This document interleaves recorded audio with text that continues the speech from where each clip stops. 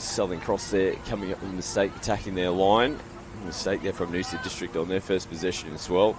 Beautiful conditions this morning here on the Gold Coast. 22 degrees already. It's going to be a warm day predicted, upwards of 30 degrees potentially. So tough conditions for our players after what's been a huge week of touch football here on the Gold Coast again for the Gold Coast Titans All Schools. All the big prizes up for grabs this morning.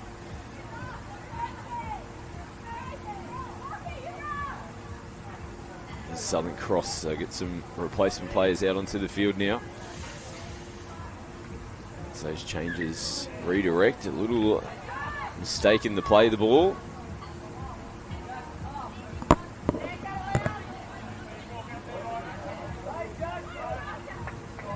Noosa, a little bit of room to work with, making some changes as well. Ellie Pickering plays the ball and out of the fingertips there. They are going to get a penalty though. Southern Cross caught short and offside.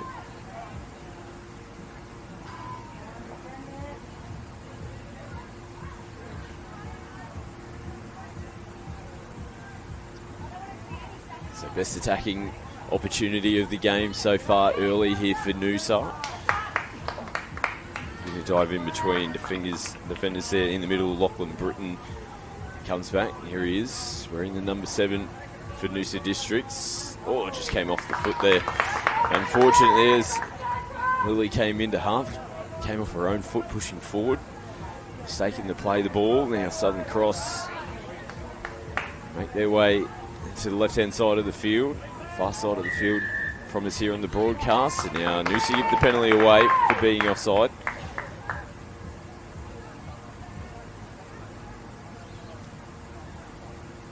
Tap just shy of the halfway line, and now they're into Noosa's end of the field. Still 0-0 here in the round 16-18 mix. Southern Cross Catholic College taking on Noosa District.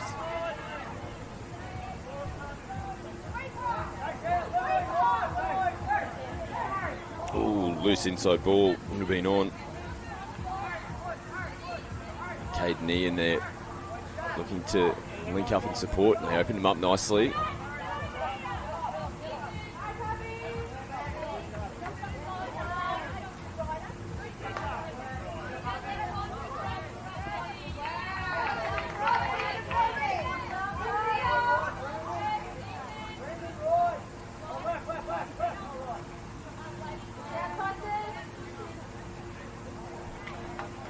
Noosa turn the footy over there, nice pick up and go from half.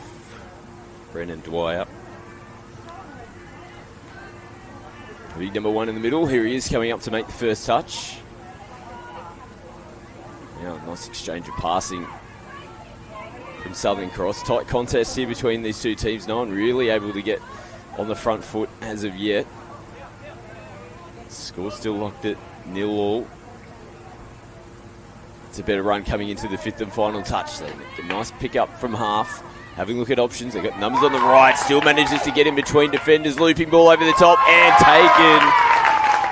First try on the board here. Southern Cross score by their number 4, Danica Turner.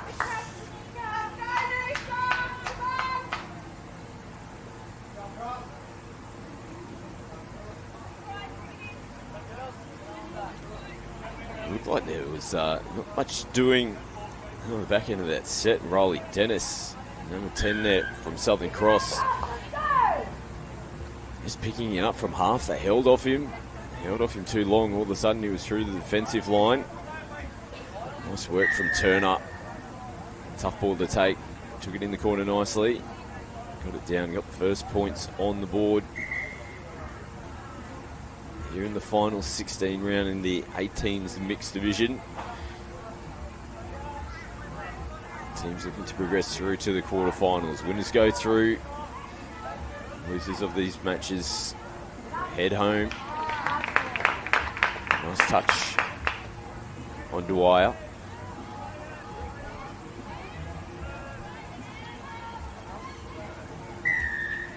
Another penalty here for Noosa.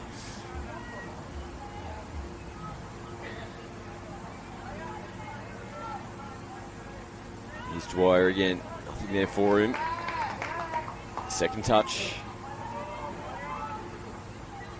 Britton now. Burns one, steps out, and takes it on himself. Nice short ball, almost punching through the hole.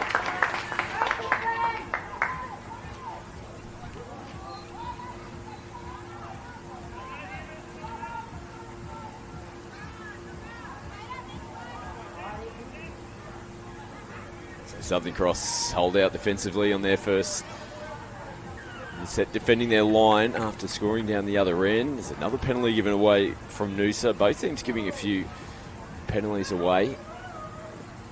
Just getting caught a step or two short from where the referees need them to be. So on their first try scoring opportunity, they scored off the back of a penalty around the halfway line.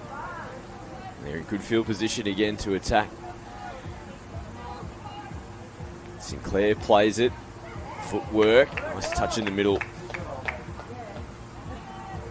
Lachlan Britton defending in the middle. One final play to come. Nice right foot step. Gets two players done. Looping ball over the top. Oof. That was half a chance there. Abby Benson coming through in the left link position. Getting tangled up in the ruck. The referees allow play to continue.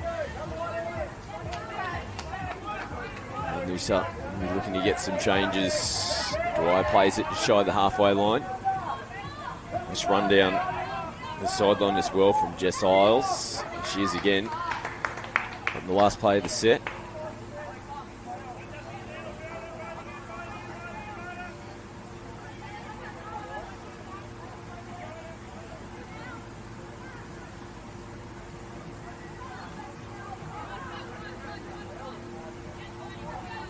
Southern Cross working their way over Noosa's 10-metre line. It's clean play the ball. Quick pick up from half. They've momentarily put the brakes on. Last touch now. They're on the back foot. Big slam down. Quality finish. Cameron Cole wearing the 0. Bright yellow boots on. You can't miss the big man. He saw the line open up and he slammed that ball home. Back-to-back tries here for Southern Cross Catholic College. They're up by 2.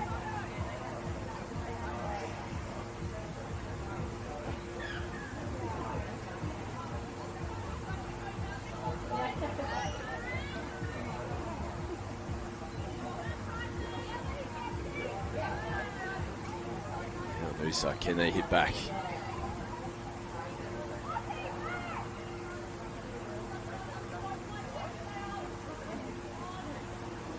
Britton has been heavily involved, earns the penalty. Southern Cross there just pulling out of the touches within their 7-metre zone. Get that penalty away. Full set of 6 to work with here. Lutsky plays it. Britton again comes off the right foot, gets away from one. The second defender comes across to make a big touch on the line.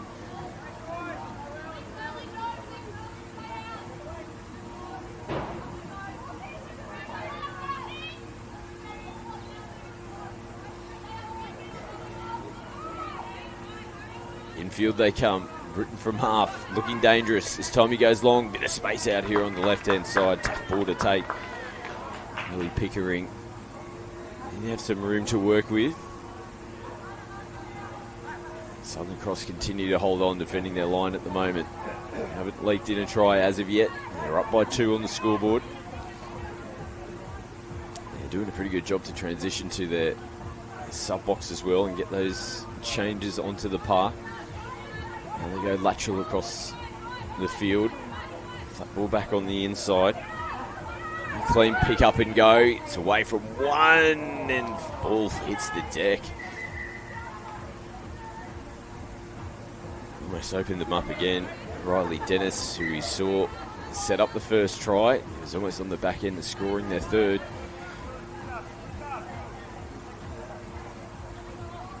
Now Noosa really struggling to get forward.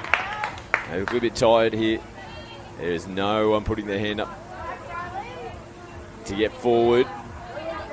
This is the last stand. They come up with a mistake. Well, looked a little bit lethargic in that set of 6. Fatigue might be starting to set in early as well. We said it's warm already, 22 degrees. These teams have already played a number of round games to get to this round of 16 match. Never easy either. 7:30 game, and they have scored again. Their 3rd try of the game. Caden Iron crossing over. It really comes off the back of that last set of 6 there from Noosa. Turning the ball over around their own 10-metre line.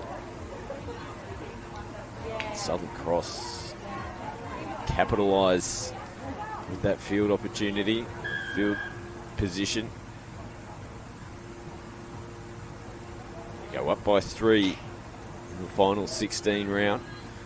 Oh, it's flat back on the inside. It was more than flat. They were a bit rattled. Again, little mistakes.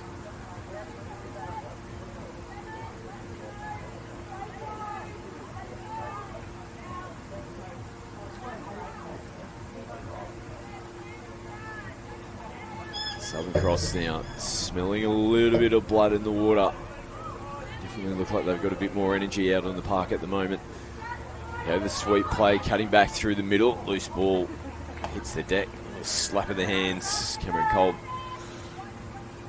knows that probably wasn't in the play. Opportunity missed there from Southern Cross. Still comfortable in their position in the game though. Up by 3 on the scoreboard.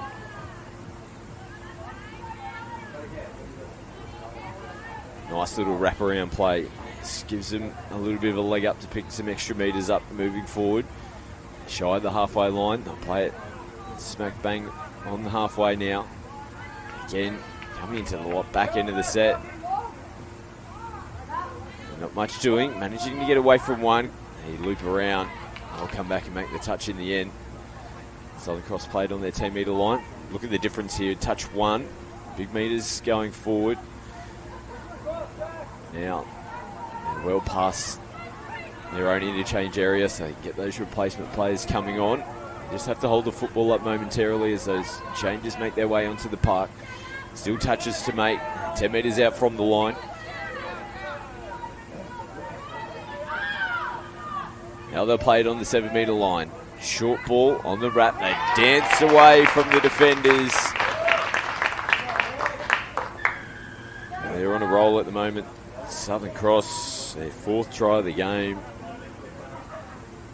Poor old Noosa District stayed high. They can't stop this running game at the moment.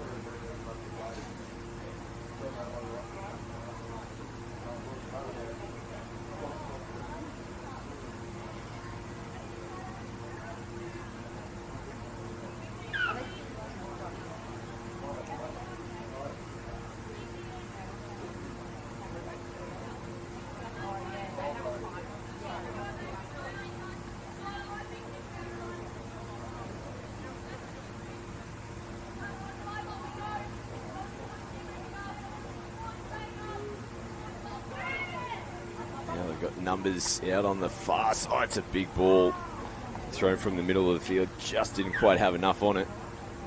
It's come out of the hands forward as well.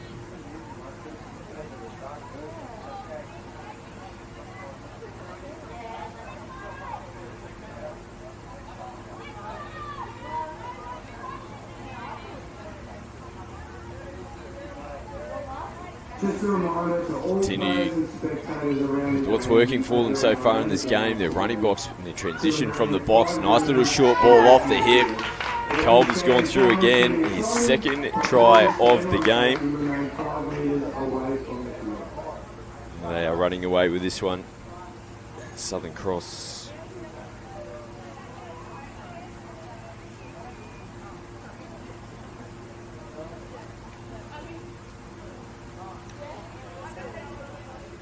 I'll just make mention of the other teams. Apologies, the teams that are made mention of in the final 16 were for the 18 boys division. So the other final 16 matches that are taking place this morning in this 18 mixed division is St Anthony's College taking on Pacific Pines. You've got Banoa State High School taking on William Ross. Aquinas College taking on St Patrick's Mackay. Marist Emerald versus Cleveland State High. Miami taking on Bundaberg State High. Siena College versus Cab Road, and Kingaroy taking on Matthew Flinders. They're the remaining round 16 matches here in the 18s mixed division. All teams looking to progress through to the quarterfinals, which will take place at 9 a.m. this morning. The semi-finals at 10:30 and the grand final is at 12:30, which you'll see in the Gold Coast Titans All Schools live stream coverage.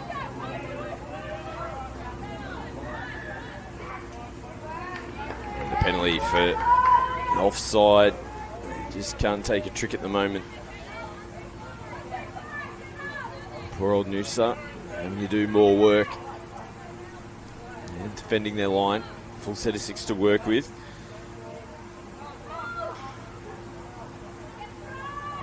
And they've skipped away yet again. 6 tries. It's been a comprehensive performance.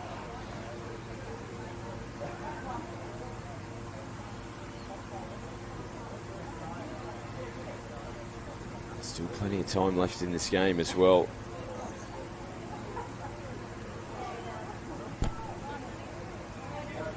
8.5 minutes left on the clock. So shortened format here at the Gold Coast Titans All Schools, 25-minute games. Over 500 teams again competing in the biggest touch football competitions in the world. And the stake here from Noosa.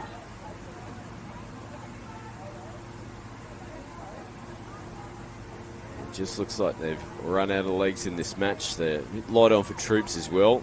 So they've got just the 4 substitutions in their sub-box area. Makes it pretty hard. Like we said, played a number of matches in the pool games. Slicing through yet again and finished off nicely. Emma Brown scores her first try of the game. 7th try for Southern Cross.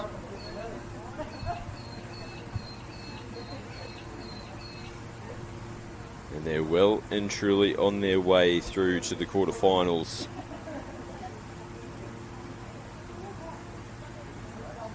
They'll take on the winner of St Anthony's College and Pacific Pines State High School in the quarters at 9 o'clock.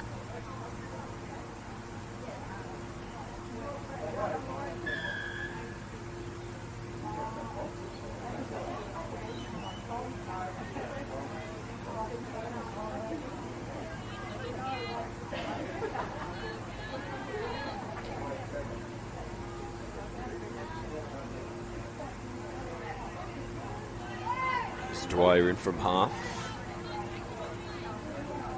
Diggins will play it. Dwyer again. He's got that left to right. This time sings it up nicely. Beautiful ball. Referees have a look at each other. Don't think they're going to give it.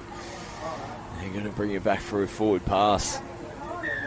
Well, it's unfortunate. He had a big crack at it not too long ago. Didn't come out cleanly. That one hit the target. Just came out of the hands forward, slightly forward. Looked like a nice ball.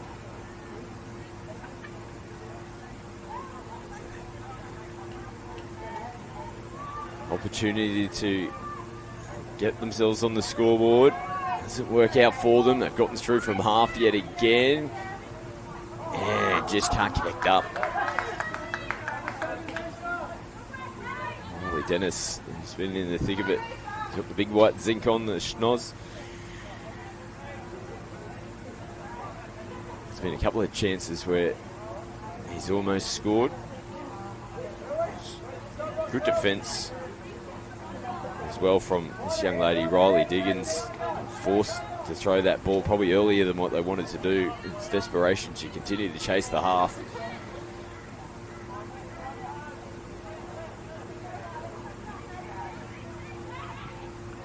And a good touch from Abby Penny over on the far side of the field.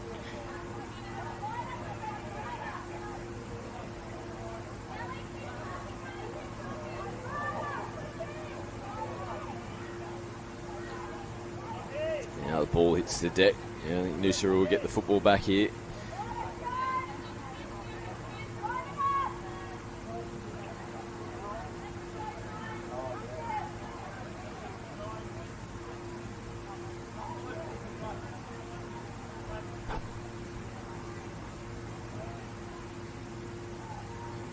Just rolling downfield pretty casually at the moment. Jack's wheels all sloppy there in the play of the ball. Things just not going right for them this morning.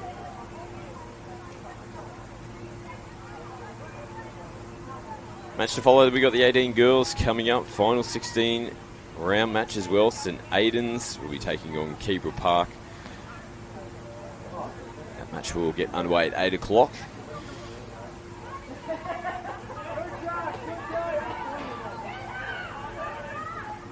Now coming into the last touch. Southern Cross again. Dancing feet. Cole tries to thread it through. Ball hits the deck. Are they going to pick up a late penalty? This one looks like it might go the way of Noosa. Touch bus is the call. They'll tap it on their 7 metre line here, Noosa. Bit of work to do to try and get down the other end. Looking to make some changes as well. Field 11, Southport versus Ireland. Field 13, Bombay Girls versus St. Mercy. Field 22. So just noting with Noosa as well, it's a fair effort for them. They're actually playing with 4 girls on their team, the 2 boys on there. So the girls doing a lot of work in this game. A couple of fellas short in the lineup, Noosa, so hats off to the team to be able to get into the round of 16 with the lineup that they've got. It's a tough challenge when you're a bit light on troops, and the girls in this team particularly have been doing a great job throughout this game.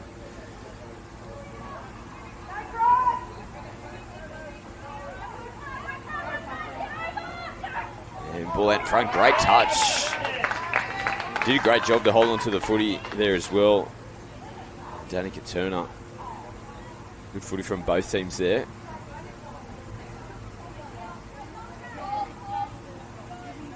They're lined up back in the middle of the field. Cameron Kolb has been good. 2 tries for him. As he steps in now, they got the 4-on-3. Beautiful link ball. Caden Nyan gets his 2nd try of the game. 8th try of the game for Southern Cross. And they're looking pretty good as they make their way through to the quarterfinals later on today. Later on this morning, I should say. They'll have a quick recovery. They'll be back out on the field in an hour's time for the quarterfinal.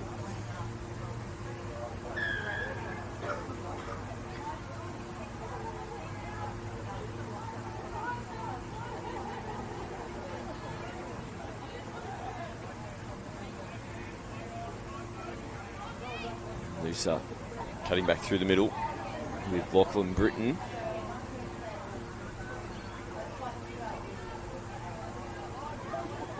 Dwyer steps away, Britton picks up, gets into the in-goal area, looks for support. Nice ball back around the corner, has been picked off now. Almost for a second. Riley Dennis, still a little bit of space. Here he is again.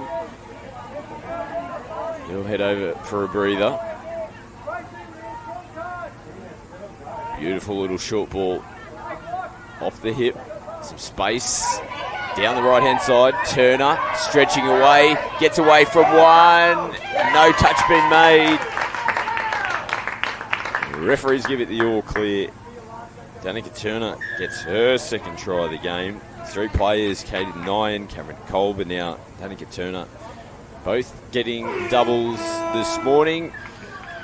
And the Hooter Sounds in the background, a comprehensive win in the end. Southern Cross Catholic College getting the victory, 9-0 over Noosa District State High School. They'll progress through to the quarterfinals in an hour's time. And we will see some 18 girls action coming up next. And Aidans taking on Keebra Park. We'll take a quick break and be back with all of that action here from the Gold Coast Titans, Queensland All Schools.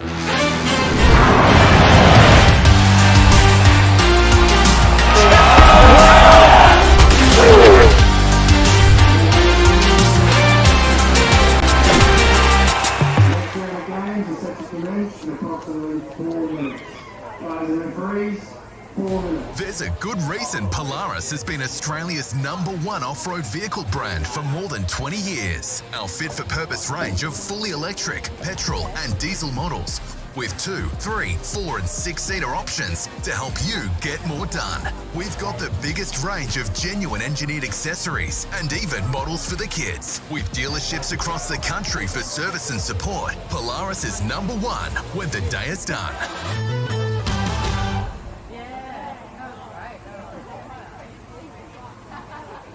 Live in the moment, together on your next Gold Coast holiday. With so many truly unique experiences across 3 incredible theme parks. Make the most of every moment.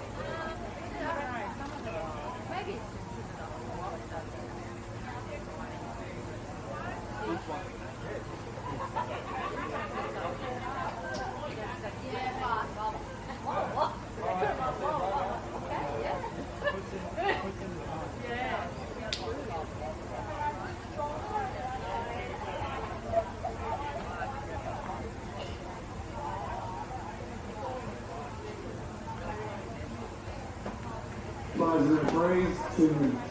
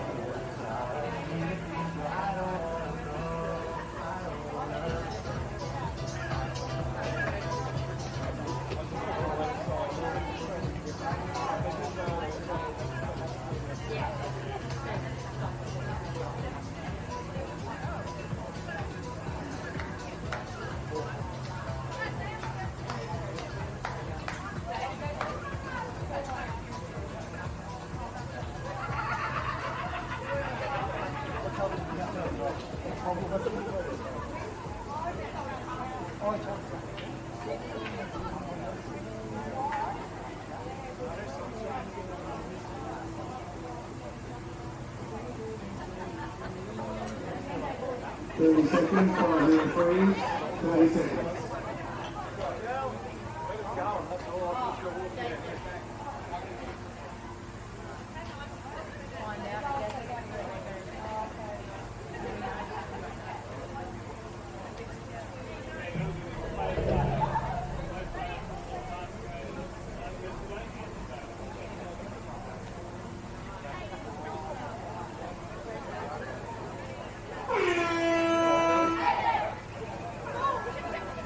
Welcome back to the Queensland All Schools here on the beautiful Gold Coast, and we've got another round of 16 match. This time 18 girls, St Aidans taking on Keebra Park. Both teams looking to progress through to the quarterfinals, and they'll take place at 9:30 this morning. The remaining round of 16 matches taking place at the moment is the Glennie taking on All Hallows 1. We've got Emmaus Rockhampton taking on Palm Beach. Cleveland will take on Innisfail State College. Fairholme taking on the Rockhampton Grammar School. Southport State High versus St Margaret's. Moreton Bay Girls versus Monty St. Mercy, and Cathedral College from Rockhampton taking on Chancellor. They're your remaining round of 16 matches. Quarterfinals at 9:30. We'll see the semi-finals at 11. Grand final will take place at 1:15 today.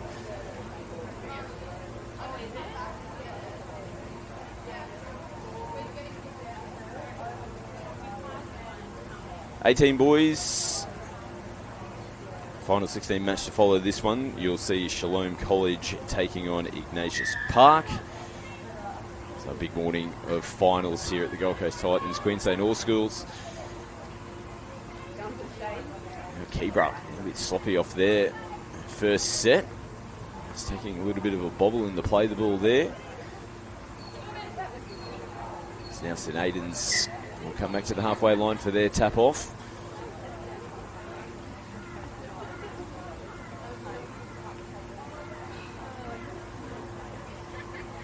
Let's see how they go on their first possession of the game. Come out, play down the short side on the right. Final touch for them now. And they'll finish their set of 6 off. Keebra Park, about 8 metres out from their line to start their set of 6. All the girls got the bright gear on this morning. Bright pink boots, bright yellow boots, bright pink socks, orange socks. They're up and about for finals day this morning. This little show and go, gets away from one, can't get away from the second defender. Nice touch. Desperation touch there to come across. Lillian Smith wearing the number 4 for St. Aidans. Now a nice ball out in front, just dips away. Idea was right, there's some space down the left-hand side of the field.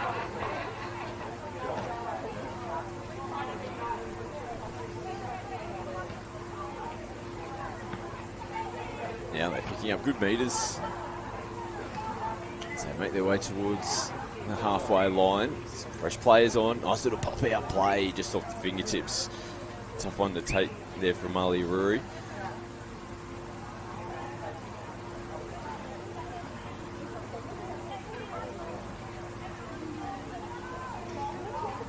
Keebra happy to take their time and roll downfield. Over on the far side of the field, looks like they might be pretty light for numbers as well. You only see potentially one replacement player over in their sub-box at the moment. That will make it really tough for Keebra in the game. St. Aidans pretty stacked in their box. Looks like they might have their full complement of 14 players. So we'll see if that becomes a factor here in this round of 16 match. Neither team either to trouble the scorers as of yet. Barber looking to drag players out. Now off the right foot. On-field referee's seen something though. It's actually Nika Tanamu in the middle wearing number 1. Play to watch for the St. Aidans team. Just coming off the back of National Youth Championships in the Queensland Secondary Schools team. Unfortunately they went down in a drop-off in the final. Terrible conditions down there in Coffs Harbour last weekend. Quite the opposite here on the Gold Coast. Beautiful, clear, sunny skies, 22 degrees. It's been perfect all week for touch football here on the coast. It's Tanamu. Sends it down the short side. They'll get a repeat set.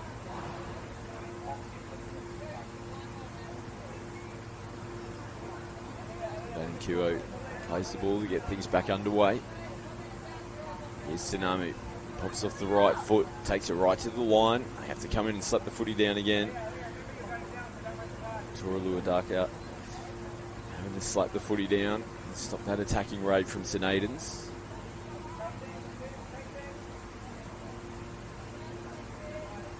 It's Tanamu. Pops off the right foot and he's going to slice through them. You can only imagine there was offside players there from Keebra. First try on the board goes to St. Aidans.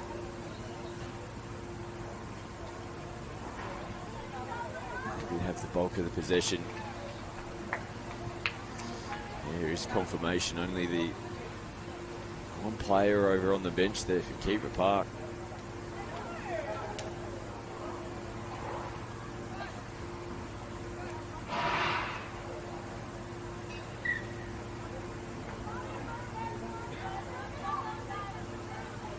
Now mistake from the restart.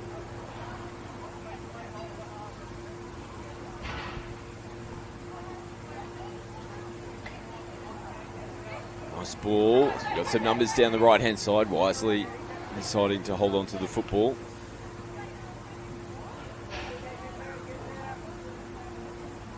Here's Indiana Richter. And she gets through in Keebra defence. No touch has been made. So Aidans now go up by 2.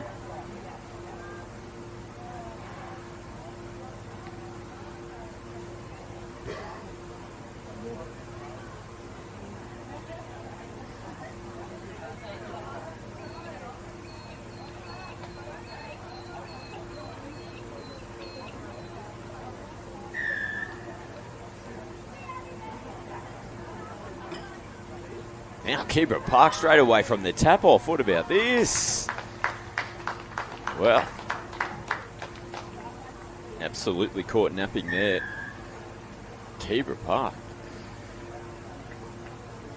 Nice play from the tap off. Said Aidans just fell asleep.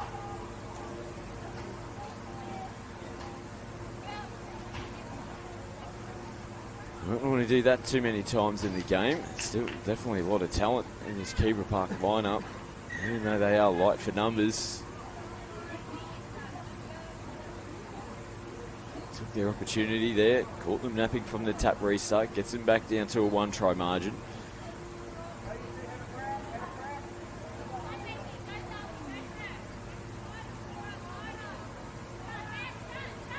So Aidans is looking to make the pay from the restart. It's going to be another try here. Play on calls. Poor old Keebra Park. They're really having to work hard to defend their line. It's 2 times now that they've been caught short. Getting it back to the line.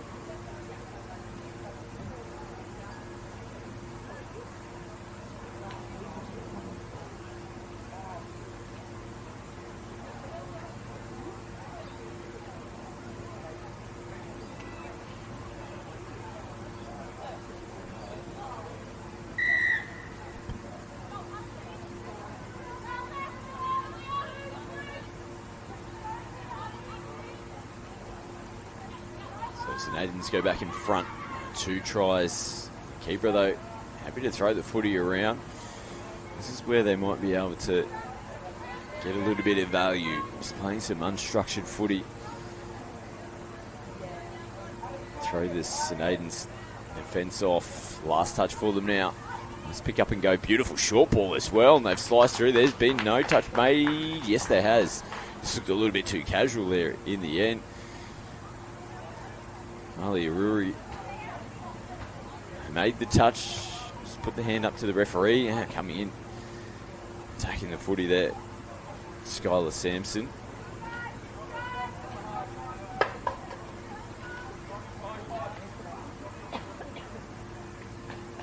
Mistake here from St. Aidans, so this is a good chance here for Keebra. They almost opened them up on their last set. Here's Sampson. Tries to skip away, takes a diving effort to make the touch. Just starting to make the St. Aidans defence work a little bit. Ball in hand. Now, nice early release out to the left. Again, just having to stretch St. Aidans across the park. Good job to hold on to the footy. Here's Sampson. Oh, it was there. It was there, out on the right. If needing to pack up any marquees or equipment, you must park in the top car park and walk it to. Thank you. It's the right idea. Some space, just couldn't get the ball out of the hands cleanly.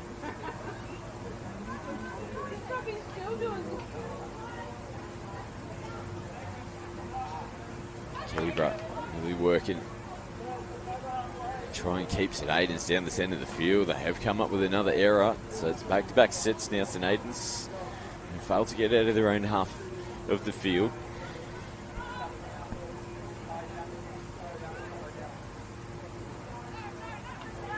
And Keebra with some space down the right.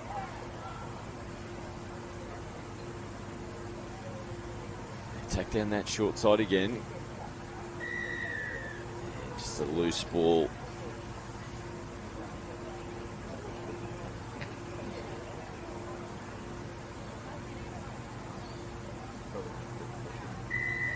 It's going to be penalty hit as Aidans. This might help to give them a little leg up to roll downfield. Struggled in their last 2 sets. At least made it over the halfway line now. This is touch 3. The changes will be able to flow around behind the ball. It's Ronnie Hagan out there as well. Another player that came off the back of the National Youth Championships last week. Going to get another set of 6 Pearson Aidans.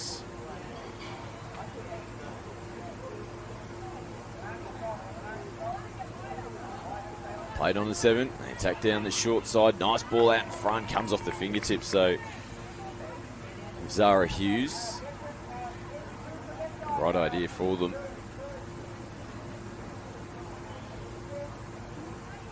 Keebra just continued to hold on in this one. Under 13 minutes left to go in the game. Plenty of time on the clock. So whether they can hold on there. This is good ball movement. Via Andrews to Hero with some space to work with. And here she goes again. I like how they're throwing the footy around from left to right. It's helping them move downfield without having to waste too much energy doing all the hard stuff. Nothing here for them. Nice work in defence from St. Aidans, just popping up through the middle. They get a penalty though, here, Keebra. No, it's going to go the other way. On-field referee just momentarily pointing towards Keebra Park. St. Aidans get the penalty, and now they come up with another mistake. So these errors in their end of the field still hurting them at the moment, and now getting away from the defence and running away with it to get their second try. Tora Luadaka.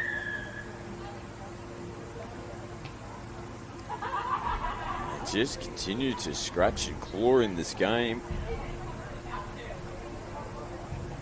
Margins back down to 1, 3-2 now.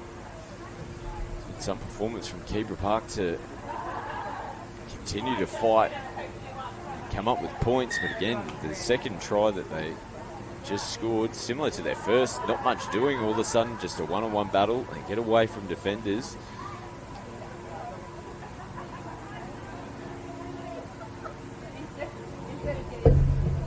Managed to come up with the points. Here's Hagan. Footwork, nice short ball. Good touch. Really good touch coming in. Andrews to Horo.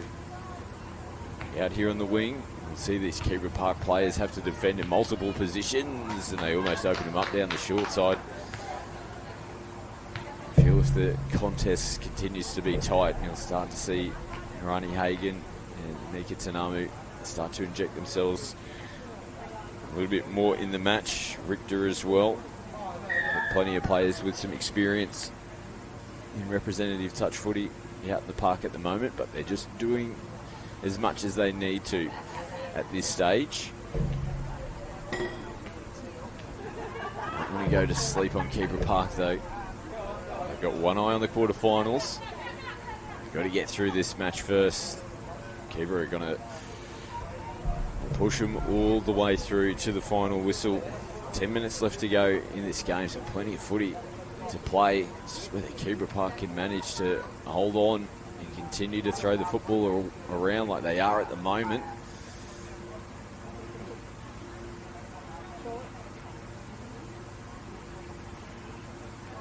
Now coming into the last touch of the set, Sampson picks up. Nice short ball, good defence coming in to shut that one down. Benina Wilshire making the final touch to regain possession here for St. Aidans. Tanamu on the first. Hagan go down the sideline. Back in field to Hagan, who's there. We just made mention of it. Tanamu and Hagan Just felt like they were going to come up with something to regain some momentum for St Aidans, and it was a nice little play down the sideline. Connect up nicely. Tanamu inside ball back to Hagen. Tough ball to take and catch it with one hand. A reminder that on the top fields, you are no longer sharing sub boxes, so please utilise both sub boxes.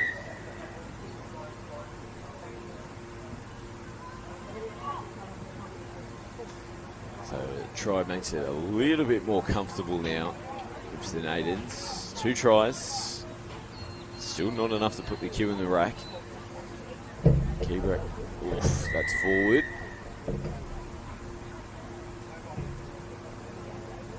You'll see that from time to time when Keebra are looking to throw the footy around. Push those extra passes.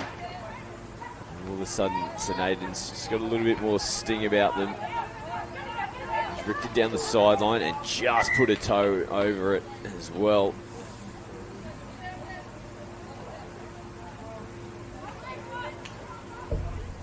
So using every inch of the footy field. And a little bit more on that occasion.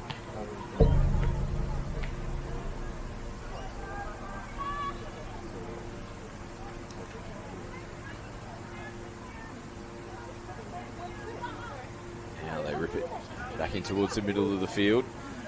Oh, inside ball. Tough one to take. Just a reminder for finals, on field 1, if we are spectating, players and spectators watching field 1 to stay off the racetrack and the field, please.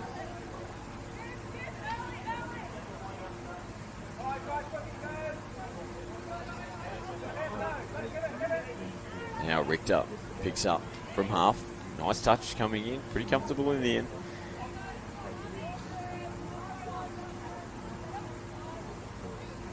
Seven minutes to go in this one. Keebra Park still down by 2, round of 16.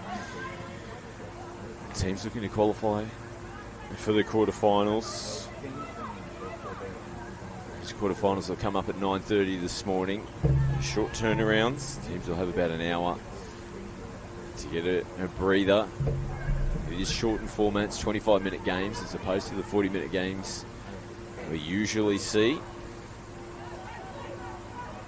Sampson now picking up from half and slinging one back in. So last couple of sets haven't gone the way they would have hoped for. A couple of mistakes around the halfway line. It's given St Aidans a good field position now. We see some solid contact. Referees say play on. The players bounce back to their feet. Here's Richter, inside ball, space to work with. Clean play. The ball might have been the play there. Sling it back on the inside. They do get a repeat set after it came off the hands of Keebra Park. This might be where the St Aidans look to put the icing on the cake. Little juggle. Now they play it. Whisker within the try line. And again, they have to come up and get their hands on the footy. Back-to-back sets defending their line. Loose ball well handled and held onto there from Aria Walker. Richter looking to switch in. Now Richter picks up, has a look up, and miscommunication there on line's run. She was looking for Aria Walker to punch through the line. Richter was switching in. Nice diving touch.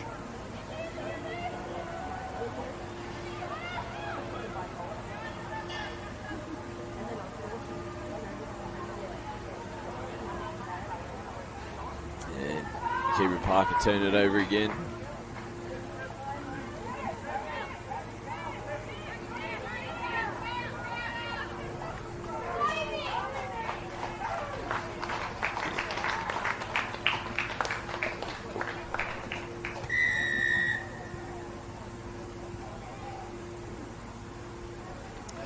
Aidans go over again. They get their 5th try of the game.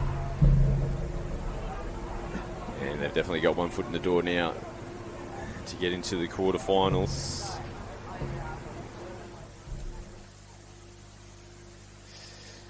We've got quarterfinals that have now been decided in the 18s mix. So quarterfinals, they'll be coming up at 9 o'clock this morning. We'll have Southern Cross taking on Pacific Pines. Banoa State High School will take on St Patrick's from Mackay. Marist Emerald will be taking on Miami State High School. And Cav Road taking on Kingaroy. They're your quarterfinals for the 18s mixed division. You'll see Cav Road taking on Kingaroy here on Field 1 at 9 o'clock. The match to follow this one is the Open Boys round of 16 match. Ignatius Park taking on Shalom College. You'll see that match on your screens here at the conclusion of this round of 16 match between St Aidans. A nice touch on the line from Keebra. Last touch of the set as well. Tanamu switches. They come back against the green. Good defence in the end.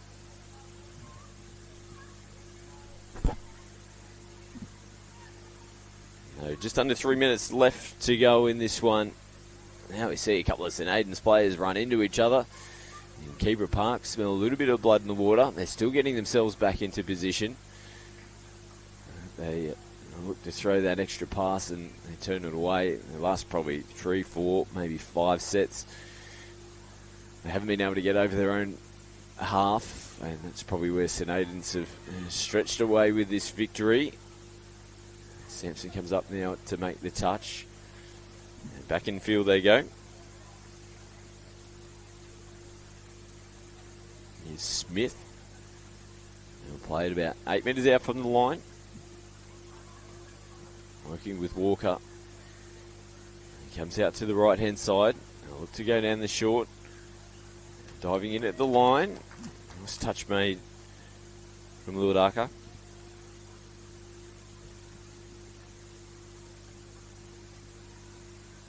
And they'll finish their set as 6 off.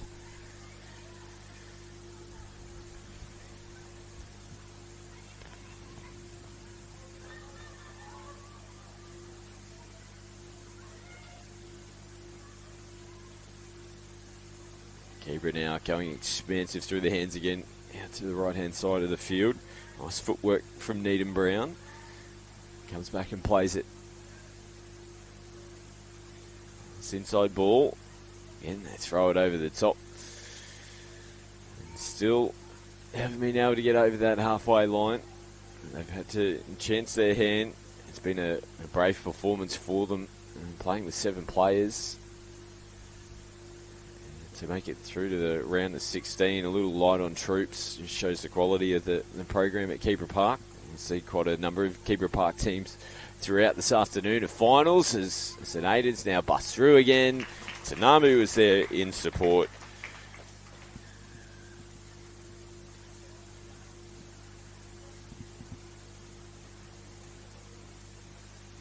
And it was Zara Hagen setting that one up nicely. Good run from half. 6th try of the game. They've just done what they had to do to get through this game. They'll progress through to the quarterfinals.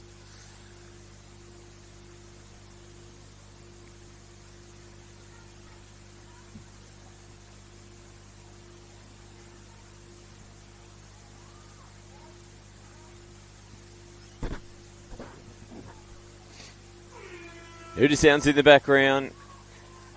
Keebra Park will continue to throw the footy around like they have throughout the game. Good victory in the end from St Aidans. They get the win 6 tries to 2 over Keebra Park. They'll progress through to the quarterfinals in an hour's time. We've got the Open Boys round of 16 match to come up next. Shalom College taking on Iggy Park. We'll take a quick break and we'll be back here from the Gold Coast Titans, Queensland All Schools.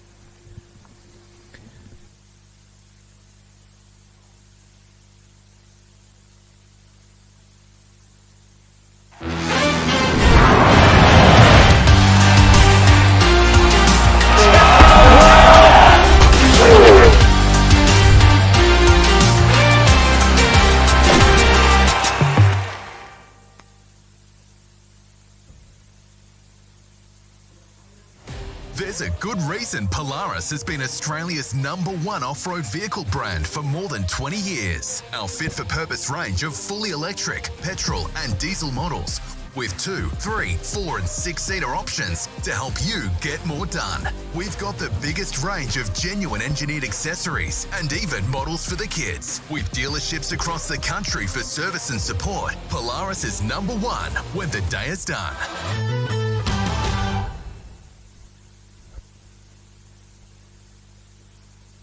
Live in the moment together on your next Gold Coast holiday. With so many truly unique experiences across 3 incredible theme parks. Make the most of every moment.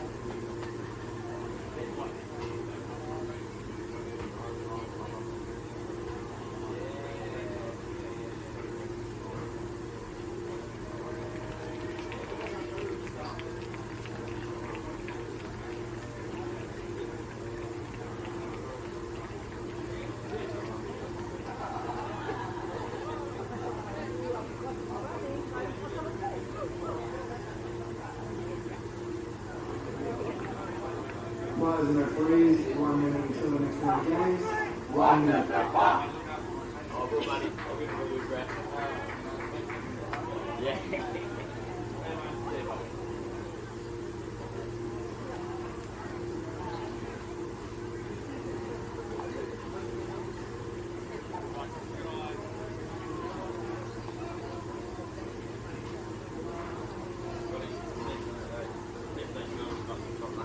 Seconds, 5 minute break, 3 seconds field. 30 seconds.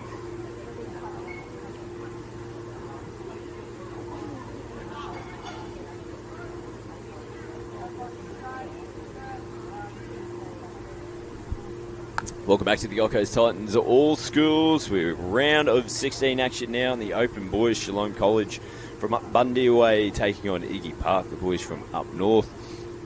Looking forward to this one. Good quality match with 2 good lineups as well. Shalom College doing a great job to make it through to the round of 16. Just talking to one of the greats of touch football, Robbo, who's been up at Shalom and Bundy for a number of years. They're one of the girls' teams making it through to the quarterfinals as well, which has been a great achievement, he was saying. So great to see Shalom having a good representation here at the All Schools again this year. A forward pass there on their first attacking raid. We'll see Iggy Park return back to the halfway line for their tap-off. Oh, gee whiz. Had a little tap-off play there. Didn't really work out for them. The ball hitting the deck. Shalom now back with the footy in hand. Both teams coming out with a bit of energy in this one.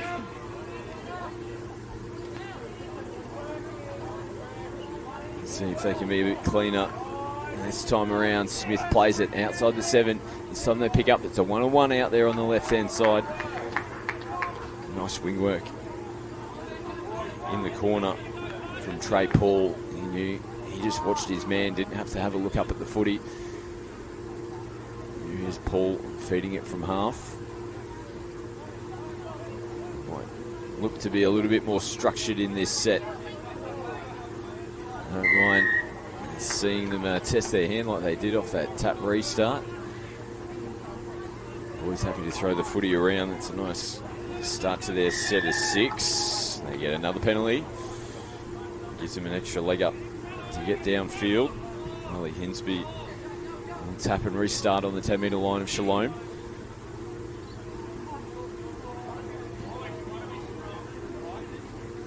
Mason Oliver now playing it. It's a little bit of a bobble there in the play of the ball, and it's feet coming in, a little bit of contact actually, heavy contact from the Shalom defender on the line. So full set of 6 now defending their line. Ball out to the left-hand side of the field, out in front.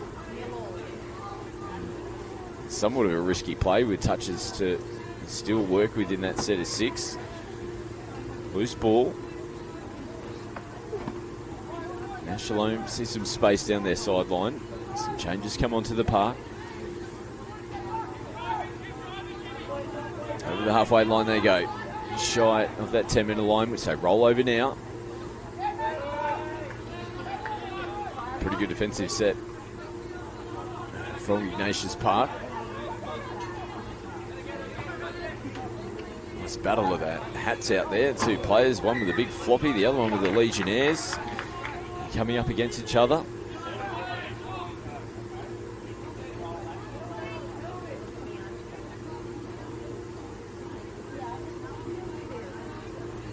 Good field position for Shalom. Second touch here, and they'll play it on their 7-metre line. Let's see how they look to attack through the zone of the field. Step back, come to the open side. Little skip. And try and take it right through to the line. Ball hits the deck.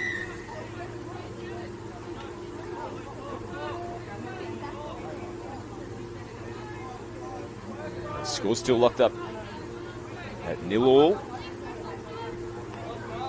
Oh, a little bit isolated. Did a good job to get away from that defender. Plays were actually offside in the end. That's why there was so much defensive pressure coming out from the Shalom, from their defensive line. Iggy Park working their way downfield.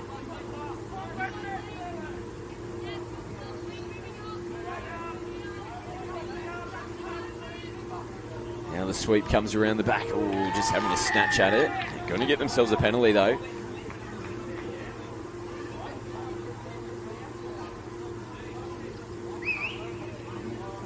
More pressure for Shalom.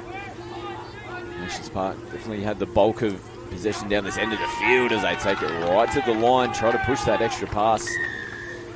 It's going to be a touch and pass penalty. Quick tap and they're off.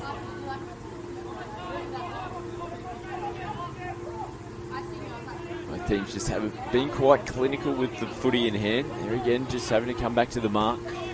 It slows up all the momentum. They're making changes around behind their own 10-metre line. Still short of it. Someone will have to go forward and get a clean play of the ball. They do that now. Pick up and go over the halfway line. Good hands to hold on to it.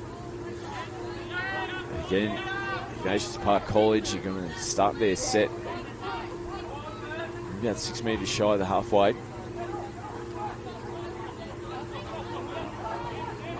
This will help them get a leg up and roll themselves downfield to have another attacking crack at the Shalom defence. Sweeper comes around. Just they get it. Good defence, forcing to put back out. Clay Graham getting caught in possession on the last touch of the set. Here's Graham coming up out of the line to make the touch. Decent contact in the touches now. see good contact again, just slowing down that play of the ball. Nice work to get away from the first defender, streaking through. Driver looking for some support, just slings one over the top end hope and does find the supporting player there, Ryan Hack. No, they will take it away. Must have just been some contact as the pass was being thrown. Now that's going to be a penalty. Xander Driver might have been a little bit frustrated. That try didn't come off for them.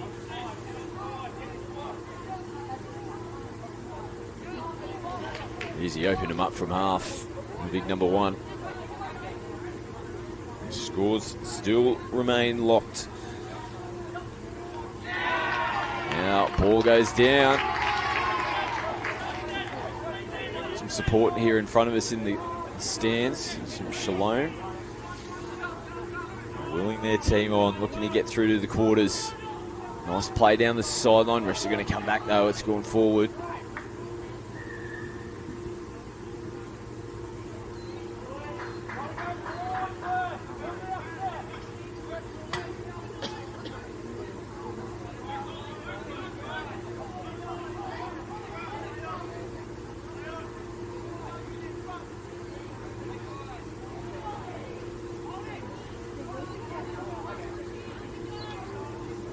Iggy Park, 10 metres out from the line. They got numbers down the right. Nice short ball this time.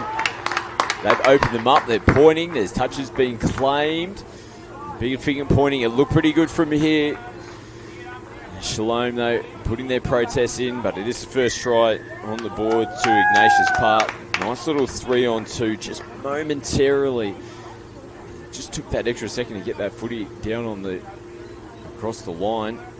Shalom almost getting defenders across there to make the touch. A good call in the end. It sees our first try here in the final 16. It'll be a ball down. Ooh, it's going to be a penalty. It was the contact that forced the mistake.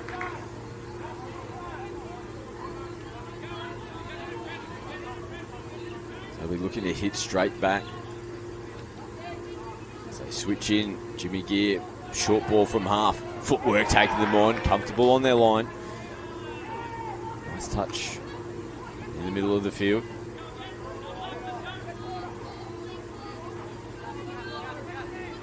Here's Walsh, slings it in underneath, feeds it again from half. Oh, beautiful line to get on the outside shoulder there. Preston Walsh. That was a quality try. A little bit of footwork off the ball that helped pop him outside that defender. And Shalom will lock us back up. And 1-1.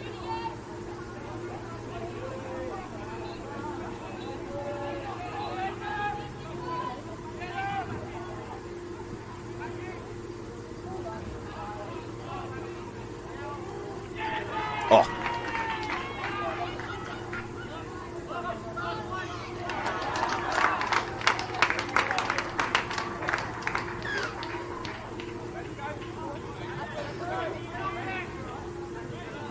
Another try there to Ignatius Park. It sees them go back in front.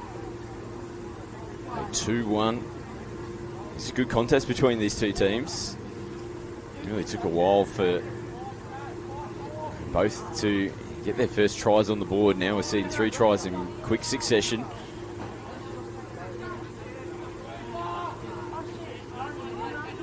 And they shoot out to the right-hand side. They'll come back in the middle. They're happy to throw the footy around Shalom, going all the way across the park. So they've become more central now. Oliver Smith, ball in one hand, shot at the 7-metre line. They come down that short side again. Try to burrow in on the last touch. Ken Young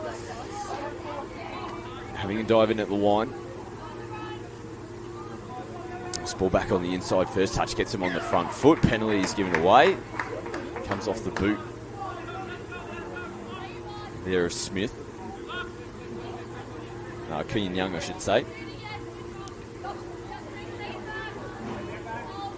Keebra Park having to come back and play it on the mark. Flat ball back through the middle. Over the halfway line they go.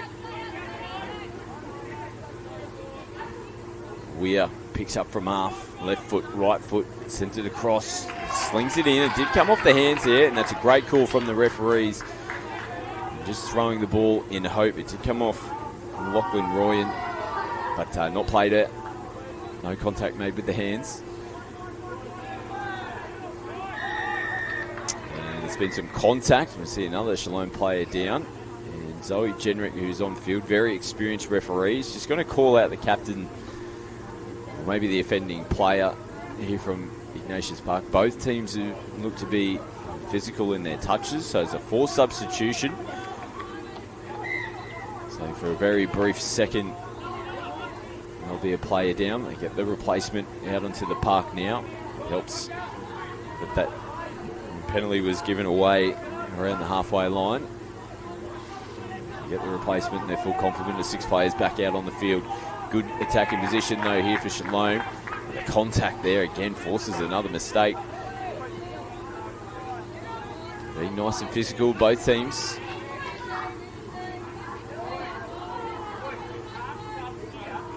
Oh, nice bit of speed here. And they were under pressure. Puts a foot down as well. Gets away from all the defenders. What about the run? Hayden Griffin. Wow. They were under all sorts of pressure there. Ignatius Park around their box. And Griffin just said, give the ball to me. He got away from the first defender. Just took off and all of a sudden he was on the outside of the second. Scores a brilliant individual try. Number 37, Hayden Griffin.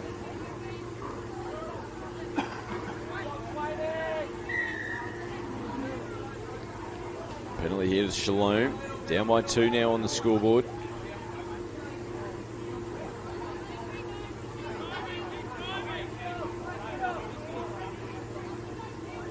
Temperature starting to warm up here on the coast. It's about 25 degrees at the moment. As mentioned a little earlier, could be getting into 30-degree temps, and the boys are getting a little bit hot and testy out there as well. Seeing the driver giving the penalty away with ball in hand. You can see him just lash out a little bit with his hand as the contact was made for the touch.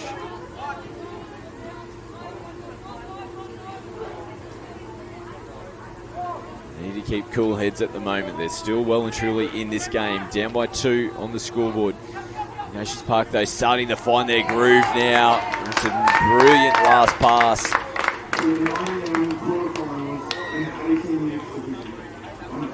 Score their 4th.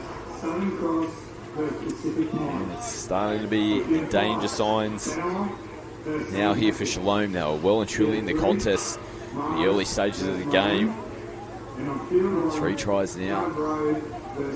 Here's the margin. Got some work to do. We've got quarterfinal action coming up next, 9 o'clock. Open mix Cav Road taking on Kingaroy State High. That'll be the match that you'll see on your screens next.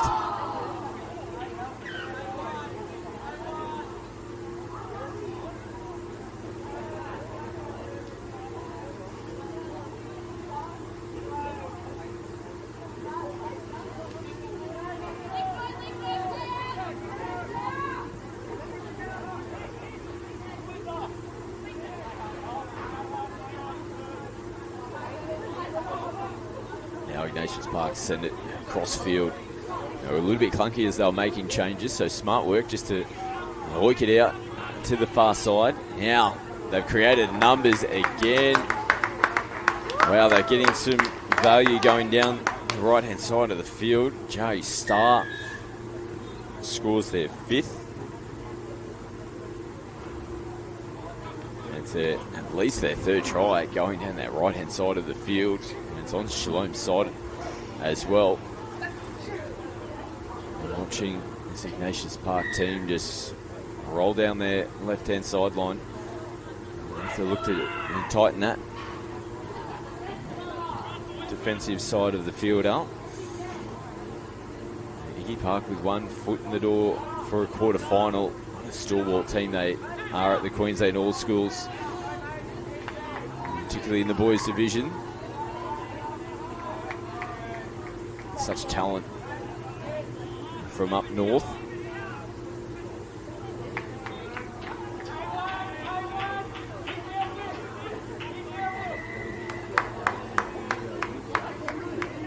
penalty here as well, not returning the football in time, Shalom. So things just not going their way over the last 5 or so minutes. Keebra Park now starting to really find their groove. Karen plays it.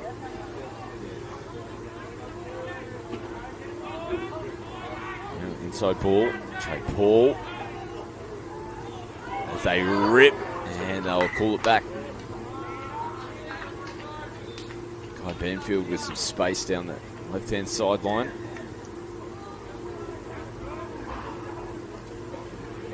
Pass went forward.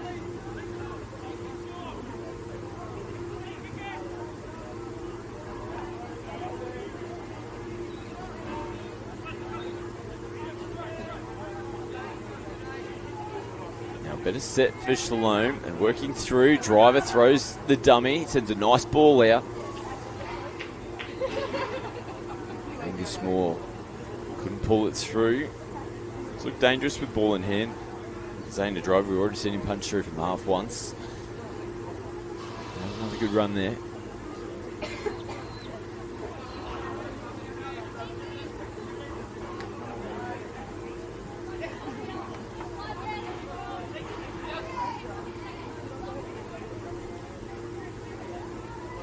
Good run going across field from Hinsby. Some on the front foot again.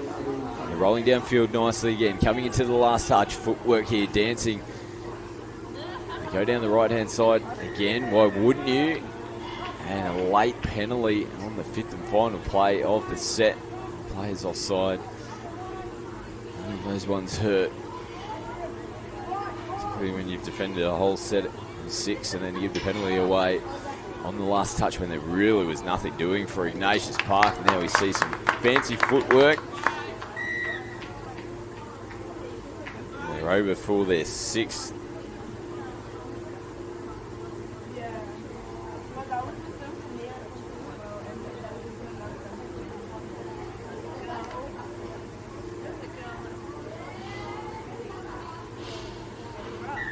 So in the 18 mix, like we may mention, Kingaroy will be taking on Kingaroy State High School. In our next match here on Field 1, our remaining quarterfinals will see Marist Emerald taking on Miami State High School, Banoa State High School taking on St. Pat's from Mackay, and Southern Cross taking on Pacific Pines. They're your remaining quarterfinals, taking place at 9 o'clock this morning. Everything on time and on track so far. We haven't had any other games on our outside fields go to extra time this morning.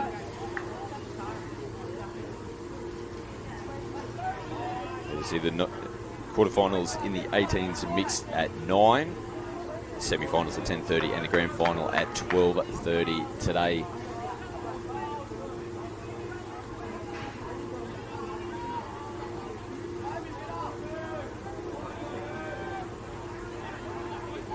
Ball goes down, and things just haven't gone in their favour. Still just over 5 minutes left to go on this one. Plays caught short from Shalom. Doing the hard work. Sucking in the big ones. We said warm conditions out there. 25 degrees. We still haven't hit 9 o'clock this morning.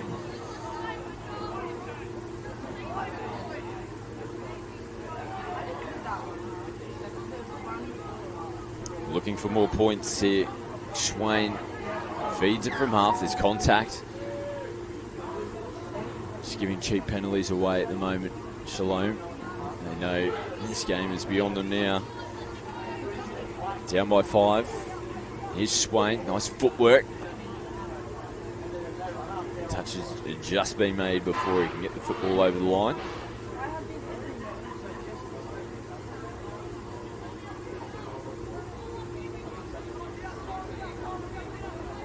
Swain goes down on the right again. Shalom come across and make the touch. Desperation defence on their line.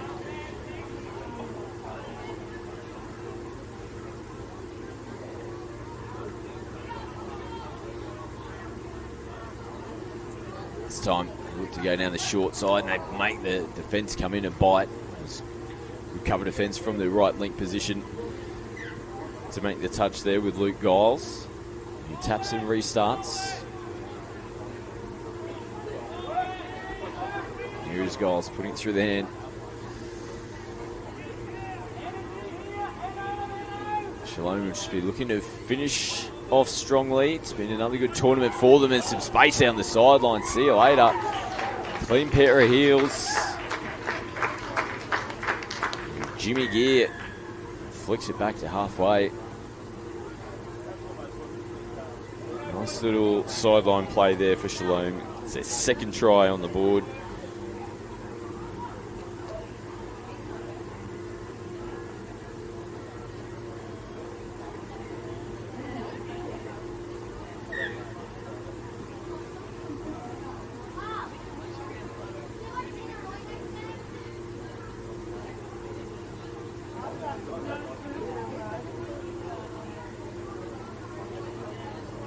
See how Ignatius Park finish this game off. Comfortable on the scoreboard. Still looks like they're looking to put points on. Oh, lovely little flick ball late. Did they get it away? The referees say yes, they did. Some try there.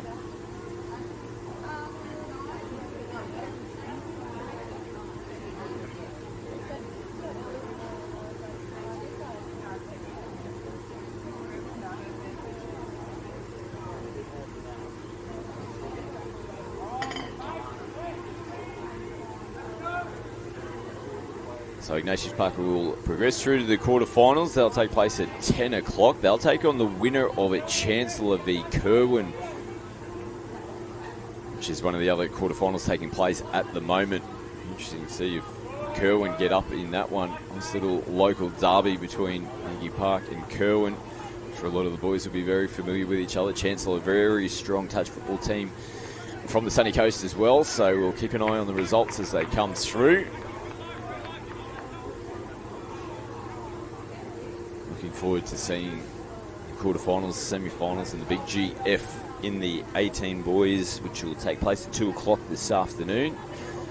You'll see that here on the Queensland North Schools YouTube channel. And driver goes over untouched. Oh, it must have been a touch. Very casual. They're making the contact.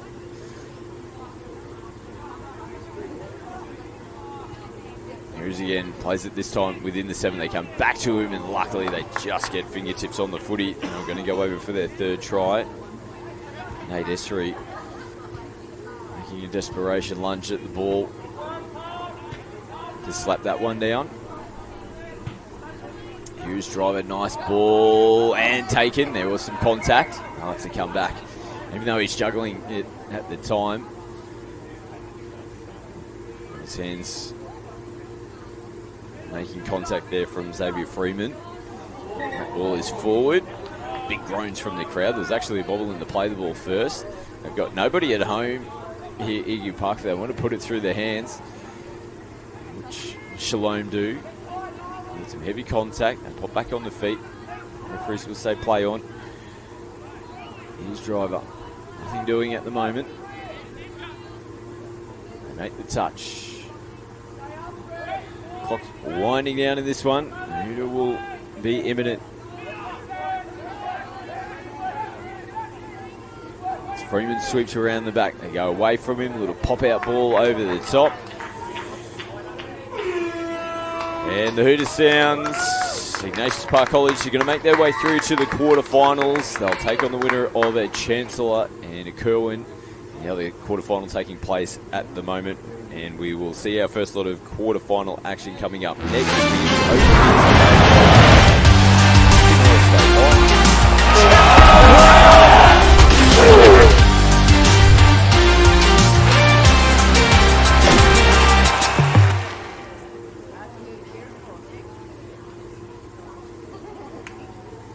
There's a good reason Polaris has been Australia's #1 off-road vehicle brand for more than 20 years. Our fit-for-purpose range of fully electric, petrol and diesel models with 2, 3, 4 and 6-seater options to help you get more done. We've got the biggest range of genuine engineered accessories and even models for the kids. With dealerships across the country for service and support, Polaris is number one when the day is done.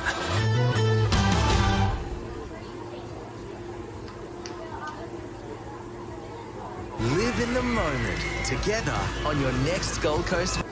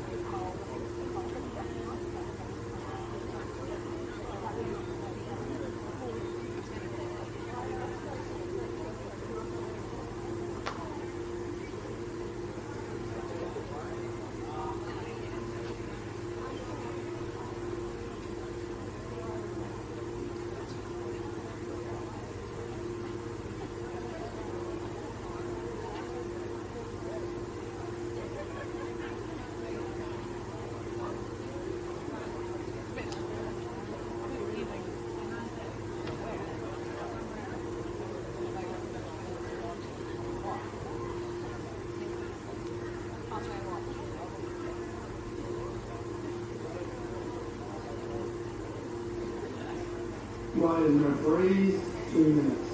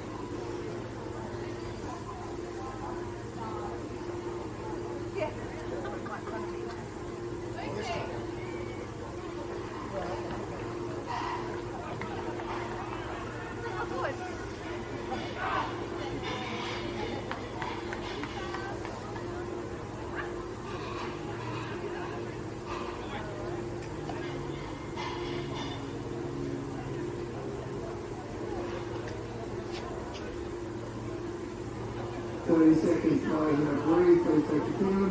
30 seconds.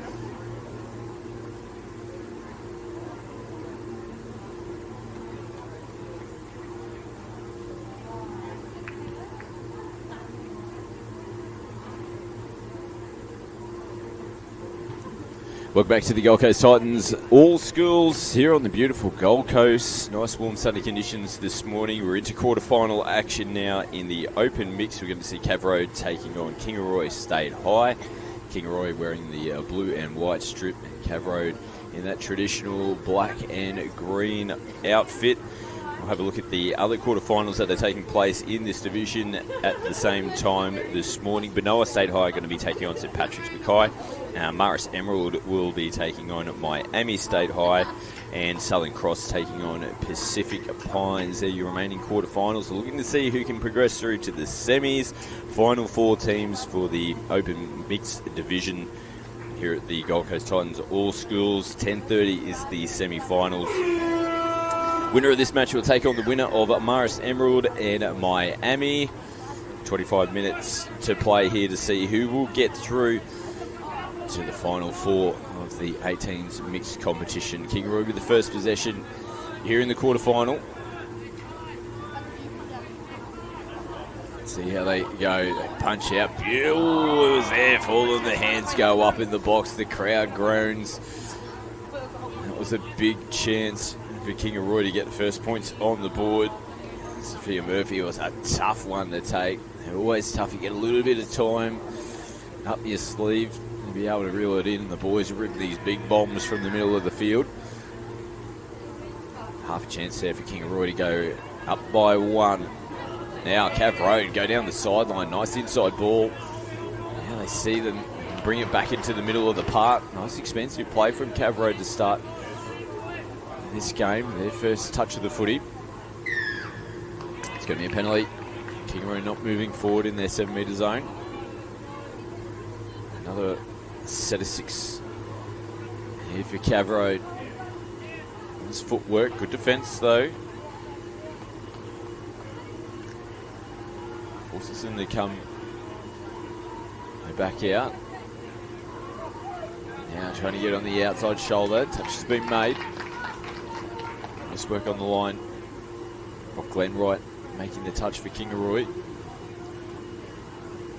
7 metre line. They pick up into the in goal. Just needs someone to find some support. There's players down on the deck. Oh, nice work coming around the back.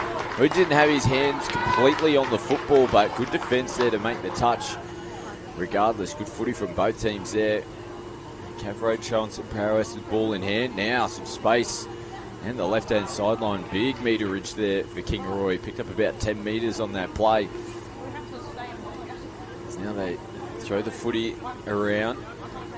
As changes get themselves into position. They'll pick it up and crack. Last play, great dive in the corner. Touch and pass though is the call. Good set and response from Kingaroy. This is a good game so far. Both teams pretty evenly matched. You see a little bit of contact. Both players bounce back up to their feet. Cav Road make changes now. They get some fresh players out onto the field. You see teams make some interchanges quite frequently, particularly with how hot and testy the conditions are out there this morning. Now they've got some chances. Great work to hold on to the ball. And they slid nicely in the end. They made the touch in the corner.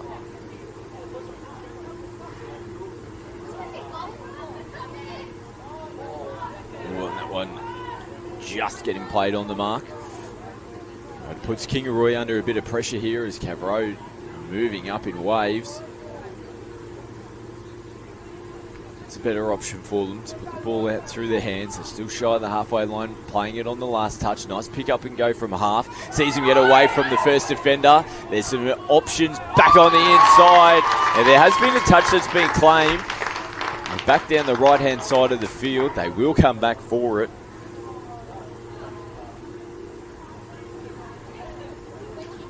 It was picked up by the sideline official. And the contact happened right in front of them.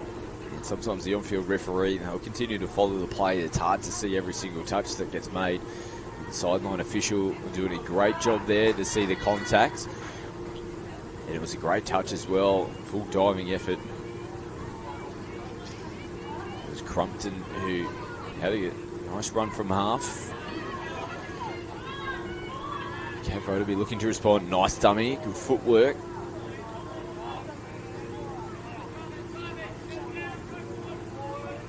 They'll play within their 7 metre zone and looking to slice around the outside, and a nice touch. It's been good footy from both teams in this one.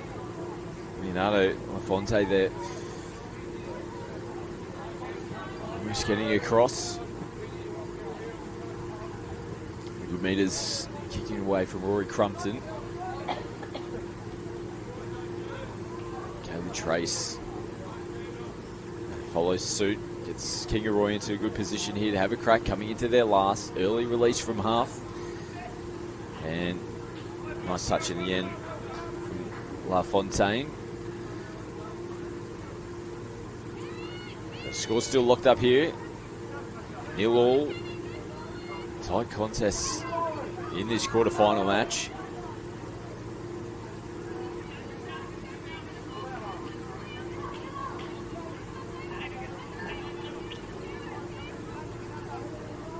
Nice set of 6 here from Cav Road. Oof, that one looked a little forward, and they have picked it up.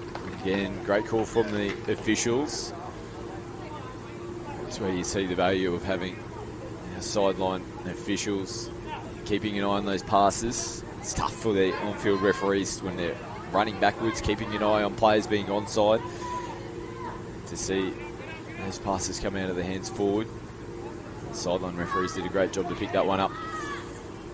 Now there's some footwork he's gone through again. He's looking dangerous in the acting half position here, Rory Crumpton. Just hasn't been able to find that final pass.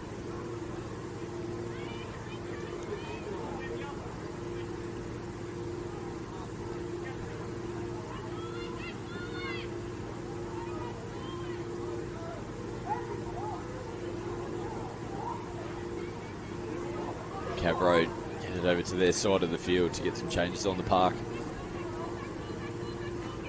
Big meters, 10, 12 now meters off the fly play coming out of the box. They roll back a little bit too casually there. Kingaroy gives an opportunity here with Lonfontaine putting on the footwork. Took it right to the line. They're going to get a repeat set. Kingaroy just getting their hands on the footy.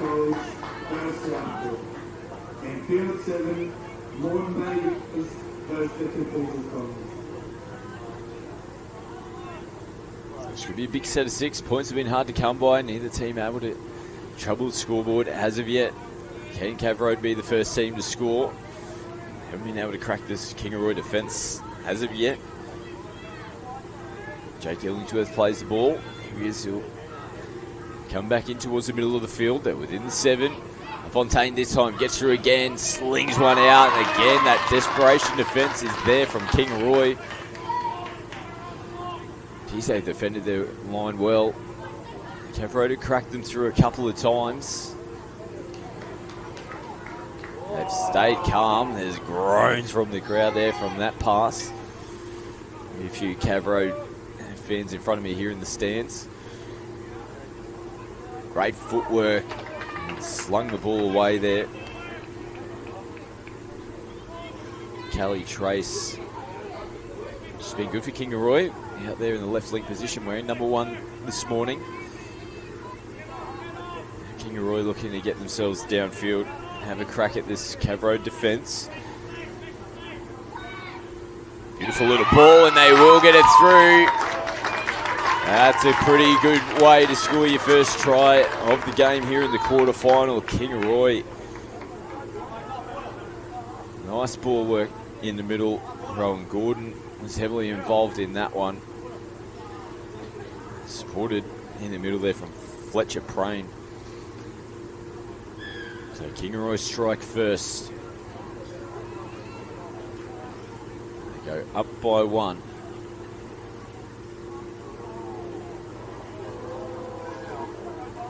Cav Road will be looking to hit straight back here. And the touch has been made in the middle.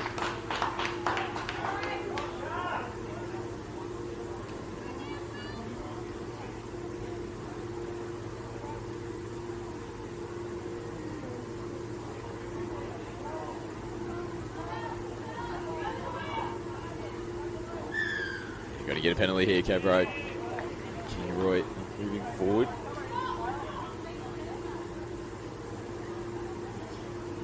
One of their players just picked up a little injury as well. Referee's just stepping in. They'll allow an interchange to take place. Hopefully the young fella's not too bad. He's definitely hobbling, looks a bit uncomfortable at the moment. We'll keep an eye to see whether he's able to get back out onto the park. Big set here for both teams. Full set of 6 to work with for Cav Road. Play it one step inside the 7. A one-on-one battle. And he's dropped it over the line. Ooh, he's pointing to the spot. Thought he got it down. Will Atkinson there just pretty much had to get that ball down on the ground. He went for the big slam dunk try, and it's come out of their hands. Now he's come up out of the defensive line though and put some pressure on and earned the footy back for his team.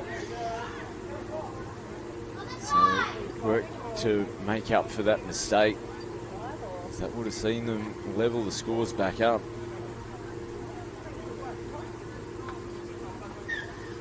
Another penalty. So Kingaroy, it's on at least a couple of occasions on their line, maybe 3. Just been camped flat-footed. Got to continue to move forward up off their line. Atkinson having to reach for it from half. Nothing doing at the moment.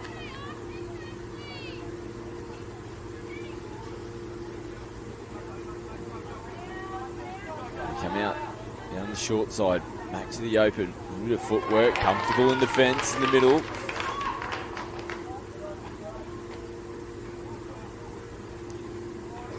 Last touch now into the in-goal they go. It's time they rip long. It goes over the top of the head.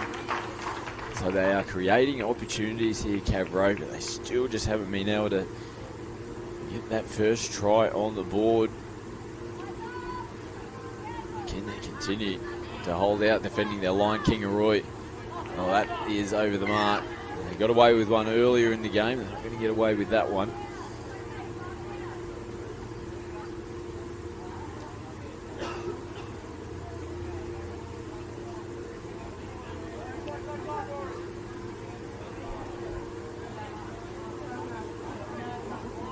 It's a big set, but they've just made 4 changes, Cav Road, so they've only got the 2 players on the field. They'll have to burn a touch here. They're still not into position. And they're lucky to get away with a penalty there. That is probably one that Kingaroy coaching staff would be a bit disappointed with. They only had 2 players on the field. There's no reason to be able to be camped on your line there. And now they slice through. There has been a touch made. It has been claimed, but the ball was down first. And it felt like it was only a matter of time before Cav Road were able to crack. They've had a number of opportunities. This time, they get across to score the first try of the game and lock up the scoring here in the 18 mixed quarter final. 1 try all now.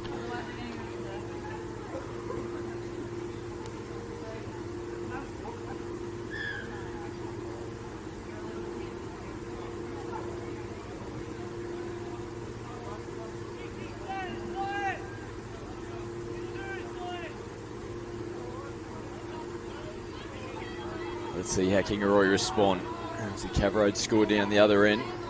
Defence in the middle from Cav.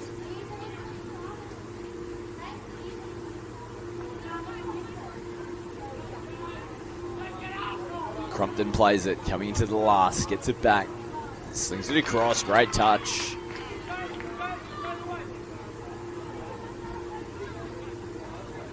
Good link defence there from Cav Road. Nice and direct on the first touch.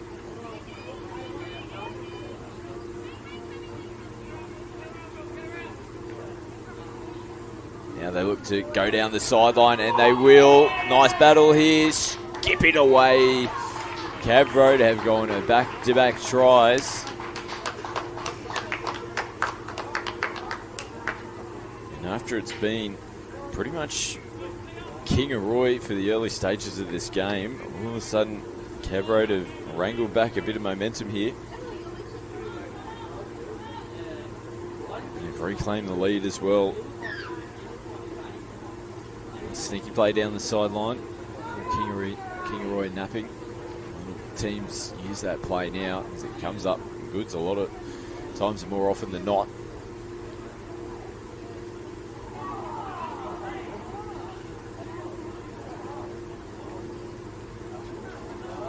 Now Kingaroy chancing their hand from the restart. Sees the footy hit the deck.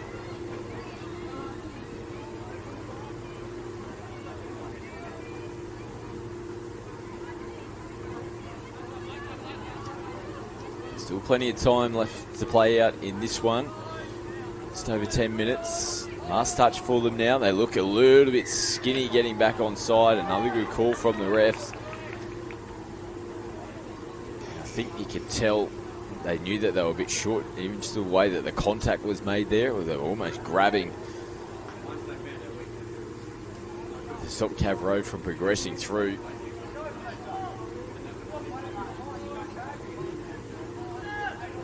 Now they're back on the attack.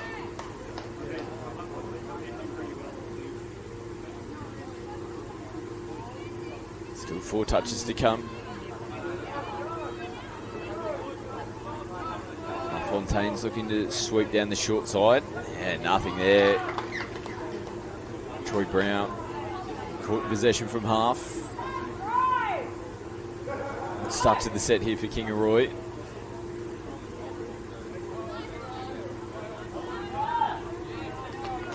There's a forward pass that's been picked up.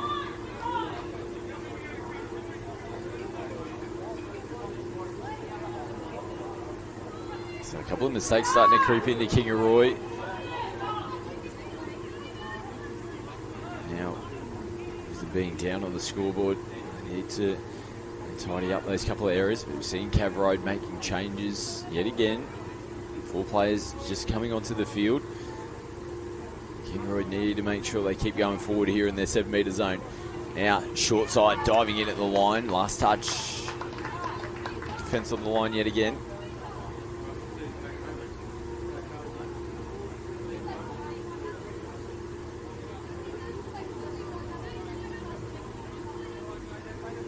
One to make here for Kingaroy.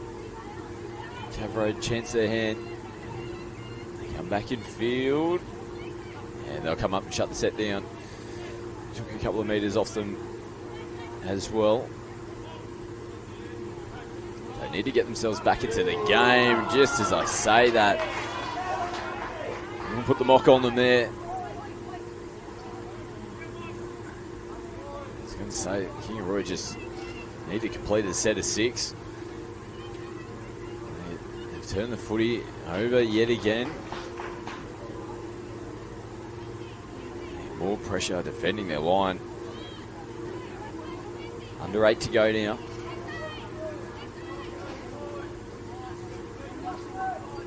Come back in field. Nice diving effort.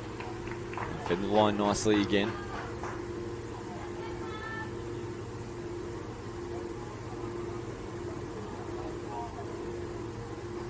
Last touch. Cav Road looping ball over the top. And they just get there to make the touch.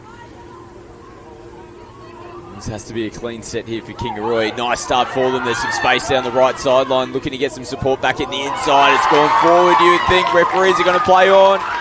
And they will get it down. Well.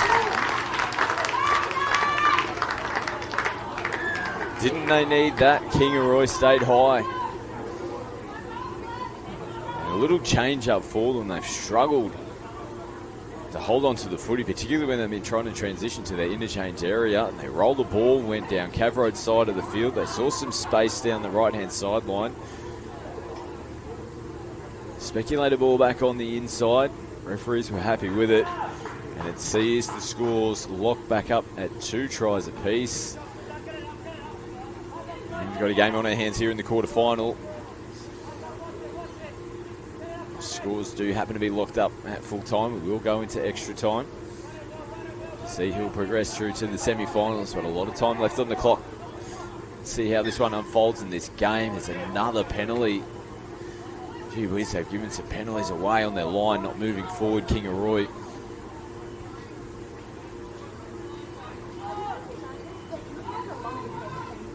Now Cav Road look to go early. It's a lovely ball. Great take as well.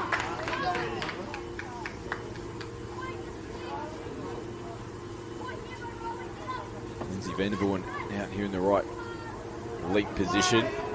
They go the opposite direction this time. Ball pinballing around, has fallen into the hands here of Kingaroy. Space and nobody at home. Has he got the toe to go the whole way? Roland Gordon, they're coming back at him. Gordon's gone into second gear. He's going to get there. Big dive in the corner.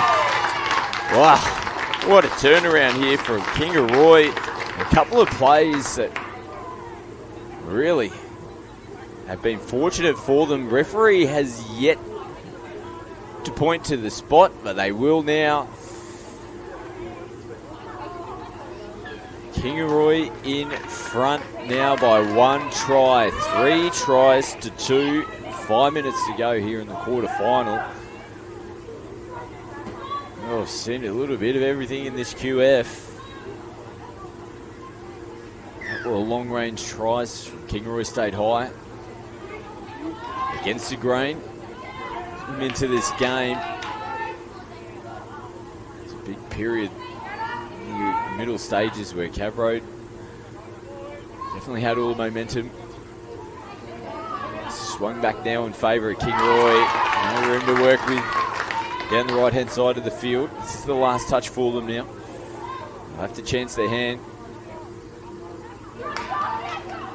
Bit of footwork, no contact made. Referee's just confirming there's please. They'll come back for the penalty.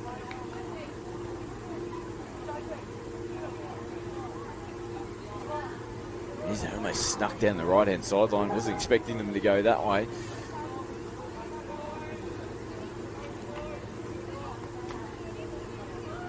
Six touches to work with. Cav Road, can they lock it up? 4 minutes to go.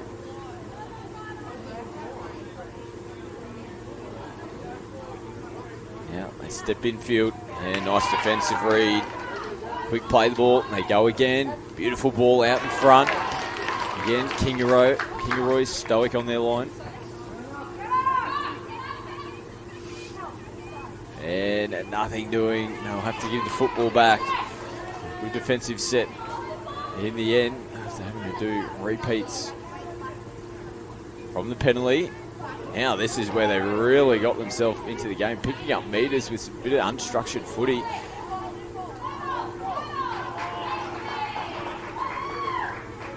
Second touch and they'll play it shy of the halfway line. Get some changes out onto the park. Didn't pick up any meters on touch 3. Just cruising downfield at the moment. A bit of fatigue starting to set in for both these teams. Last touch. Skip and ball out in front. A bit of a more controlled ball. A bit of less mustard on that. They might have been able to get the 3-on-2 down the left.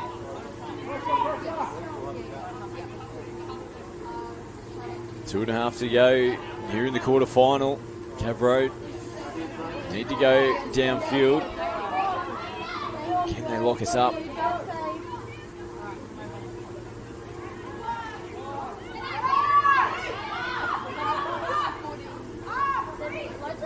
Last touch.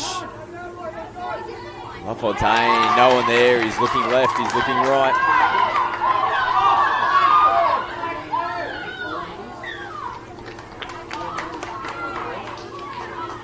Now Kev Road, the penalty away. Being offside. Need to control this set of 6. There's under 2 minutes to go. Have to hold the footy. It's important that they continue to go forward as well. They want to turn the football over around this part. They're walking at the moment. Someone's going to have to put their hand up. This is the last touch. Turn the footy over. Might get marched upfield as well. Returning the ball. They will. So they'll get up. It's a little extra leg up. Under a minute and a half to go. Well, they're going all the way up to the 10-metre line here. It definitely gives Cav Road a big advantage. Clock starting to wind down. Just over 60 seconds to go. This is a big set for both teams. Cav Road down by 1. They play it inside the 7. LaFontaine, no options. A couple of touches to come here for Cav.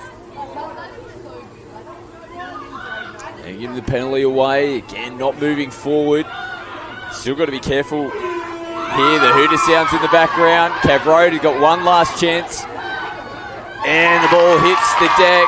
Kingaroy will progress through to the quarterfinals. What a performance it was from them.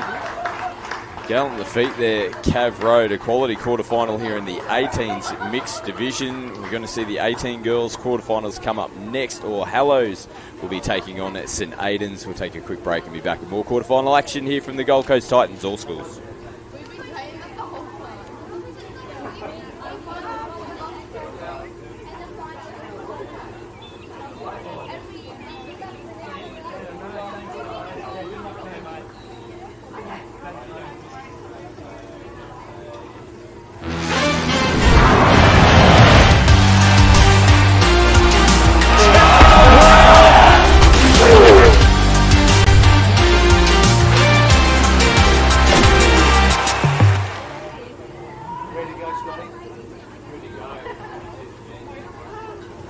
There's a good reason Polaris has been Australia's #1 off-road vehicle brand for more than 20 years. Our fit-for-purpose range of fully electric, petrol and diesel models with 2, 3, 4 and 6-seater options to help you get more done. We've got the biggest range of genuine engineered accessories and even models for the kids. With dealerships across the country for service and support, Polaris is #1 when the day is done.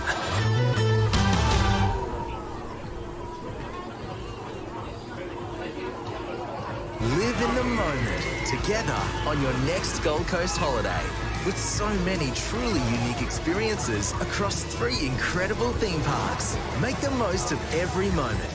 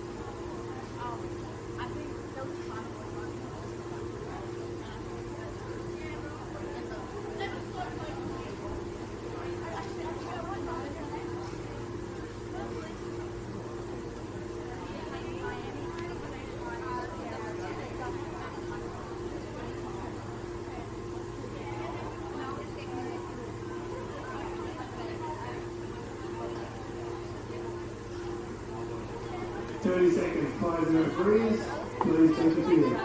30 seconds.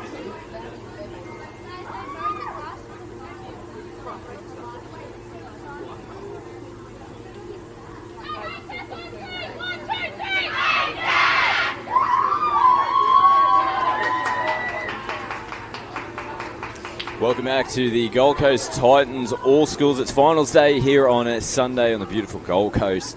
And this is going to be a quality game. 18 girls quarterfinals. We've got Hallows taking on St. Aidans. A couple of top Brisbane schools taking on each other. A lot of these players would be very familiar with each other. They played in representative teams. This time they're on opposing sides of the field. We'll make mention of a number of players on both sides to keep an eye out for in this one. So looking to progress through to the semi-finals. Big quarter-final match here in the 18 girls. We've got the 18 boys quarters coming up next. I'll let you know of the other teams competing in the 18 girls quarterfinals in just a second as well. We'll see how St. Aidans can go here with their opening touch.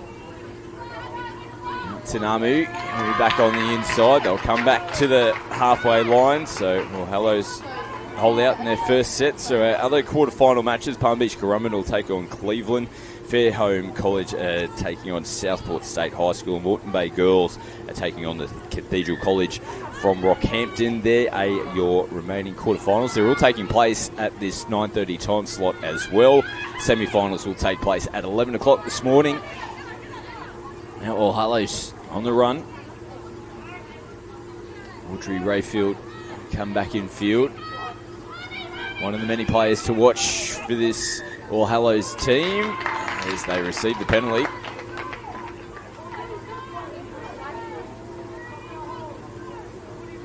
Repeat set of 6. Attacking the line here for All Hallows. Short ball, Rayfield.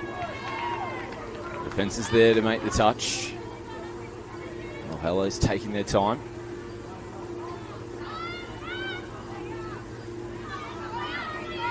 Bringing out is Rayfield. Yes. They can't pick that one up cleanly from half there. Charlotte Richardson. Rayfield was coming around on the sweep on the short side. Nice start to the set here for St Aidans. Tanami picking up big meters. Hagan follows suit.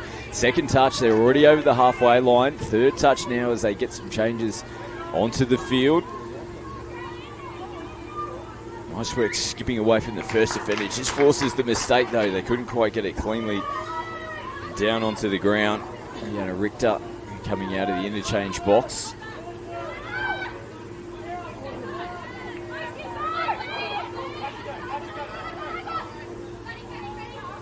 And All Hallows get some changes onto the field.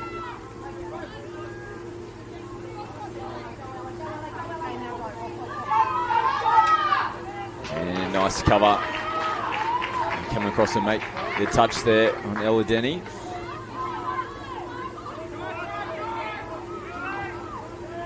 Denny comes up and makes the touch there on Richter. Ball through the hands. Zara Hagan plays it. Richter puts one out. Working hard for meters in this set here, St Aidans. Shy of the halfway line. Coming to the last touch. Now Rani puts it through the hands. Sees a bit of space down the left. Looping ball over the top. Still play on to this point. Ball back on the inside. Quality first try here from St Aidans. Playing footy there on the last touch of the set.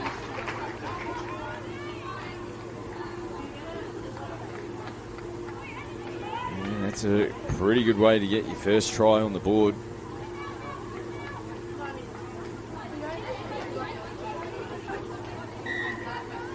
So early advantage in this quarterfinal is the way of St Aidans. 1-0 on the scoreboard.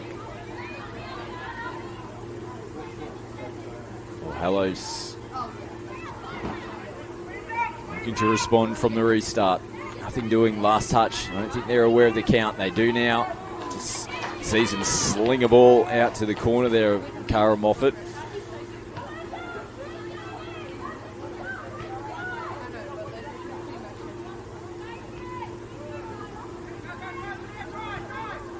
Oh, contact there. Well, someone had to get the penalty, and probably some fair questions. Both girls just did not commit to extending the arm out and making contact in the touch. Just a collision of bodies. Someone had to get penalised. It goes in favour of St Aidans. Now we see Tanamu go down the sideline.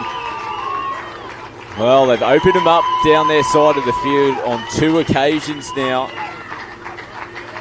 All Hallows are going to have to respond and tighten up the defence.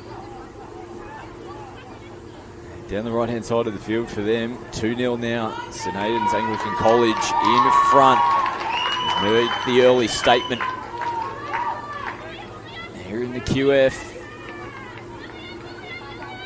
Winner of this match will take on the winner of Palm Beach, Currumbin and Cleveland State High School. You'll see that match on your screens at 11 o'clock. There's a flat ball there from half. Continue to play on at the moment. Played on that 7-metre line. Rayfield, I should say, takes a look inside. It's going to be a penalty here to All Hallows.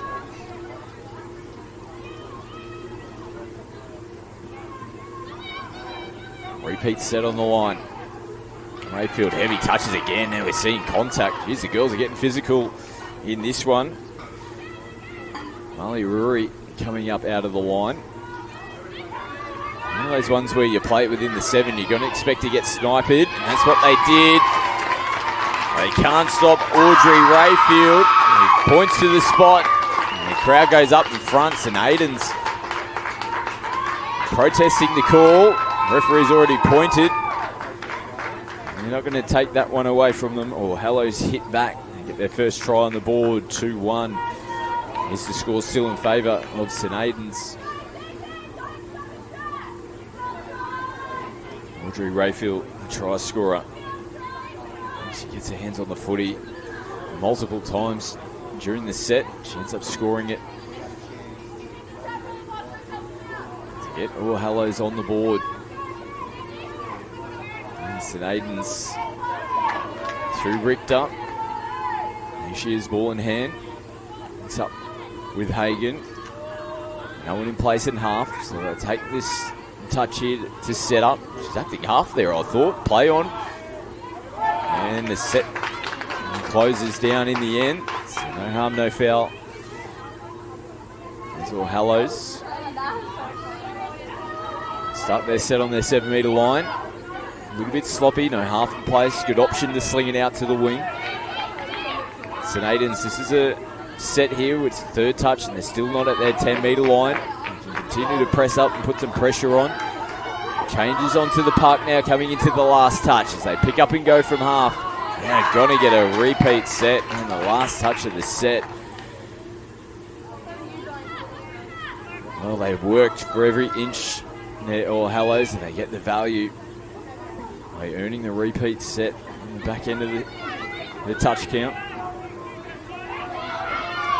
Now they got all their numbers stacked on the short side. Touch is made. Well, Hallows fans thought it was a try. Call from the on-field referee. Elder Denny comes back out to the 7-metre line to play it. Here's Denny again. They come back against the grain. They've got numbers. Beautiful ball, left to right. Great diving touch in the corner. Penina Wilshire coming up with a huge play. Nice setup there from all Hallows. Almost opened them up. Now St Aidans under the pump. Oh, they're under the pump big time. They're going backwards at the moment. All Hallows look to continue to put some pressure on. They've done a good job to get themselves out of trouble as I say that. He's thrown a forward pass. Door back open here for all Hallows, looking to level up the scores. They're down by 1 at the moment, 2-1.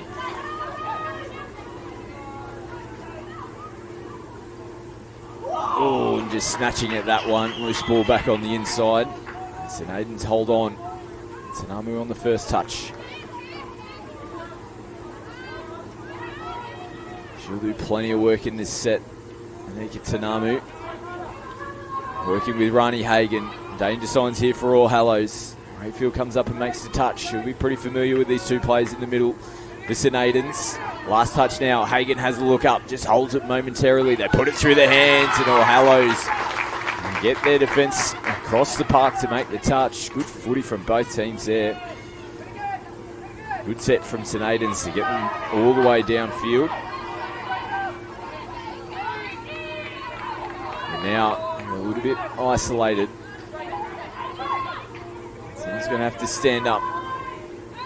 St Aidans holding them behind their own 10-metre line, and you see that often when there's changes coming onto the park around behind their own 10-metre line. Not quite in position. Ball gets thrown hoping someone's there. Ball hits the grass, and St Aidans are going to start their set here in very good field position. And we're looking to regain a bit of control in this game. Still in front by 1 on the scoreboard. They were definitely the better of the two teams in the early stages of this match. Well, Hallows have done a great job to get themselves back into the game.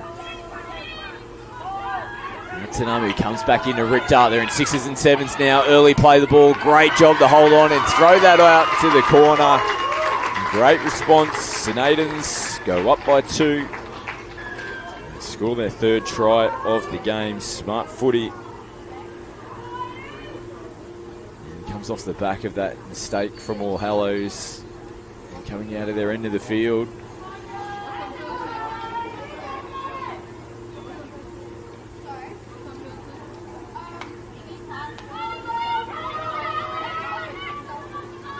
do they respond? They've been chasing for the majority of the game so far.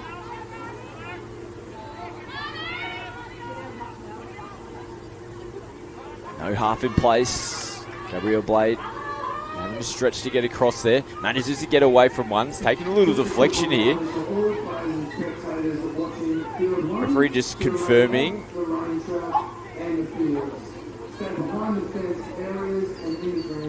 They do get the right call in the end. There was definitely a deflection.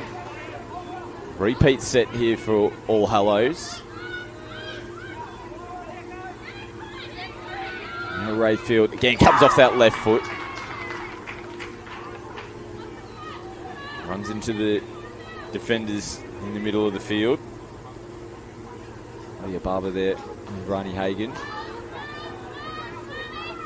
Nothing available at the moment. Wasted touch, caught upright as well. Gabriel Bray. Here's Blade. It's time to go through the hands. Rayfield sweeping short side. Holds it up.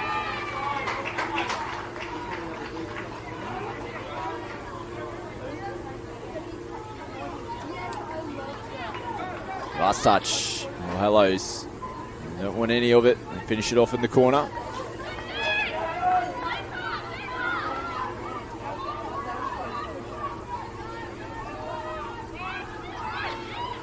Oh, see heavy contact again this time. Penalty goes against All Hallows.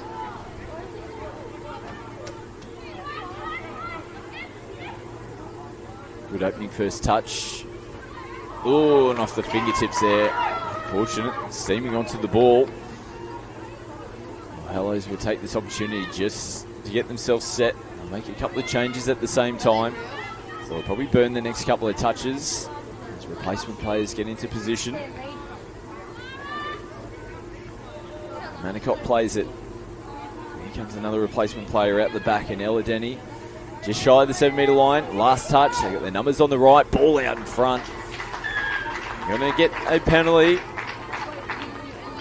late in the set.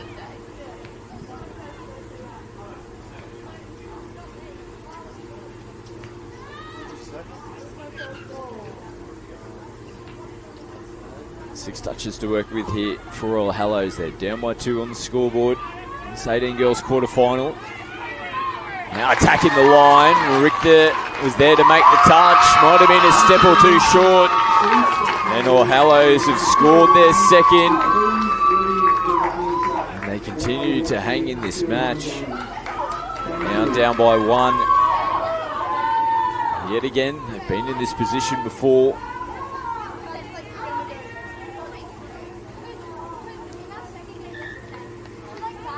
And this is an important defensive set for them. After their last try, St. Aidans managed to hit them back and get that 2-try margin back in their favour. Got their danger players out there at the moment. Hagan, Tanamu back inside to Hagan.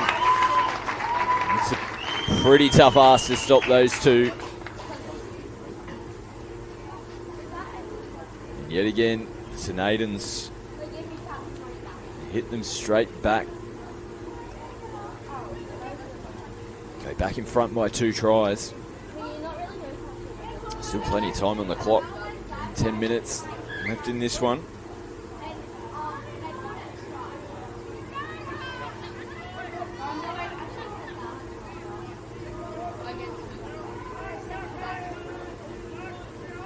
We start seeing All Hallows trade punches. You've got to continue to score.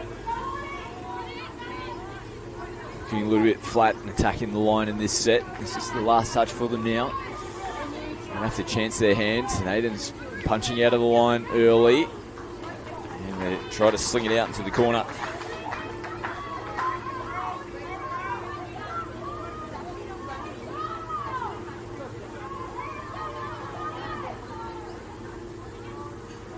And Hayden's through the hands. Hagan finds her way down the sideline. She'll pop out for a breather as replacement plays come on. Nice little pop-out play for Richter. Gets it down just on the mark. Richter comes inside, looks outside. They make the touch, or Hallows straight back out onto the footy. Intensity there. Now the ball's come out of the sideline. Referee says ball down.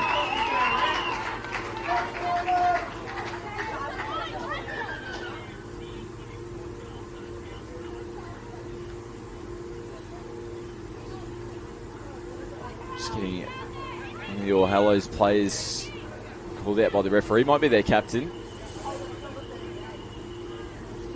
Might have been a bit of back chat. They weren't too happy with the call.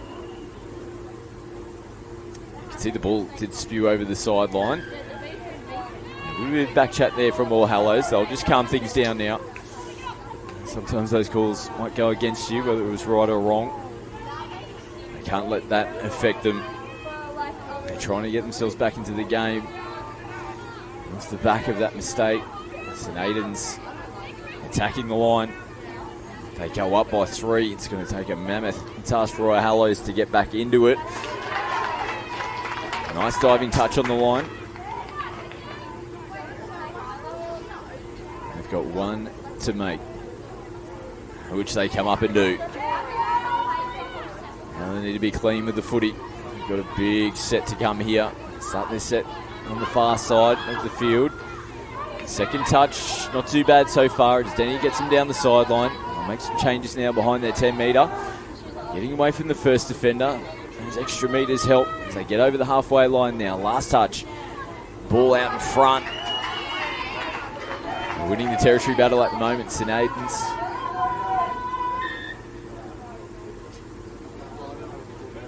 They'll come back and tap the ball. The referees have signalled that it was actually a forward pass. Now some pressure. Popping out of the line here for our Hallows. Nice little show and go. And they're stretching away.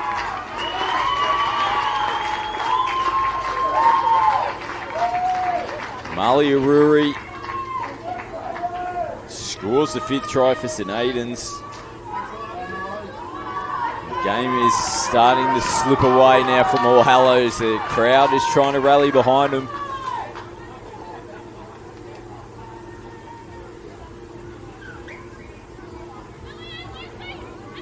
Still a stack of time on the clock. It's going to take some sort of effort. They need to score this set. You fancy? They really can't let St. Aidans get any more points on the board. This young lady might be the one to spark him back in. Audrey Rayfield. Here she goes. Releases this time. Ball out in front, having to reach for it. Right play. But had just a little bit more mustard on it. They go over and score in the corner there, All Hallows.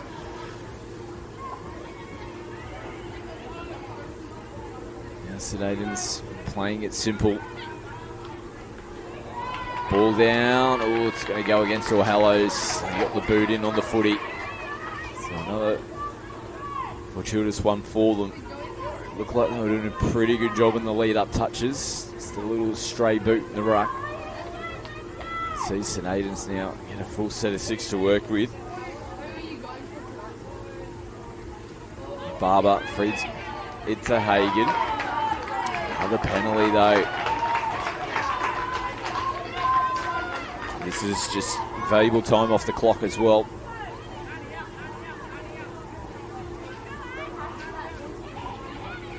Trying to burrow in underneath. Again, they don't score the try. Gives them some time to slowly work their way back to the 7 metre line.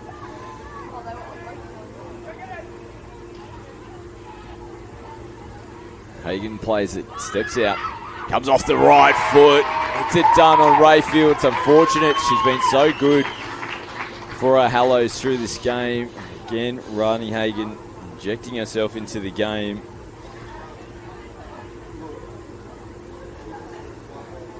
Definitely got a foot in the door now to progress through to the semi-finals. As mentioned earlier, they'll take on the winner of Palm Beach Currumbin and Cleveland State High School. We'll see that match at 11 o'clock here on Field 1. And the 18 boys coming up next. Quarterfinal action, Ormo taking on a Wavell State High School.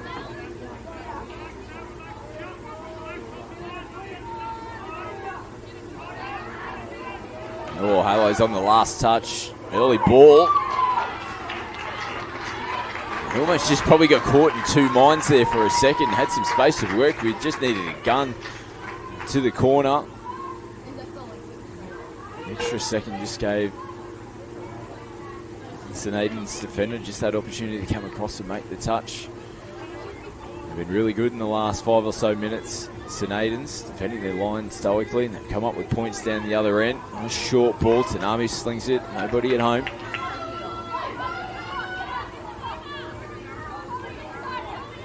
Now fight to the final whistle. Oh, it's gone forward. Gotten away with it.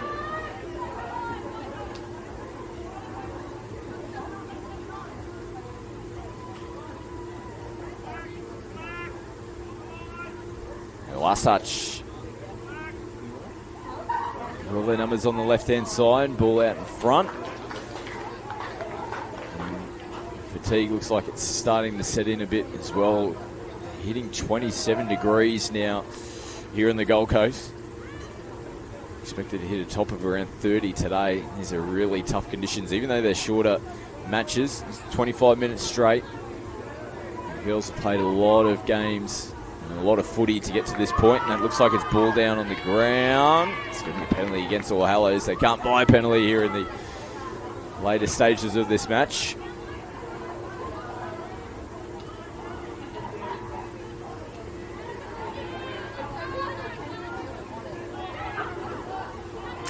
Now St. Aidans turn it around, turn it away at the halfway line. Good performance from them. They were tested in their round of 16 match against Keebra Park. They did enough to get through in that one. It's been a much better performance from them here in the quarters.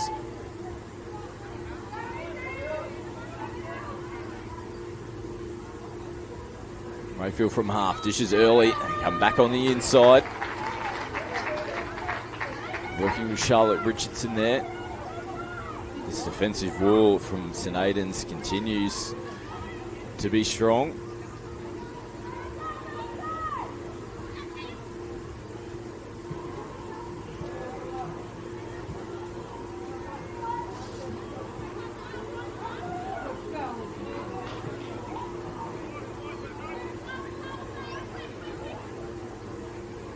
Hagen plays it, last touch, Tanami picks up, links up with Hagen. Nice covering defence to come across and make the touch.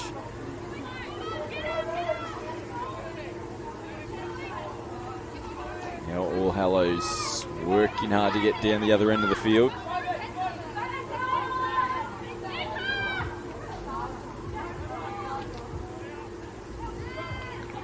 Tight in the middle, they're up nice and early there. St. Aidans, now Denny picks up and goes. Looks for some support. Slings it around the back and does it perfectly. Nice work there, Ella Denny. Another one of their experienced players just picked up, gas down the sideline. It was a lovely late pass as well around the corner. We said they'd fight to the final whistle and proved it right there.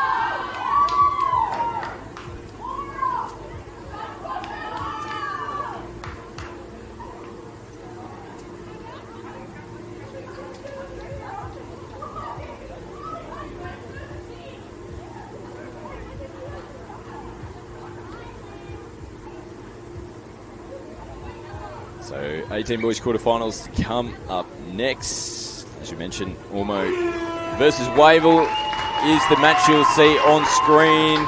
Big win there from St. Aidans. Final score 6 over All Hallows 3. They'll progress through to the semi-finals. Those semi-finals will take place at 11 o'clock. They'll take on the winner of Palm Beach, Currumbin and Cleveland. We'll take a quick break here from the Gold Coast Titans. All schools. Ormo Wood State High School taking on Wavell State High School in the 18 boys. That's coming up next. That concludes our 9:30 round of games. We have next game are set to commence in approximately 4 minutes. Wait, is she the one from Australia? 4 minutes. The Australian. Be on my phone.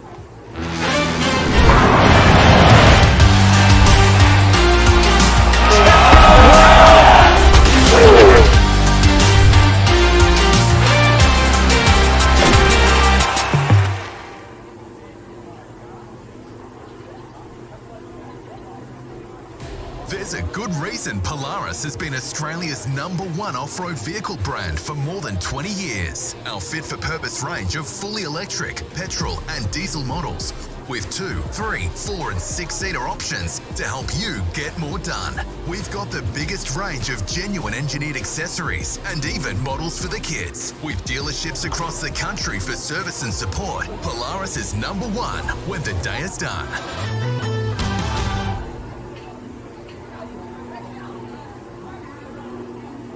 Live in the moment together on your next Gold Coast holiday. With so many truly unique experiences across 3 incredible theme parks. Make the most of every moment.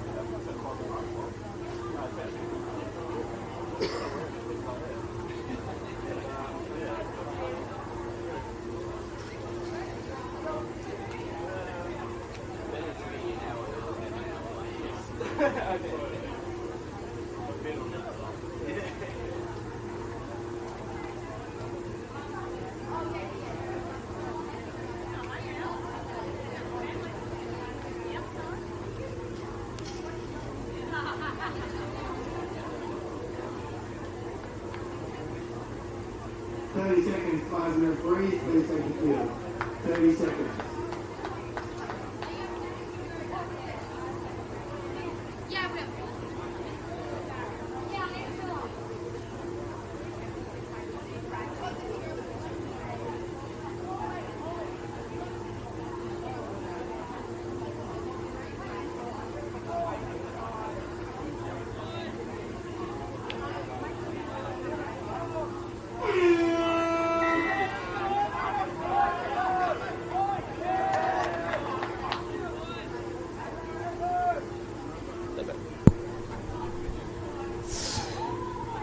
Welcome back to the Queensland All Schools here. We've got more quarterfinal action coming up. It's the Open Boys now. Ormo Wood State High School taking on Wavell State High. And this is Wavell in possession. Opening set. They play within the 7-metre line. Bring it back out with Matters, who plays it now. Flat ball and diving in. And he couldn't reel it in. So Ormo will come back to the halfway line.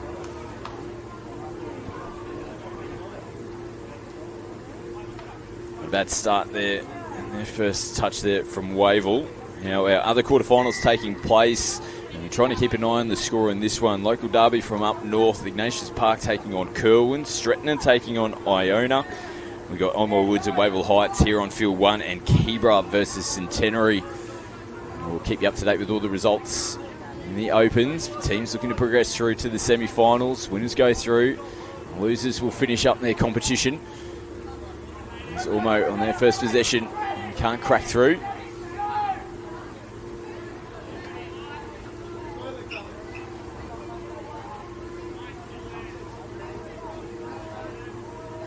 Here's Matters, who plays it shy of their 10-metre line.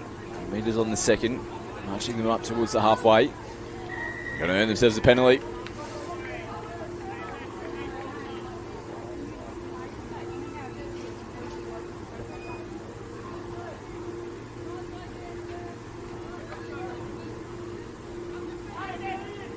Repeat set here for Wavell Heights.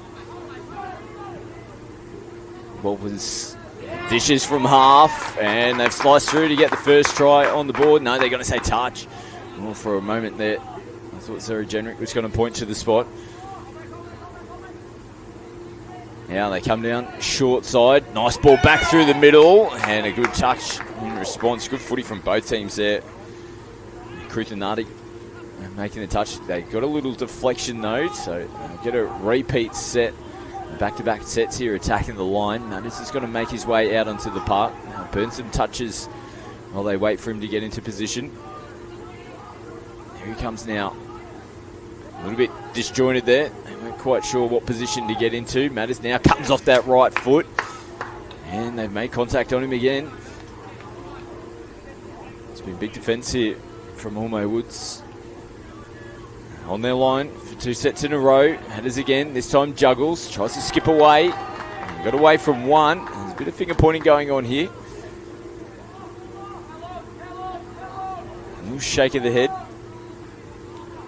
Flynn will come back and play it on the 7-metre line. Oh, nice footwork here. Great speed to draw in the defenders as well. And a big touch on the line to come across Adam Roy. Footwork there from Hayden Matters, wearing number 7 this afternoon. Gee whiz, he took off. Nothing doing there on the last touch of the set. He almost created something.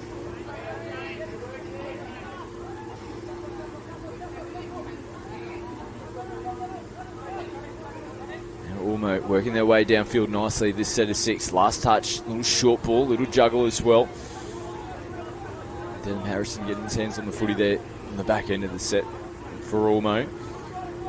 Now the ball comes out of their hands. Ooh, referees will say it's going to be a penalty to Wavell. To quick tap and go.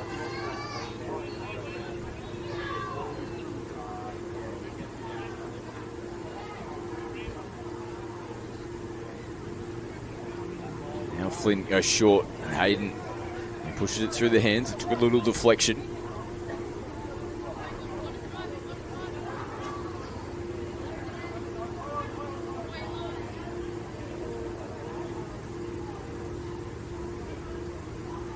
Two Matters boys working together here in the middle. This will be some combination to watch out for. Hayden feeds it, comes back. Flynn gets it back into the hands of Hayden, dances away. Can't get away from the defenders though. Now, footwork. They come up and make the touch on him pretty comfortably in the end. They're still locked up at 0-0 here in this quarterfinal match between Wavell State High and Ormo Woods State High. Ormo throw the footy around and try and get themselves out of trouble. They're still shy of the halfway line. Flat set for them now as they pick up and go. Coming into half at 0 options. Off the back of that set there, Adam Roy caught in possession, and Wavell will start their set here on the 10-metre.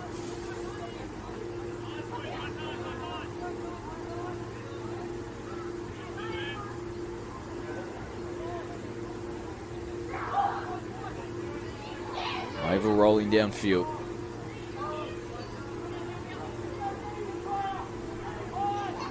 Flynn Matters picks up, has a look up, loops one over the top, nicely taken. Dylan May read that one nicely, playing out in the right wing position. And here he is, played for the Queensland Secondary Schools team at the National Youth Championships last weekend in Coffs Harbour. He'll tap it now back underway. Just played for the Gold Coast in the Premier Division in the Metro Cup as well. So one of the players that will be leading the charge here for Ormo this morning.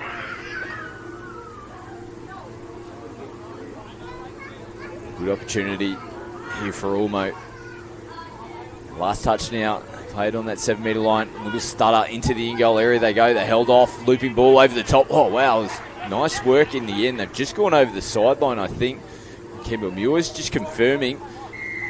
I like the work off the ball. They're going to earn themselves a penalty. Kingaroy out here on this right-hand side is wearing number 1. He's in the middle of the field now. Did an awesome job to pop off his defender. They just went over that sideline. Here's Kingaroy now. Plays it just shy of that 7 metre line. He'll put the brakes on. Now open side. Got some space to work with. Ball out in front. Did that ball get away before the pass was thrown? They make the touch. So it will be a touch and pass penalty. This tight quarter-final continues.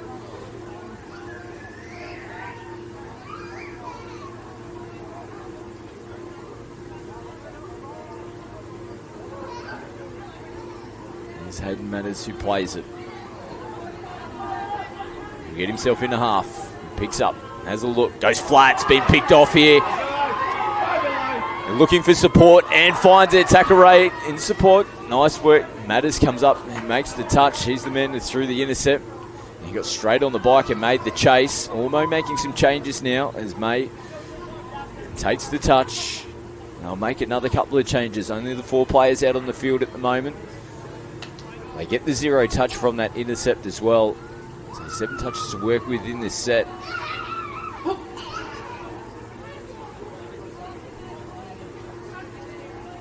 Now, they will earn the penalty, so they were holding off in their 7 metre zone there at Wavell Heights. You have to continue to move forward off their line. Call from Zoe Jenrick, our on-field referee. They'll look to try and strike early. And they force the forward pass though. So missed opportunity for Ormo. Trying to get the first try on the board.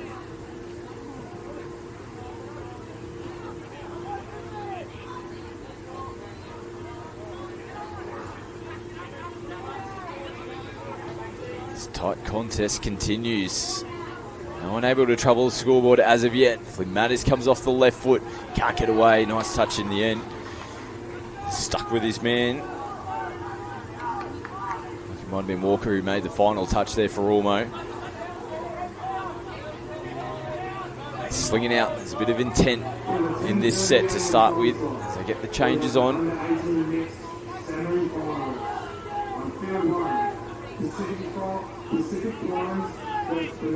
Now coming into the last touch. They come out.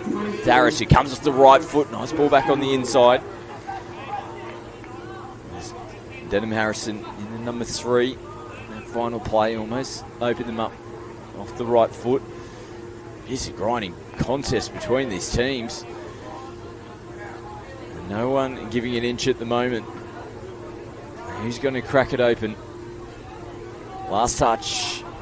Hayden Matters, nice short ball. They sling it into the defence there of Ormo. Good call again from the referees. It looked like it might have come off some hands, not played at.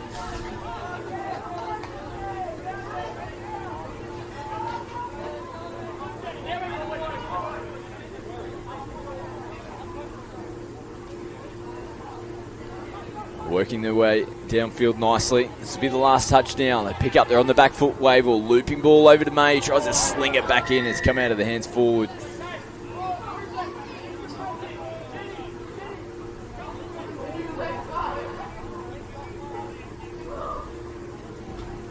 No half in place here for Wavell.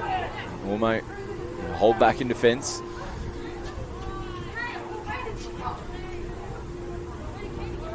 Get some changes. Play it on the halfway line. Shy of the 10 metre line from Ormo. Nice pick up and go. Skipping. Matters comes back in. Referees are just going to confirm whether there's any contact there off the hands of Ormo. Referees say ball down. So Matters not happy with the call. Another player that was part of the Queensland Secondary Schools team, the National Youth Championships last weekend. You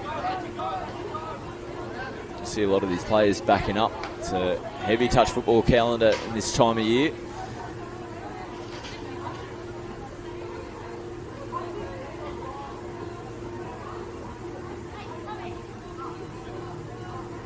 Now Sakurai, that did take a deflection, mate. He's looking for some support back on the inside. I did see, it looked like there was a bit of a wobble. Yeah, sideline referees picked it up.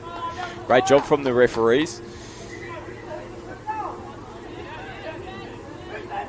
Definitely came off hands there of Wavell. May knew it. He was looking to throw it back on the inside and continue on with the play. They get the repeat set regardless. Luckily they held on to that. That was a loose ball. Harrison having to stretch and dive to maintain possession. Here he is now. Holds them up, looping ball. Now it's Wavell who take the intercept. They were offside.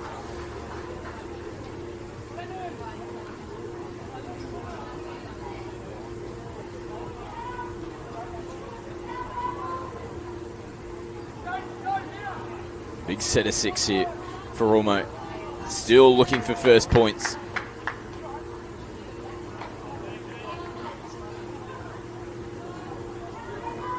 Pop up nice and early in the middle of the field. Now they look to go down short side. Oh, hold off. They just needed some support. Did a good job there. Kohu, ball in hand. The on-field referees just held things up momentarily. There's a play being called out of the line here from Wavell. They're going to give the ball back to Ormo. This is interesting. For substitution. Ormo are pretty much changing their whole team, and there was some back chat there, so Wavell were going to get the football back. So there's no need to throw a bit of chat towards the referees in that instance, and now they're going to have to defend their line for another 6 touches. Popping up out early there, Eli Brownrigg. There's another penalty here for Ormo. They're under all sorts of pressure at the moment, Wavell. Moving forward off their line. Ormo need to capitalise now. Weight of possession down this end of the field. Wavell continue to defend their line.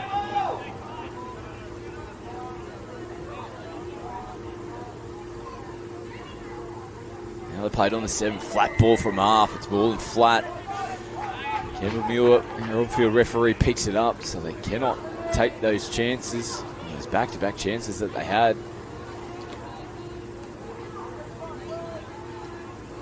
We often see teams where they've been under the pump down one end of the field, somehow manage to get down the other end and score points. Can Wavell do it on this attacking raid?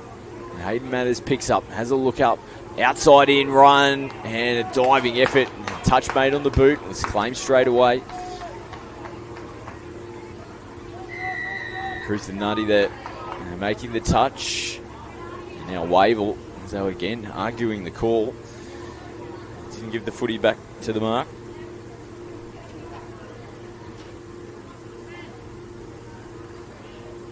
So they'll tap with Nutty. Get back underway. Still looked up. 0-0.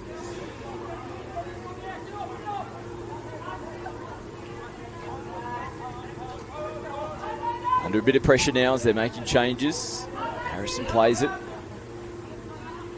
Ball back on the inside. And Harrison again gets another touch. Referees picked it up. Neither team really able to grasp this game. There's been errors from both of them. Whoever can complete their sets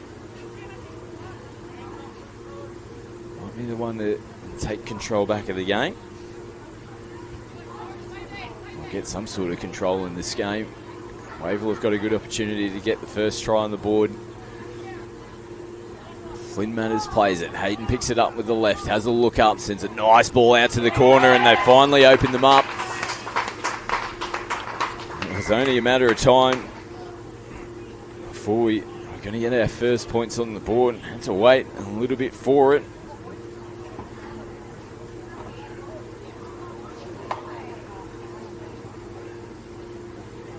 Hayden Matters sends a beautiful ball left to right. Came out of the hands perfectly. And they're in front here in the quarterfinal.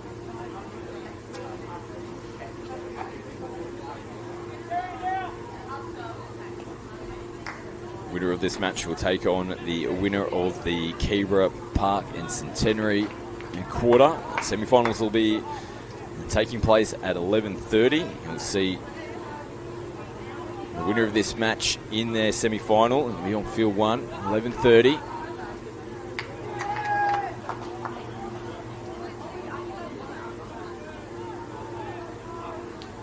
Keep you up to date with all the remaining scores as well. We've got the 18 mixed semi-finals taking place in the next time slot. The game you'll see on your screen will be Pacific Pines State High School taking on Banoa State High School.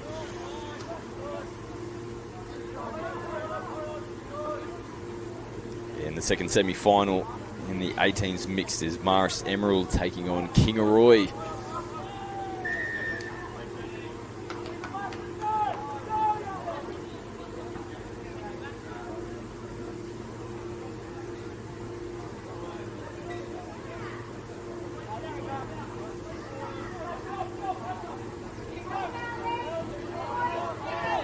Popped up nice and early and called back. Nice play down the sideline. Takarai's got to stretch away. They've levelled it up.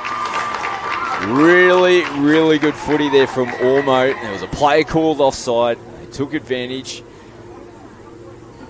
Nice little play down their sideline.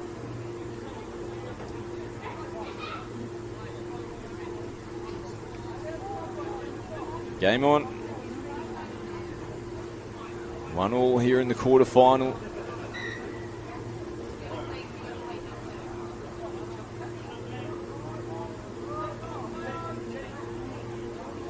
Tight contest continues. The Matters boys working together again. Here's Flynn, gets on the outside of one defender. Harrison has to come across to make the touch, which he does.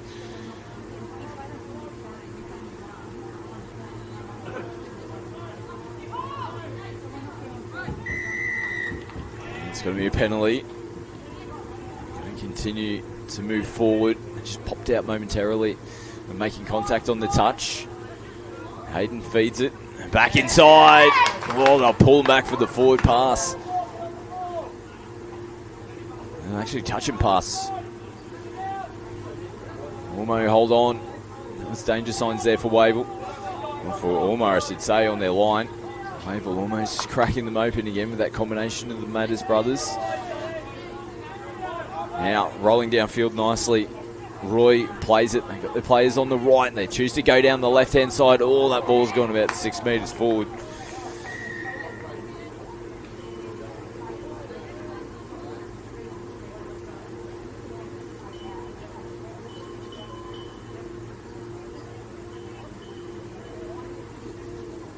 Now having to go back to the mark.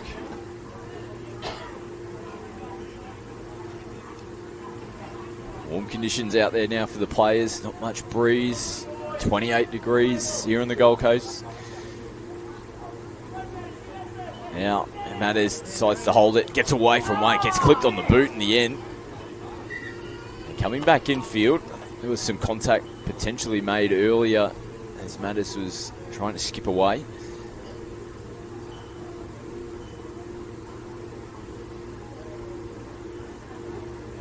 Just taking their time, some extra air in the lungs. This is the last touch of the set. And they chance their hand. They've got footwork, a little bit of a flick, and nicely defended in the middle of the field there from Walker.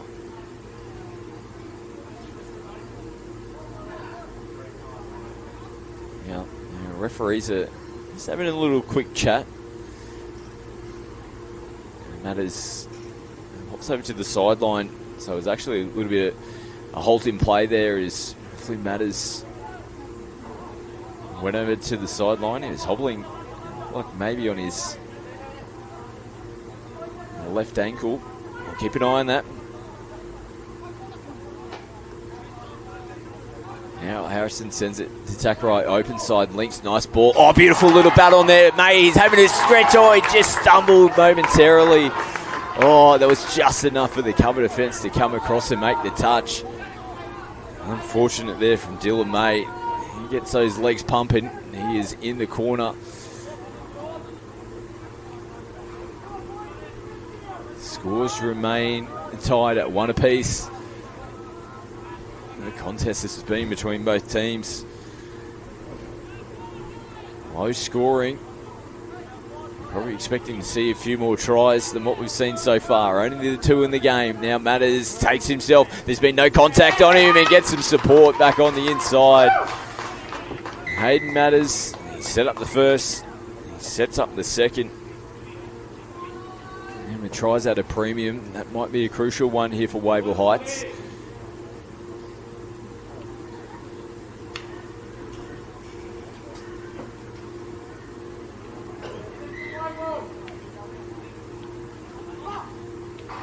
Flynn Matters has made his way back out into the field. He's in the left link position, but he is hobbling at the moment. Doesn't look comfortable. He's a very good player. That might be an opportunity for them if they run his way. They turn it back in the middle though. And the ball hits the deck. No half in place, but almost still on the back foot. Getting on side, bit of contact there, and it might be some frustration from Walker. They still need to keep cool heads here, Ormo. They're definitely in this game. Defence is important for them. Clock's starting to wind down. Don't want to give cheap penalties away. They need to defend well here. And try to get down the other end and lock up this score. This is the man they need to stop though. Hayden Matters goes short ball. He's got it on a string at the moment. Nikolai Wallops scores, or Walpers, my apologies, scores their third. And that might be the game here for Wavell. He's had a hand in all 3 tries. Number 7, Hayden Matters.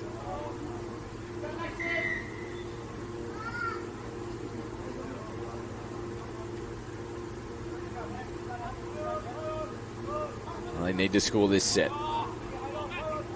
Away from the sweeper, and they're well covered. In the end, contact was made on the hands, so they'll maintain possession. They'll have one last crack. Takerai within the 7. Harrison picks up early ball, lovely ball as well, just dipped away late, and they hold their position and make the touch below Watton. Now they're on the right hand side of the field. Very comfortable in the end. Watton again, fitting it from half. It's another touch as they take those easy meters down the right-hand sideline. Go down that way again. Last touch for them. They'll finish it off in their corner. And smart football, good set of 6 for Wavell. They didn't come up with points, but they went the full distance. Kept the footy on their side of the field. Forces Ormo now to have to shift as they put the ball down, and that might be it for them. Wavell going to progress through to the semi-finals. They're going to take on the winner of Keebra Park and Centenary. And as mentioned, our other quarterfinals, Ignatius Park, Kerwin, Stretton and Iona, the winner of those will play in the other semi-final. And the semi-finals will come up at 11:30 this morning. Final score here, Wavell Heights 3 over Ormo Woods 1. We've got the 18 mixed semi-finals coming up next.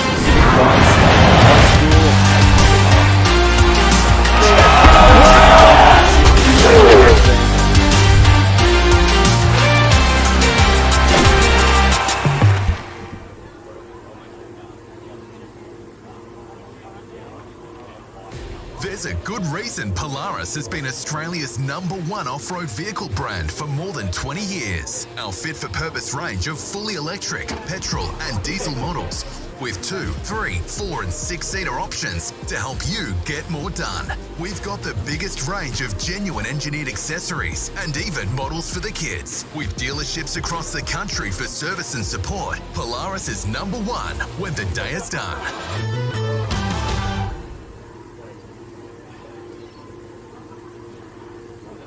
Live in the moment together on your next Gold Coast holiday with so many truly unique experiences across 3 incredible theme parks. Make the most of every moment. From the P-Centre field, the next line is for the drop-off on field 3 only. Just a reminder, the initial period is 3 minutes.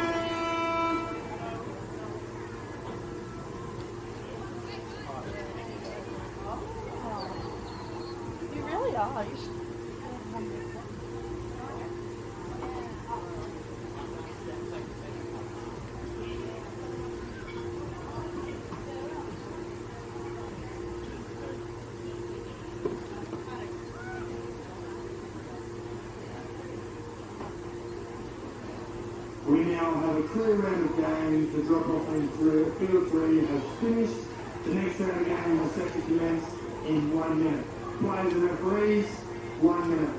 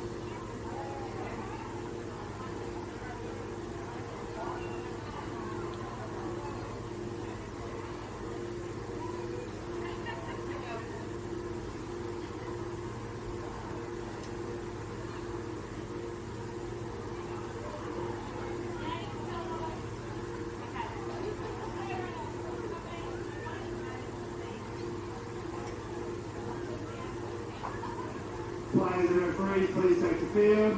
Players and referees, please take the field.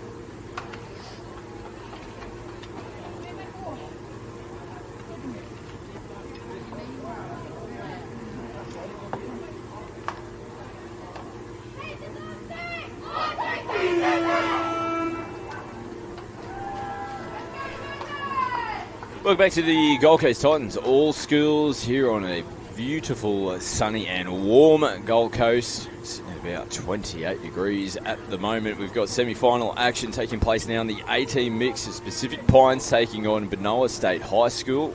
This is Banoa in the black and red strip. Pacific Pines in the green and blue. Let's see how Banoa go with their first set of 6. From the tap off, they sling it back infield. Nice touch made there from Bob Whittle. Beautiful little flick ball out the back though. Sees a little bit of space out there. They get away from the first defender. The touch has been claimed though. Great touch as well from the number 1. Talia Value making the touch there for Pacific Pines. So they progress through to the semi-final after having a 7-3 victory over Southern Cross in the quarterfinals. 8-3 for Banoa over St Patrick's from Mackay. Our second semi-final is Marist Emerald taking on Kingaroy State High School. Teams now looking to progress through to the grand final, which you'll see through the live stream coverage at 12:30 today. Who's going to be the first team to progress through? The touch is made.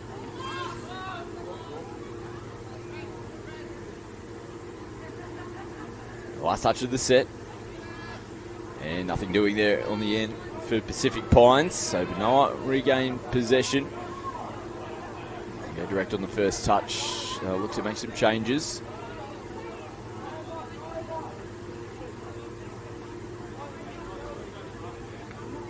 Over the halfway line they come. Nice ball, just getting away from the defender. Still haven't made contact. Good roll in. Now they look to make it clean, play the ball just outside the 7. Good pick up from half. Little hop, skip and a jump. Big switch back on the inside. They caught a little bit flat-footed on their line. Referee says the touch is made first.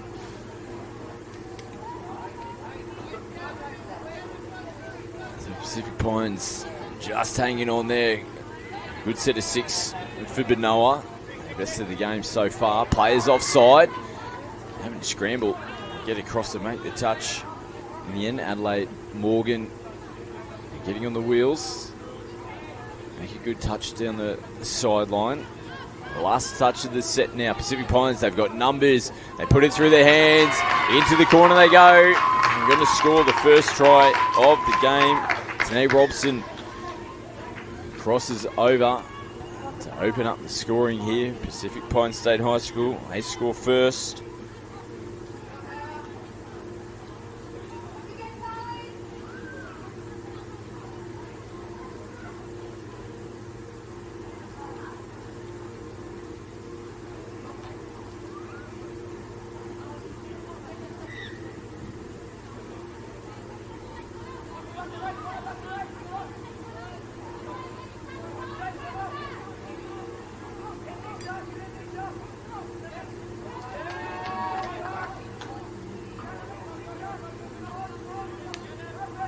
Banoa from the tap restart.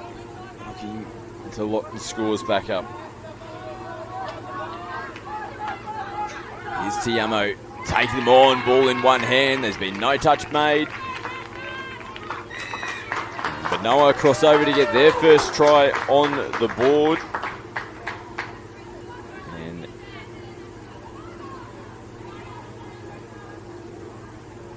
quality try it was at that. Josh Tiamo strikes for Banoa. They'll lock up the scores here in the semi-final of the 18 mixed division.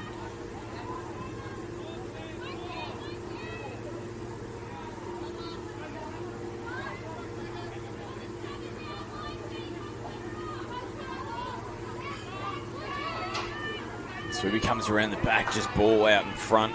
It's a tough ball to take there. Bayo. She's coming up out of the line in the middle, forces them to throw that extra pass, but they pick up meters off the back of it. Now Banoa rolling forward nicely. Short ball, comes off the fingertips. They're going to earn themselves a penalty though. Match to follow this one will be the semi-final in the 18 girls. We'll see Palm Beach Currumbin taking on St Aidans. Now the semi-final in the 18 girls is Southport State High School taking on Moreton Bay Girls. There's a penalty here against Banoa with ball in hand. Forward passes the call from our on-field referee Doug Mackey. Oh, snatching at that. Just getting the ball away in one motion. Good work. Whittle comes off for a breather. Touch made there on Conabatty. He comes back and plays it on the halfway line.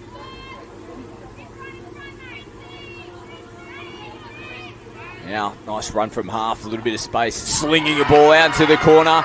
Big diving effort needed, and the touch has been made. A huge touch, great footy from both teams. Tanisha Thormead did a great job flying down the sideline. It was desperation defence from Christopher Idlewood coming from the infield to make that touch, keep those scores locked up as we see Banoa picking up big meters.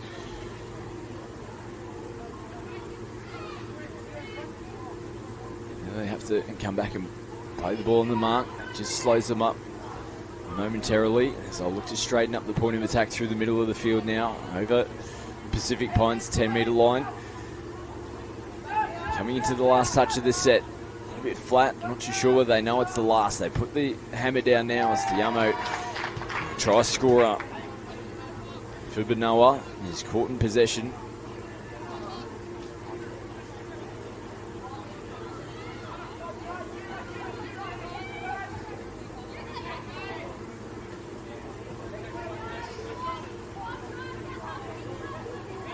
Pacific Pines getting away from the first defender, pulled out of the touch, so they took the advantage. Last touch now, picking up, nice footwork, gets away from the first defender, slings the ball back over the top, great hands to hold on to it, even better defence again. Banoa, they're desperate on their line.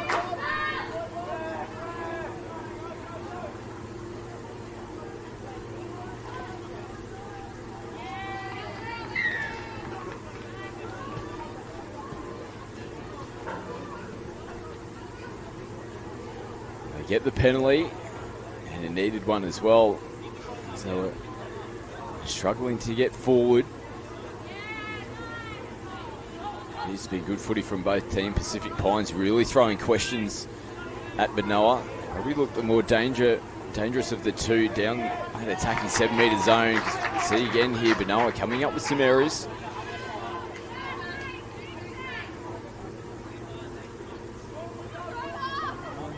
Line defence has been amazing so far.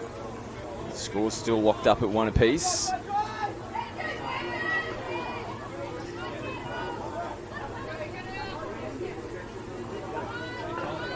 Now working through the middle of the field. Loose ball back on the inside. Pick up and go. Early release. Slid across nicely. Here Banoa come up and make the touch. Two number 10s coming together in the final play.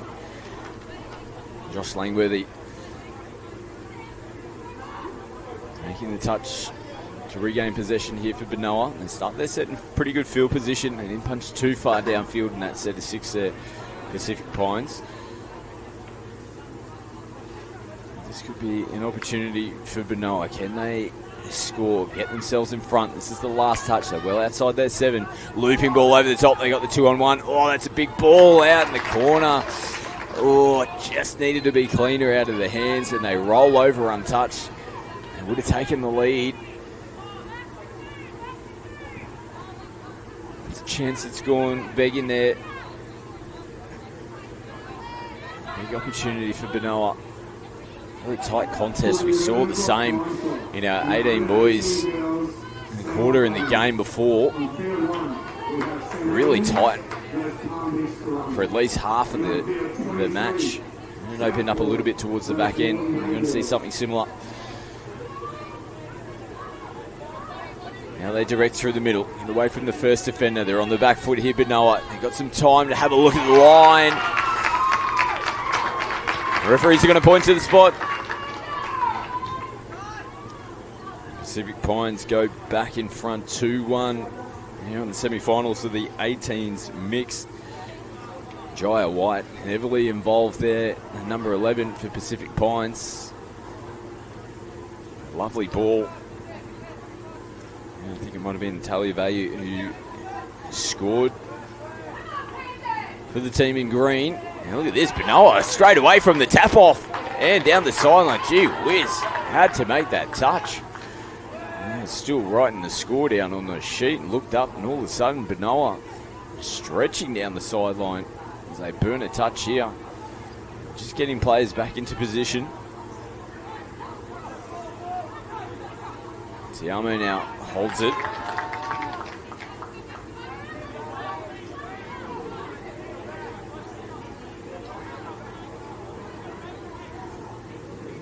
What can they come up with? Playing through the middle at the moment. Last touch. Tiamo already scored one. Great defence. Perfect link defence from Pacific Pines. As they bury their head here on the first touch.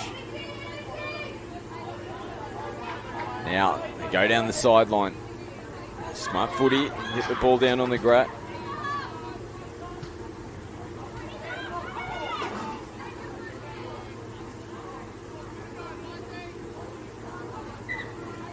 Now they're just going to get sent back to the mark. It's one of those contact ones they weren't expecting.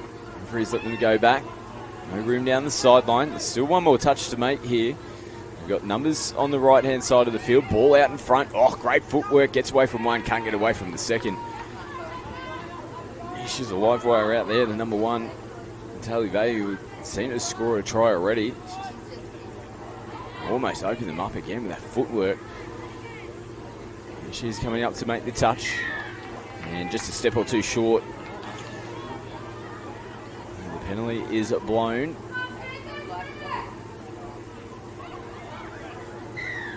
Penalty. A bit of heavy contact.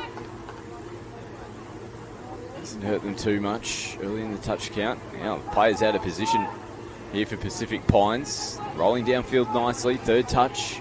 10 metres out of the line and another penalty. A bit of ill discipline here in this last couple of sets here for Pacific Pines. 3 penalties in a row. Now they get some heavy contact there on the 7 as well.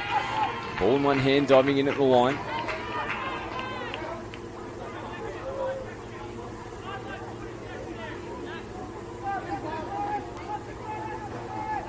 Played on that 7 metre line again. Ball out in front, early release and into the corner.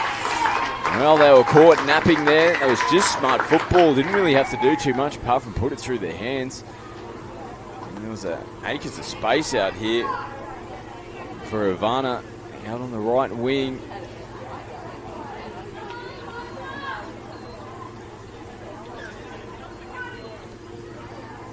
School's back locked up here in the 18s mixed semi-final. 2 tries apiece.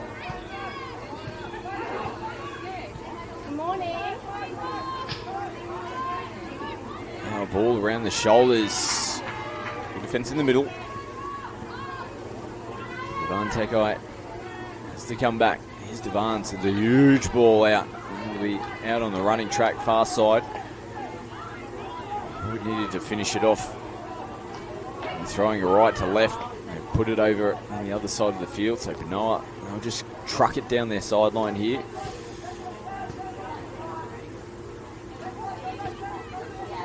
Pretty good job on the first couple of touches. They play it on the third touch around their 10 metre line.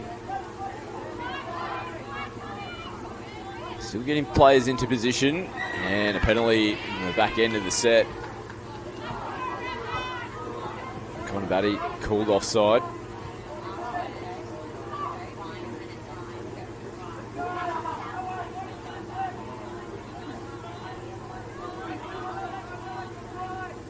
It's going to be another penalty. I think it's Batty again. 2 penalties in a row. Might see him just Go for a quick breather here.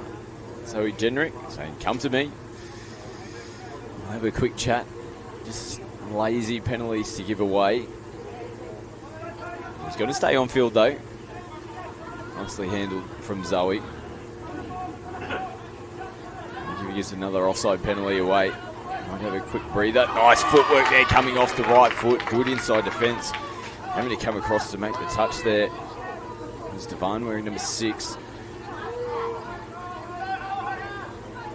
Now they step in. That's the way to go. Big bomb out to the corner. Sort of show and go back on the inside.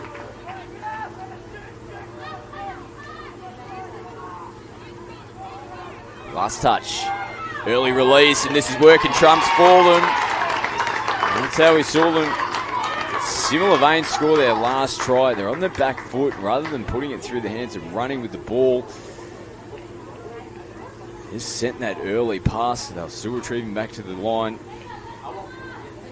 Now Banoa. They're in front.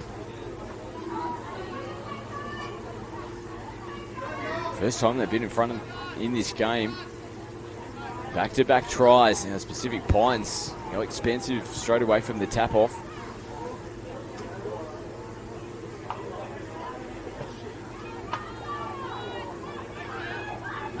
Now they've got some space to work with and another big touch. Gee whiz, they've had to work for some touches on their line. Josh Langworthy, full stretch to make the contact there. Early release and diving in. They're caught flat-footed on the line. He's had another heavy hand in this one. Jaya White saw him set up a try already today. This time he scores it himself. Scores locked up at 3s.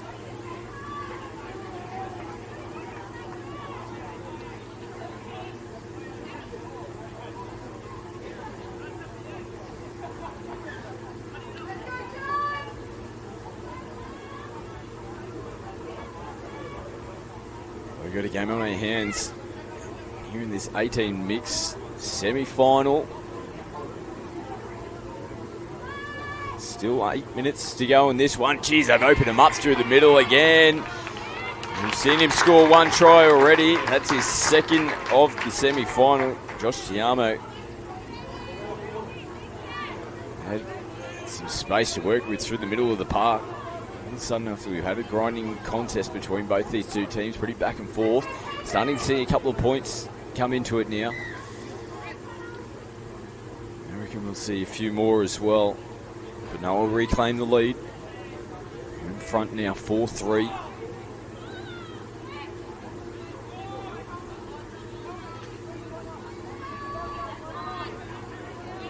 Now they play it with inside the 7. They go down the right-hand side of the field, right foot. Back to the mark they come now with Connor Batty. He plays it. They punch up nice and early through the middle of the field. Banoa in defence, coming into the last touch. Bomb out the corner, too much on it. Hands on heads in the Pacific Pines box.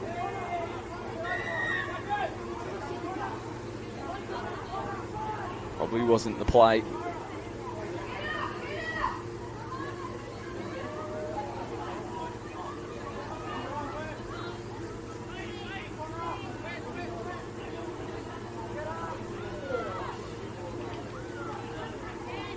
Nice footwork.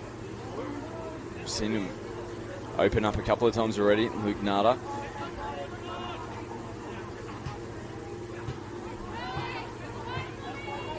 Last touch coming. Straighten up. Ball gets stuck in the dirt. Nada does a good job to pick it up cleanly.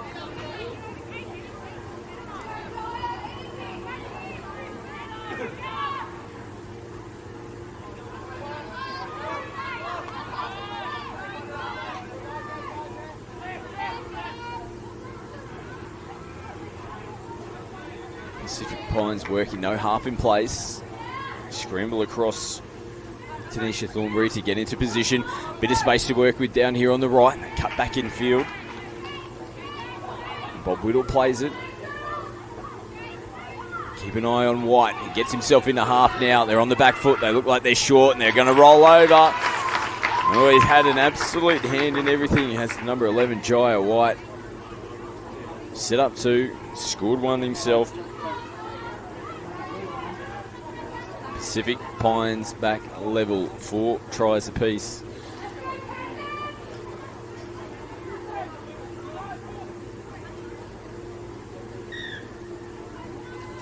If the scores are locked up at the conclusion of this, we will go into extra time. 5 minutes to go. There's a player down for Pacific Pines. They run straight back at her. Too sure whether she made it back onside. Continue to play on now. Oh, beautiful work off the left foot. What about this? That is a great try. Scarlett Featherstone got a nice out ball, pop straight off the left foot. Slapped the ball in the right hand. That's a huge try in the semi-final.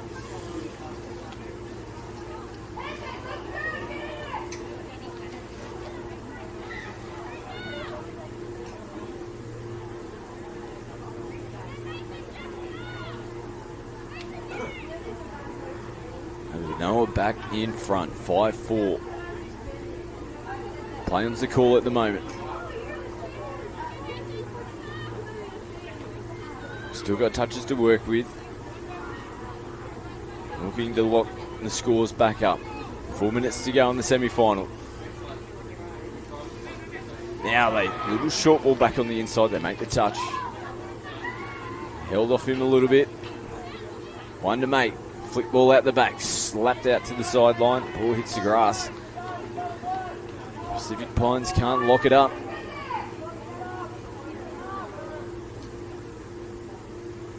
Banoa on their side of the field again. Get those changes out onto the park. Players doing it tough. Hot conditions out there at the moment that they've got to contend with. All for the chance to make it through to the grand final later on today as we see the ball hit the deck. And grand final will take place at 12:30. Marist Emerald taking on Kingaroy in our second semi-final. We see the ball rolling on the ground. It's come off one of the feet there of one of the Banoa players. So they get the penalty and they get the opportunity to get replacement players on with relative ease in Pacific Pines. This could be a big set for them in the game. 2.5 to go. They see some space down the left. Bit of work to do. Diving in at the corner and another big touch. We've seen him already do one of those already in the game. Christopher Odell-Wood. Nice run as well from Jamie Graham. Good footy from both teams. Jai White back out there. Now they go away though. Short side. Nice ball. Just slinging it over. Oh, it's worth a shot. It's worth a shot. Doesn't come off for them. Chase their hands.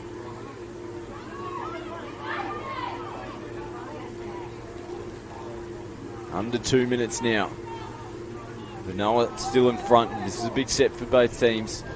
Banoa want to at least finish down the other end of the field. Pacific Pines want to try and stop them from getting too far downfield, and that's exactly what they've done. They've come up with a little error there, Banoa. This is their chance here, Pacific Pines. They have to score in this set of 6. They'll make some changes. They don't want to take too many seconds off the clock here. There's some tired bodies out there for Pacific Pines, and someone's going to have to stand up. Again, they're burning touches because they're making changes, still getting players into position. Last touch, it's got to be now. Into the in-goal they go. They need some support. There's players down on the grass. Still play on to call. Ball back on the inside. What a hit back there. Pacific Pines with 60 seconds on the clock. They have leveled this game up. What a run from half there. Javan and Tekai. Well, they needed someone to put their hand up. And Javan did exactly that. Still time here for Banoa. Can they take the victory at the death? 30 seconds left to go. Here in the semi-final. Teams looking to get through to the GF. They play it on the 7. And Tiamo has a look up. Numbers. Can they get the ball away? They do. Over in the corner they go. Banoa.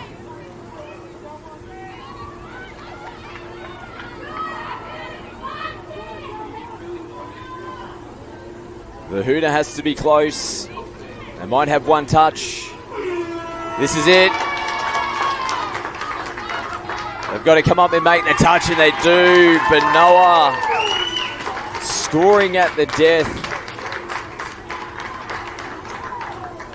And they send themselves into the grand final. They'll take on the winner of Maris Emerald and Kingaroy. That match will be on your screens here on the live stream coverage from 12:30. We go into the semi-finals now. The 18 girls, Palm Beach Currumbin, they'll be taking on St. Aidans. We'll take a quick break here from the Gold Coast Titans All Schools. We'll be back with semi-final action here in the 18 girls. The next line is for the drop-off from 23 only. A reminder, the initial drop-off period is 3 minutes.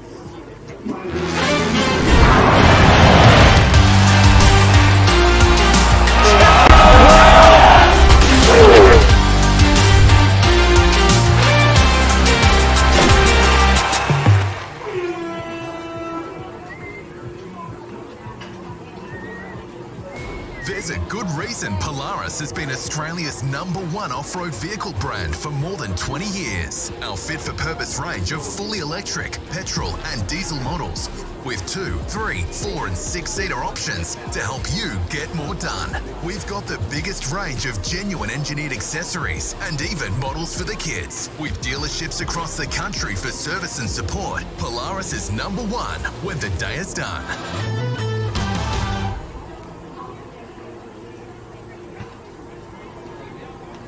Live in the moment together on your next Gold Coast holiday with so many truly unique experiences across 3 incredible theme parks. Make the most of every moment.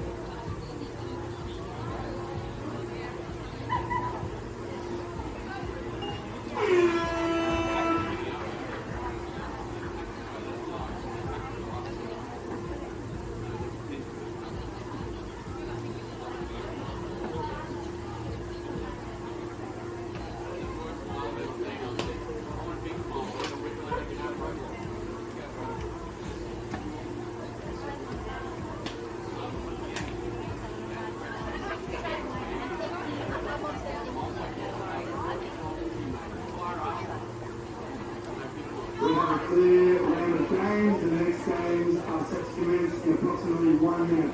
Players and referees, 1 minute.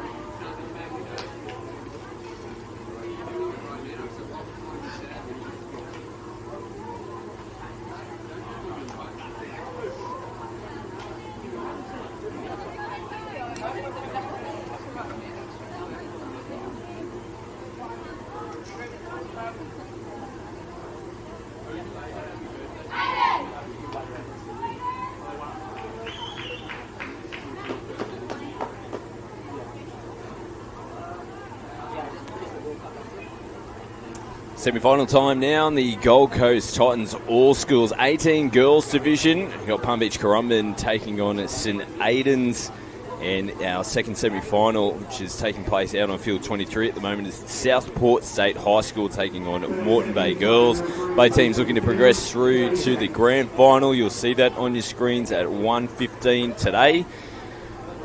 Everything's still pretty much on time. We're just about 2 or 3 minutes behind schedule at the moment. A couple of matches going into extra time on our outside fields. These two teams progressed through to the semi-finals. St Aidans got a 6-3 victory over Hallows. Palm Beach Currumbin also 6-3 over Cleveland State High School. For Southport, they got through 5-0 over Fairholme and 6-3 for Moreton Bay Girls over the Cathedral College. And see our 4 remaining teams in the competition.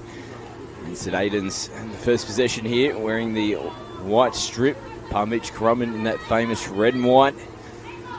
Now, Rainey Hagan, left foot. Nice touch made.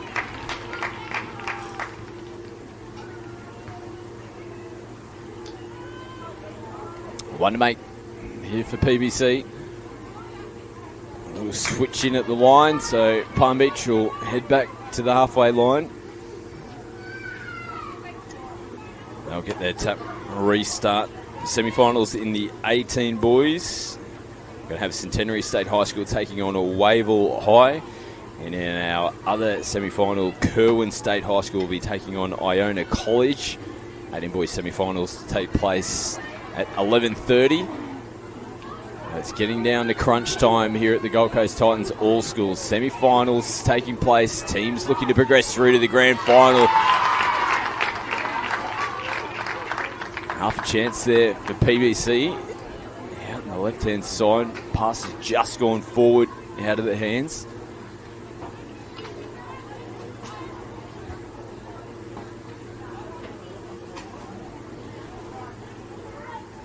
Now St Aidans. Tanamu getting some decent contacts. Here's Wilshire feeding it from half. This is the last touch. PBC hold them to just over the halfway line. Good defensive set from them. Get the touch and pass penalty as well. So good field position here for PBC early in this set. They haven't made too many metres as they go across the field. Looking to get some replacements on. Someone's going to have to get them going forward now. It's the 5th and final, and the ball just comes out of the hands. It looked like there was contact first, but didn't have any control of the footy. Really not the greatest set when they started. 5 metres on the other side of the halfway line. It pretty much burnt 4 touches as they were getting some replacement players on. So, no real harm there for St Aidans. As now they have the opportunity to make their way downfield. A little bit too close and out of position at the moment. Rainey Hagan now manages to skip away from one defender as they sling the ball back across the face of the park. Palm Beach hold on. They'll tap it on their 7-metre line. They'll truck it down their sideline. And then come back and play the ball. Again, replacement players coming well behind the ball as we see solid contact. And too much for our on-field referee, Zoe Gendrick.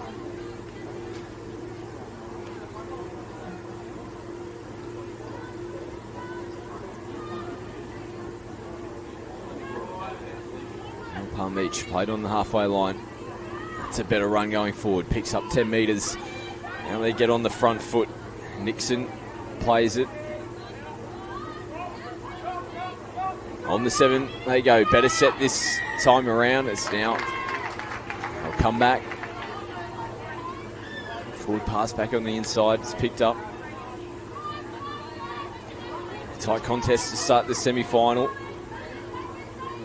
St. Aidans now work down their sideline. They bring it back in field. As the changes make their way onto the park. Lynn Smith working in the middle.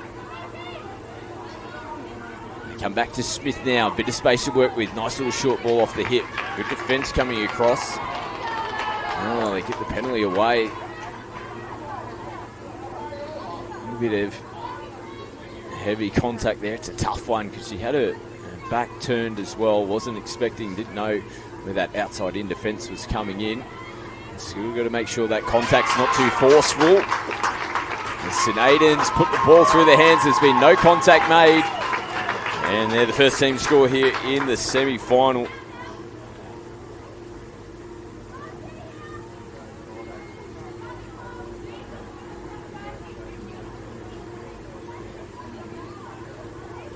Comes off the back of the penalty PBC gave. Repeat set. Still touches to work with as well. Through the hands nicely.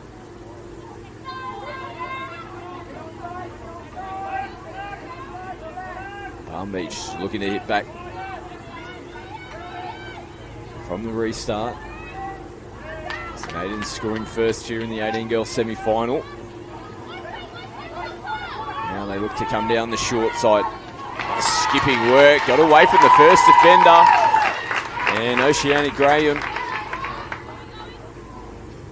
Play to watch here in this semi-final. Locks us up at 1 try piece.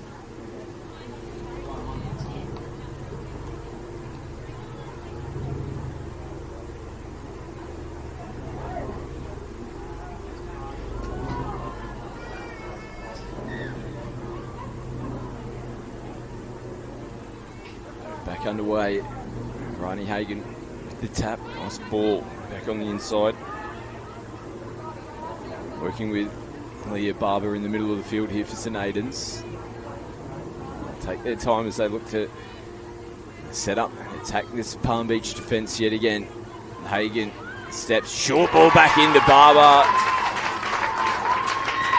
Quality setup from St. Aidans. They hit straight back, get themselves back in front as well. 2-1 now in the semi-final.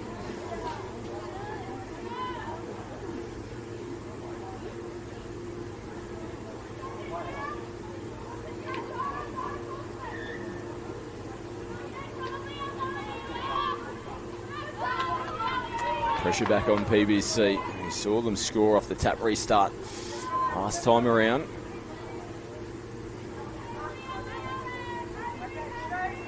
So it might be McLaren with the ball. We'll just try to confirm it. She might have the number 7 taped on the jersey as well with the PBC. So apologies if we've called some names incorrectly. Now, still last touch is slung over the top. Almost sliced through there where there really wasn't too much going on. This is a good start to the set here from St. Aidans. Plenty of running, big meters on the first touch now as Hagan glides down the sideline. Switch back on the inside. Pop ball to Richter. Just slows them down for a second. Richter will come back inside. Gets herself into half. Picks up. Has a look. Players retrieving here. Not a bad little ball off the hip. Don't mind that. Got their defensive line set.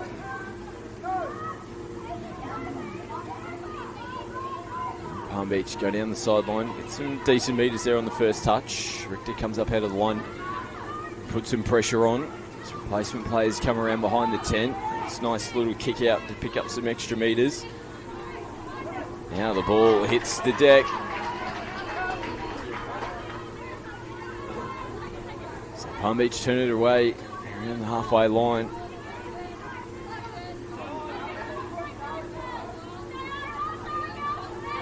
St. Aidans changes onto the park. Tsunami has to come back and play it. Hagen's hovering around as well from half. Comes off the left foot, goes whack. There's players down for Palm Beach. St. Aidans hold their feet.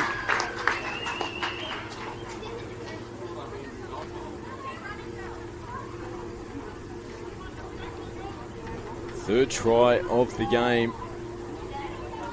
They've skipped out to a 2-try margin now.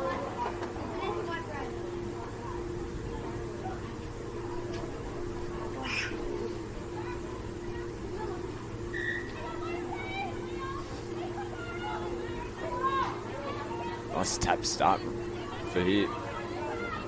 PBC. Already in the second touch, and they've got themselves well and truly downfield. Here's McLaren holding things up now in the middle.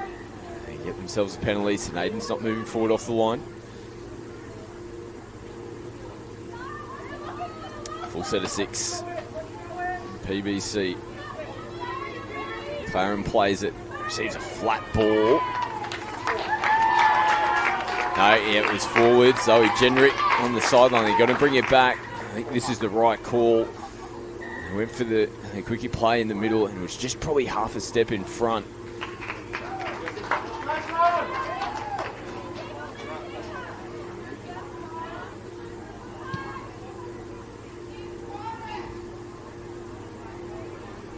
So a missed opportunity there for PBC to bring that margin back down to 1. It's still down by 2 at the moment. 3-1 here in the 18 girls semi-final. Got Southport taking on Moreton Bay in the second semi-final. We'll bring you those results as soon as they come to hand as well. Let you know who will be contesting the 18 girls GF. We'll see which one of these two teams makes it through. You'll see it on your screen at 1:15 this afternoon.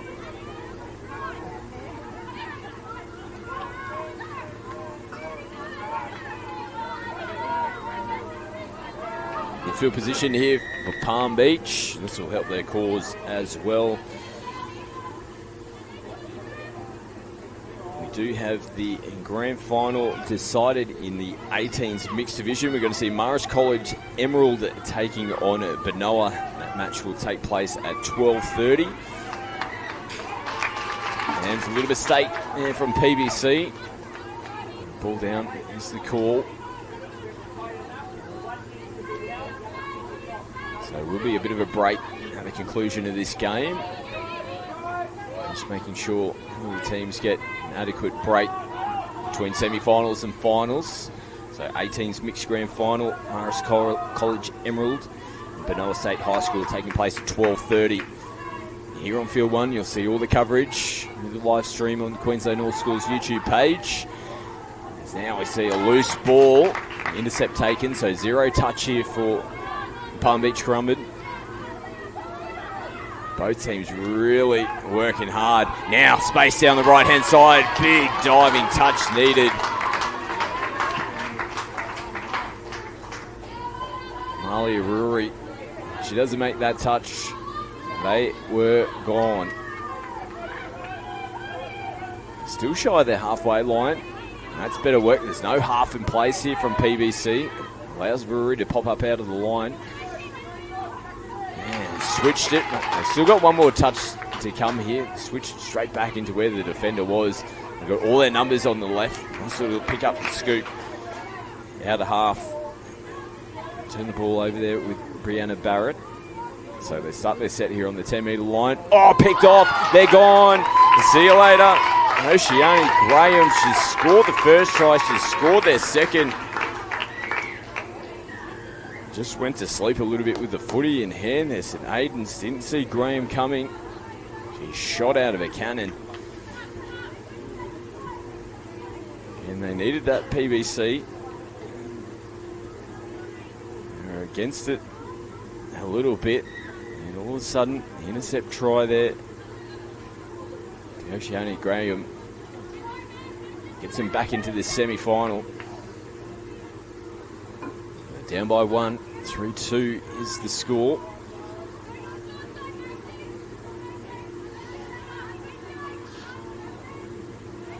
Here's Tanamu dancing, propping, she's pointing, she's looking, she's pleading for a penalty from the referee. They play it now. PBC have to pop up out of the line. On-field refereeing, directing traffic out there at the moment. No space to work with on the left. 6 touches made. Referees are happy. Palm Beach made back to the line. So good offensive set there from Palm Beach after scoring off the intercept try to Graham. So Aidans are responding in defence, sending waves of defenders up at the moment. PBC, it's a better run. Changes here. They just have to hold the football up. They go down the sideline, look flat at best. They come back in field. Better recovery coming into the last touch. They got all their numbers on the left again. They put it through the hands. They'll come back. Touch and pass is the call.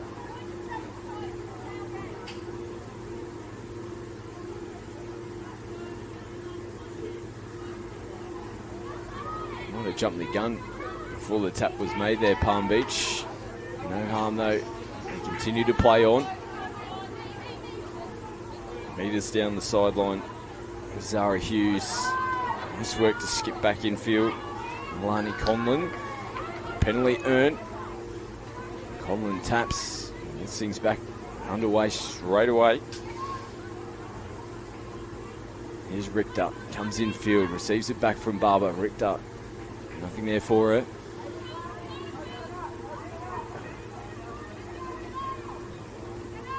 Richter comes back out. Left-hand side. And they go short. No players offside. They do get the penalty though. There are players offside.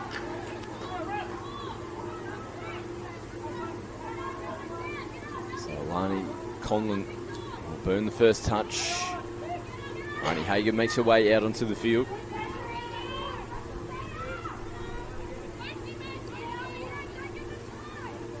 Here's Hagen. Heads back down to the short side. Fancier chances here. Draws him in perfectly. Lovely little short side play. Have they given it? No, referees say no. Well, it looked pretty good from here. I can only imagine the final pass was scored forward.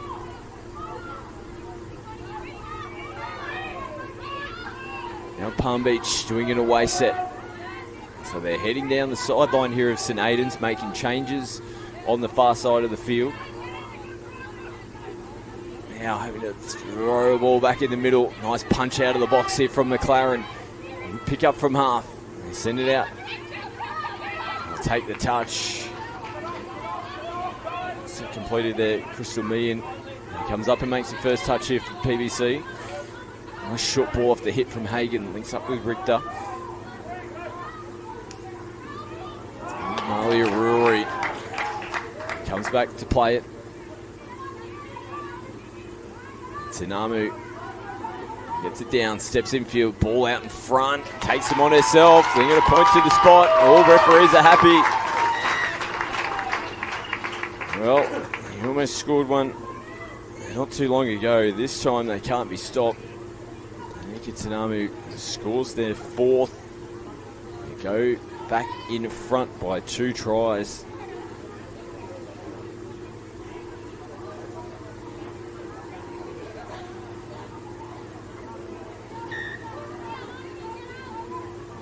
Just under 8 minutes to go in this semi-final. Still plenty of time here for Palm Beach Currumbin. They'll look to strike here and just keep that margin down at 1. Open side, space to work with. Ball out in front, nice inside ball, and slung over. Oh, drop. Wow. What about the ball there? Just slinging it out. If that's held onto, that's points. Really unfortunate. Good play here from Evie Clarkson. Really gun players in this Palm Beach team. She's showing you why there. It's footy smarts. Doesn't matter how you get it out there, as long as you get it there. She did that, just couldn't hold on to it. Might not have been expecting that type of pass to be coming her way. Now Richter almost skipping away. Big touch in the middle of the field. They're doing it tough out here, these players. These are hard conditions. And under all sorts of pressure now, Palm Beach. Try and get forward. And that's what happens when you're under pressure. You feel like you need to get yourself out of that trouble. You're pushing passes. You probably don't need to be thrown just to try and get yourself back on the front foot again. And that's the result.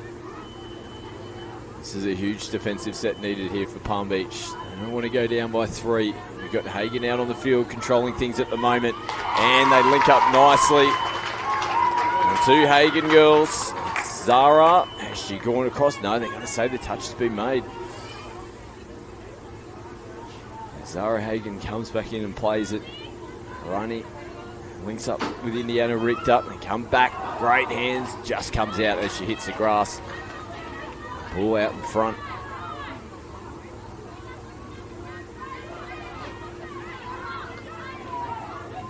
They need a big set. They've got to get down the other end here. Palm Beach. This defense is relentless from St. Aidans. The ball hits the deck again.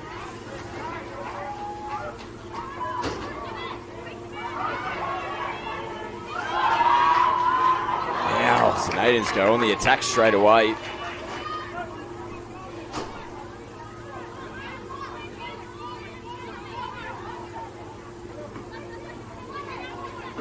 Flat ball there from half. They play on. Players down on the deck for both teams. Graham takes it right to the line. Clarkson gets away. No, the touch has been claimed. They'll come back. Clarkson didn't feel the contact. All you need is just a flick of a jersey. That's enough. Sometimes you don't feel those ones as an attacking player. We take the honesty of the defender. Put her hand up straight away. She knew this contact had been made. Here's Graham.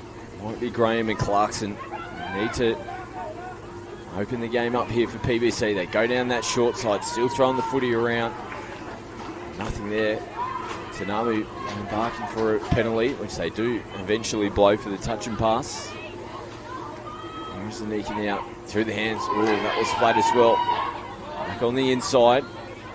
Big meters there. Gets them on the front foot. They can make those changes now. Around behind the ball. Playing it now on the halfway line. Richter picks up, gives early ball. She'll pick up again from half. Has a look at the defense. Gets away through the line, throws a ball. Again, players down on the deck everywhere for both teams. It's a real heavyweight battle in this game. 3.5 to go. PBC down by 2. They've got to be the next team to score, and they're not going to do it when they keep turning the footy over.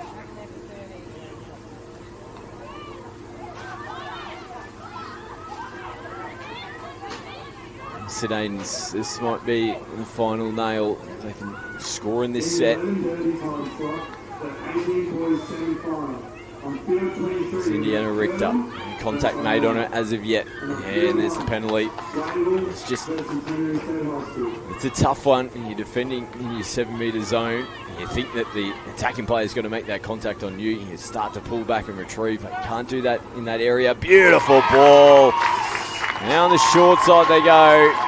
That might be all she wrote in this one. St. Aidans are on their way to the grand final. Still 2 minutes and 40 seconds left here in this game. A margin of 3 tries would be a little bit too much for Palm Beach to contend with.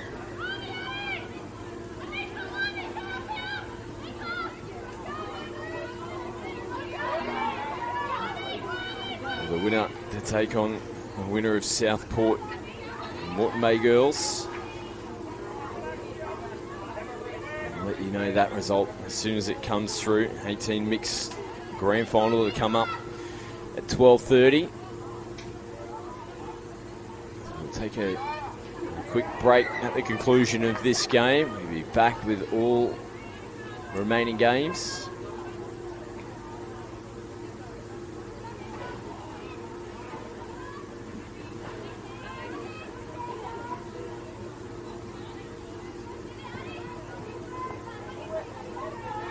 We actually do have the semi-finals, of course. I'm forgetting about the Open boys, the 18 boys, Centenary and Wavell State High coming up next.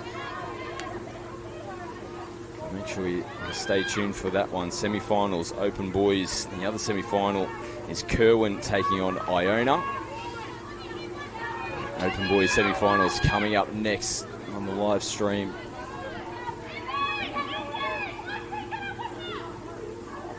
Here's Clarkson. Look like they're running out of juice here, Palm Beach.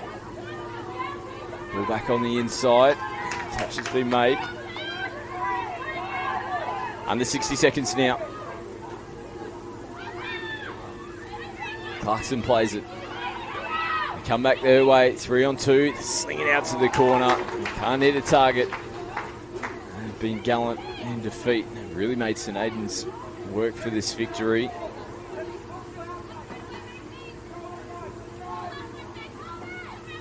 Oh, little juggle and a bobble. This is good signs here from Palm Beach. They want to finish this game off strongly. Clarence holds them up. Takes them on. Forced to retrieve back out. That's 7 metre line. Clarence plays it again. Loops the ball out to the corner. And they will finish off in style. Referees will point to the spot. Nice way to finish here for Palm Beach. Right before the hooter sounds in the background. Final score, St. Aidans 5 over Palm Beach 3. St. Aidans progress through to the grand final. And they'll be taking on the winner of Southport State High and Moreton Bay Girls. 18 boys semi-final action coming up next. Centenary State High taking on Wavell. Stay tuned, more to come.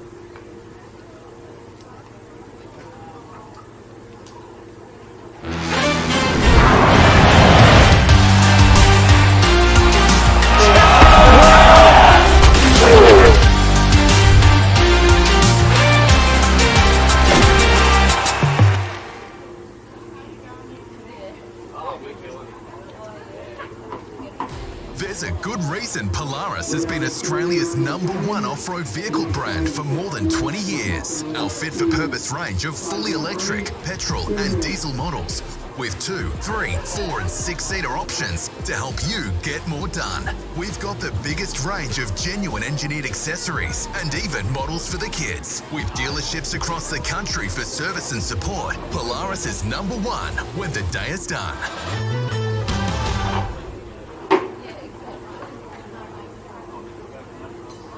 Live in the moment together on your next Gold Coast holiday.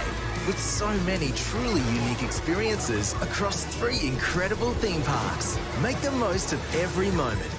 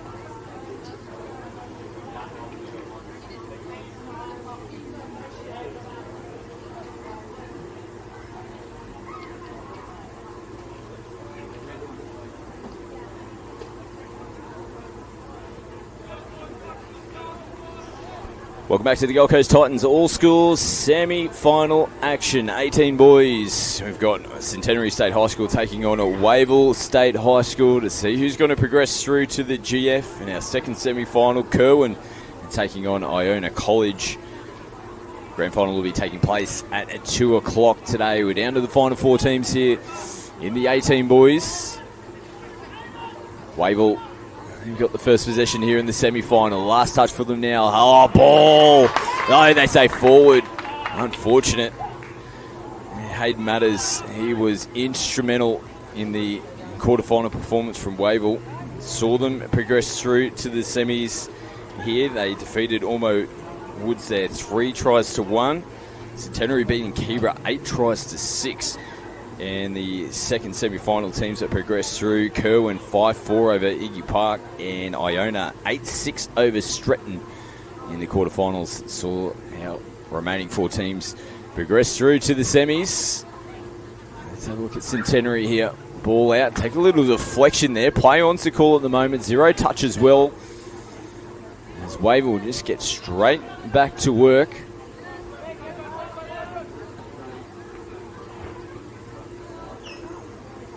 This footy here as Matters takes him on the outside. Bit of space to work with. Put the brakes on. And come back and play the ball there. Kurt Jones with some space down the left-hand side of the field. He's had Matters get himself in a half. Touch the footy a number of times already. Switching back in. Is there a bit of contact there? And there's a claim from Wavell. So a few gun players on both teams. One to watch out for is that young man that threw it from half, number 6. Jacob bricked up. He's got brother Isaac in the team as well. Keelan Chadburn, the player to watch. Centenary there slicing through to get the first try of the game. Jordan Ewan scores in the corner. Centenary strike first here in the semi-final.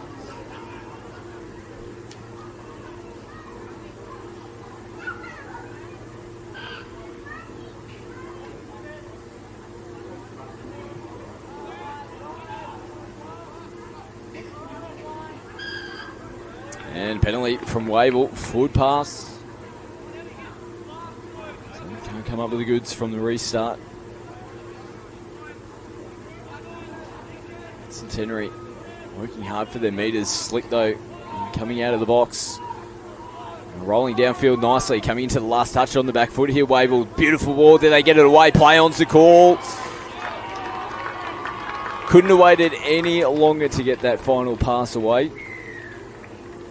It did look good from where I was standing.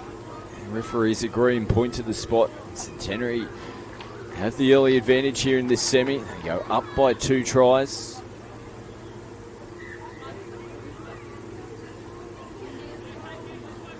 Pressure back to Wavell. Flynn Matters out there on field. Picked up a little, like an ankle injury in the quarterfinal.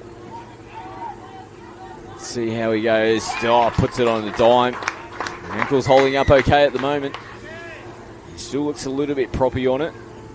Isn't enough to stop him from setting that try up. Getting there first on the board.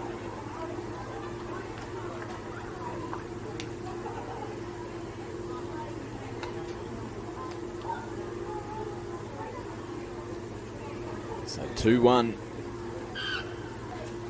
Seen 3 tries already here in the semi.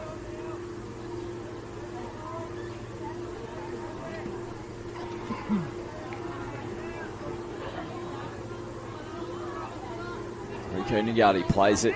Richter loops it over the top. What about the take there? Flying through the air. Oh. What a ball. What a finish. Centenary get their 3rd, and what a try it was. Jeez, that's good footy.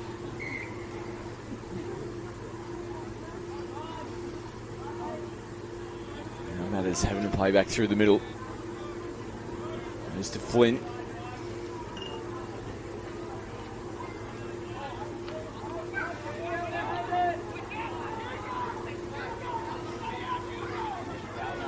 as they go. Brownrigg plays it. 10 metres out of the line. Flynn Matters, beautiful ball out to the corner. One-on-one battle. They come across and make the touch. Big effort in the corner. Hayden Godbold had to get on his skates there to make that. Oh, now we see the ball popping up in the air. Good job there. Zantanamu to hold on to the footy as they flow out of their box nicely. The Centenary team. Richter loops a ball. Almost picked off. Did come out of the hands forward.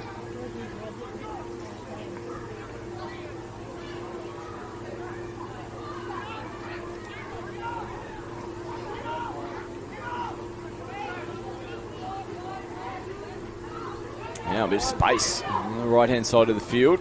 Oh, yeah, just getting caught in that one. It's always hard to know how and when to get the ball down on the mark when you've got defending players coming from behind you. Over the mark penalty. Centenary back onto the footy.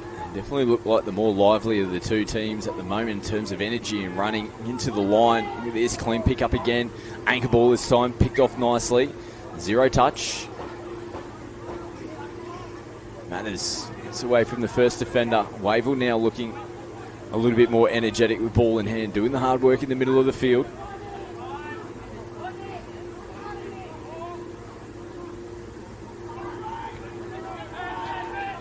And Flynn having to reach for it.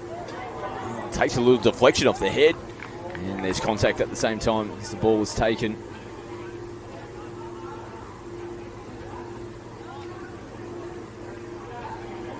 Both teams really working hard to make those meters pretty clinical at the moment. Centenary, apart from this set here, have been getting themselves downfield pretty nicely. Richter comes up out of the line and forces them to throw a ball that goes forward.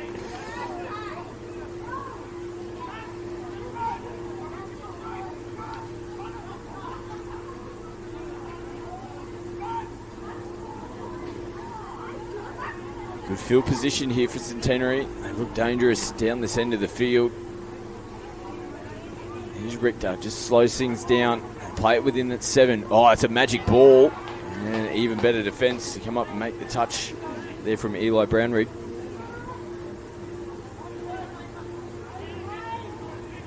There's Jacob Richter, put some footwork on, just slings it out to the corner. Tried to stick it back on the inside. And referee's just confirming. It's a hard one. It's a one-on-one battle. And just throwing it back on the inside and hope there's sometimes not too much you can do as a defender when you're in that sort of position. We do get the repeat set as Richter goes right foot. That's Jacob in the 6.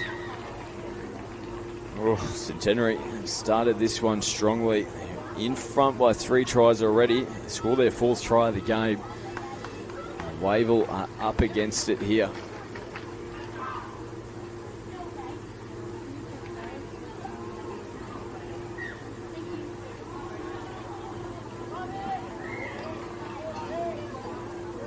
They need points. They probably need to be the next team to score.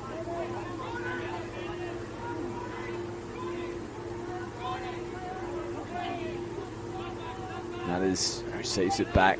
Short to Brownrigg. Comes to Flynn. Takes a little juggle. Penalty though. Moving forward. Centenary off their line. And a little mistake there in the play of the ball. 2 Matters brothers connecting.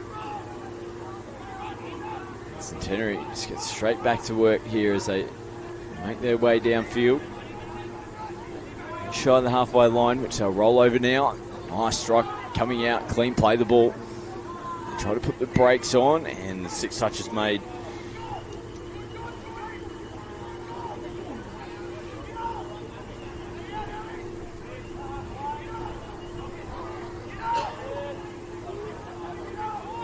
Now Wavell making some changes. Dylan Pauling. We'll hand the footy back here. Centenary.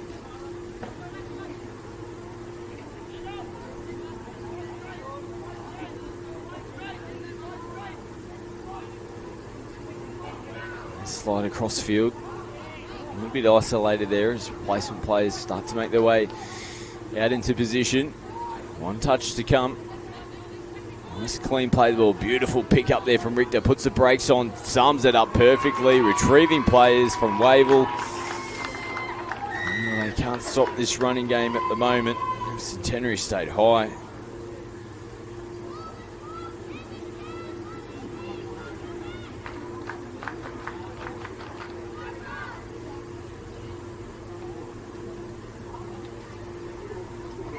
Five tries to one. What a performance has been so far in the semi-finals. Still, there's a stack of time to play. It's going to take something pretty special from Wavell. They need to get points. They need to stop this Centenary team, as we see Flynn coming off the left foot. They get the penalty in the repeat set.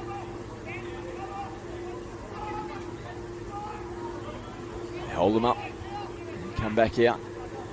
Play it on the 7. Brown rigging from half, out in front. Matters has a look up. Tough ball. He did a good job to hold on to it. He's actually given the footy back up. I think he thought he might have lost it into the defenders. And the Centenary players are trying to argue that point to the referees. But Wave will continue on now. Picked off. And stretching away with it. Nobody at home. Daniel Taylor. See you later. Well, everything going right for Centenary in this one. Everything going wrong for Wavell at the moment.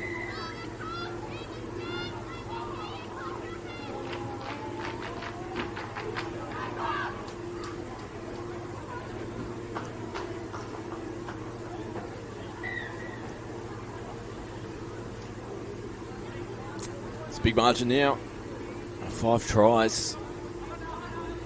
In a shortened format as well. You haven't got the clock on your side. Full 40-minute game. You'd never say never. If you were down by 5, it would still take some sort of comeback. A 25-minute game. And as I say that, though, you really can never say never. That's a quality ball. Left to right. Out to the corner. Didn't really have to do too much more there, Kurt Jones, other than catch that one and put it down.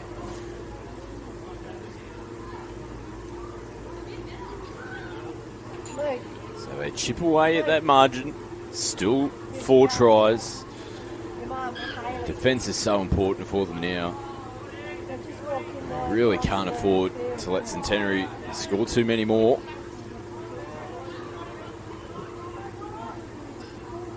Still plenty of footy left to go on this one. Here's Nagati, plays it. Now Richter, short ball. Wowee. That was slick. Isaac Richter linking up there with Rico. He knew it was coming. His body was already heading down towards the try line before the pass was thrown. Isaac Richter. Slick attacking manoeuvre on the line. 7 tries already in this game. Gee whiz, they're making a statement here in the semi-final. Now we see Wavell skip away. Matters puts the afterburners on. Has there been a touch been claimed on the boot? There has. Gee whiz. Nice little pop-out play from Wavell. Almost caught them napping. Now Flynn tries to get on the outside shoulder. Jacob Richter makes the touch. Saw Richter playing for the Queensland Secondary Schools team as well. And teammate on the other side, Flynn Matters. Teammates last week, opponents here in this game in the semi. We get another set of 6 to work with here, Wavell. Oh, has he held on to that? There has been contact made. He did a great job to hold on to the footy there, Kurt Jones. We've already seen him score a try. Got the last try for Wavell.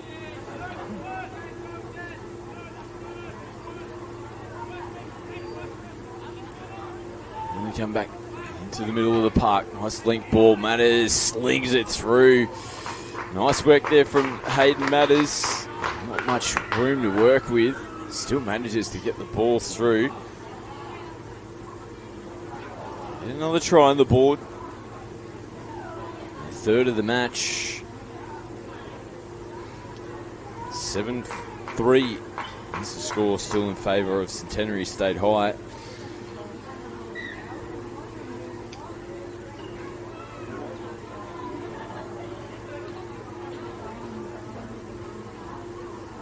We've got 1 foot in the grand final door at the moment. Take on the winner of Kerwin and Iona. A penalty here to Centenary.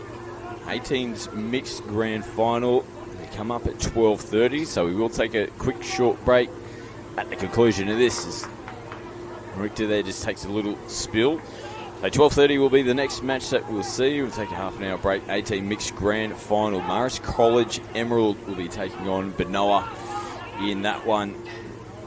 Banoa making their way through after a tight 6-5 win over Pacific Pines and Marist. Tight contest as well, 5-4 they got up over Kingaroy State High School. So our first grand final coming up at 12:30. Bring you the results for the 18 girls as soon as they come through.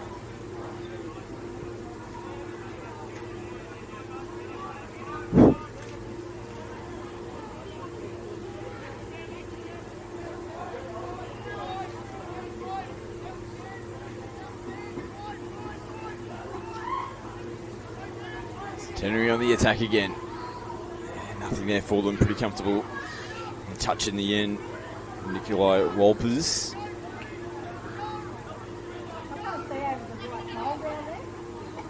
Working hard for their meters here, Wavell, as they etch towards their substitution box.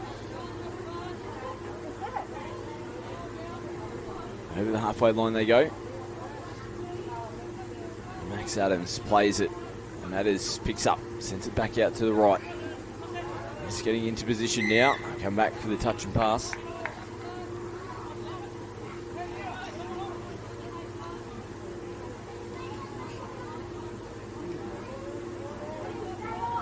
They've been relentless with the way they've made meters here, Centenary. They're comfortable on the scoreboard. They haven't put the cue in the rack as of yet. I wouldn't blame them. Close to 30 degrees out there at the moment. They've got a grand final to come with. They again almost come up with more points. Final pass was forward. I wonder if they might look to preserve a little bit of energy in the back end of this game.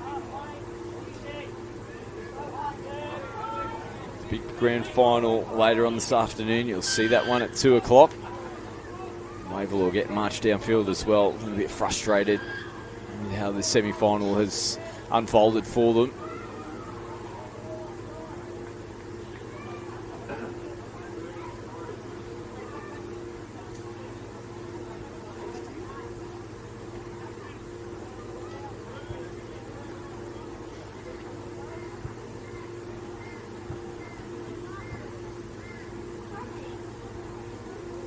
Centenary looking for more points. There's Jacob Richter. Ball in one hand. Slings it back infield. Now they rip long. Oh! Spills his lollies. They'll come back in for the penalty though. Jordan Ewan has already scored a try. Put the hand up. Sorry about that one, boys. We'll get the footy back though. Well, managed this set. Here's Centenary. This work from outside in, just a step too early off the line.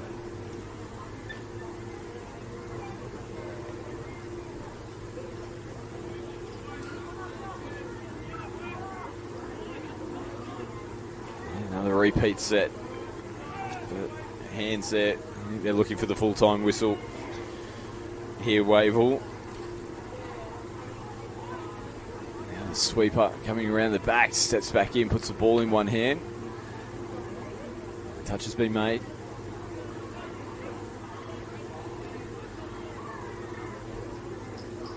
Chadburn plays it. Wrap around play, looping ball out to the corner, just over the hands There with the stretching number 27, Hayden Gobold.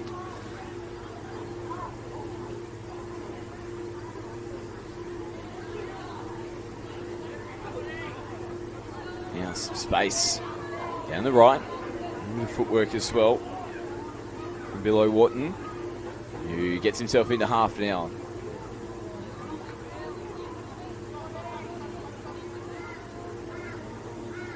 Last touch. Nice little switch play around the back. Nice ball over the top from Matters. Back on the inside, and he did a great job to hold on to that. Great try. And claps here in the crowd in front of me. That was good footy from Wavell. Nice ball over the top. The inside ball had a grab at it. I think it was Eli Brownrigg who scored the try. He didn't give up on the play. He had every right to. Shows his commitment to his footy team there to get the fourth try. 7-4. Yep, chipped away at that margin. That's back-to-back tries for them now. It's back down to 3.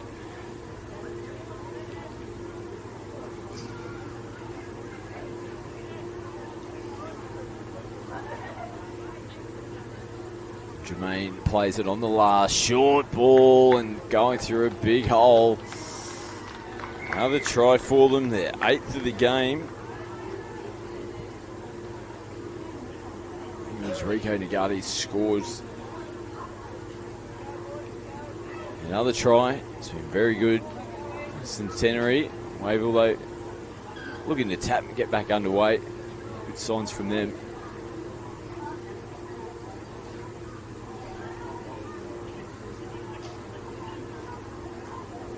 They're looking to finish their campaign off strongly.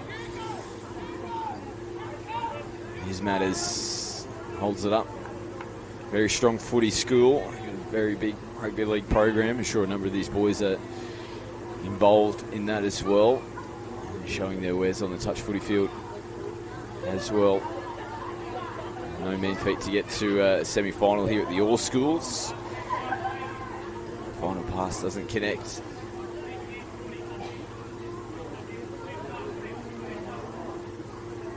Richter on the first.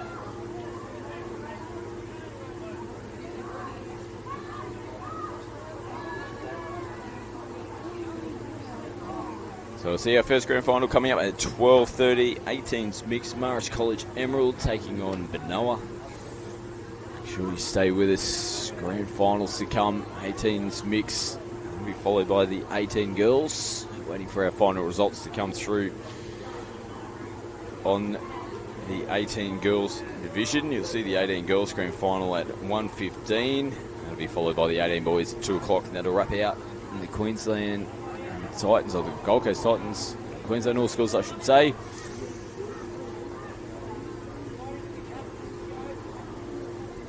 It's been another massive tournament again this year. Over 500 teams coming from wide and far. One of the best touch football events in the calendar.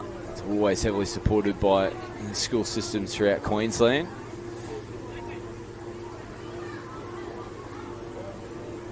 Centenary get a repeat set here. They're going to make their way through to the grand final. Take on the winner of Kerwin and Iona College. Great result for them to make it through to the 18 boys grand final. It was all set up with that start. They came out of the guns absolutely blazing. And Wavell just haven't matched it with them from that point on. Good contact there on the touch. Now through the in-goal area and looping it out to the corner. As the hooter sounds, no better way to finish than that. They get their 9th try of the game. It was a comprehensive victory in the end. 9-4 the final score. Centenary through to the 18 boys grand final. I'm going to take a quick break here from the Gold Coast Titans All Schools. We've got the 18s mixed grand final coming up. You'll see that on your screens at 12:30. We look forward to bringing you all the action then.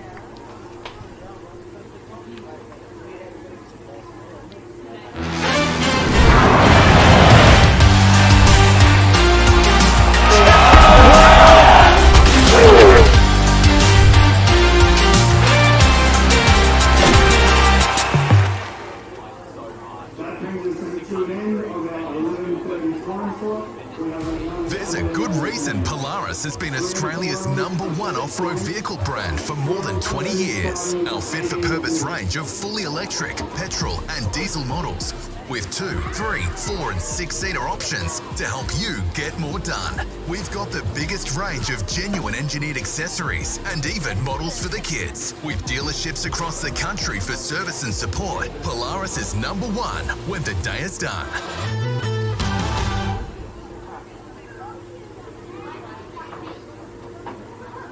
Live in the moment together on your next Gold Coast holiday. With so many truly unique experiences across 3 incredible theme parks. Make the most of every moment.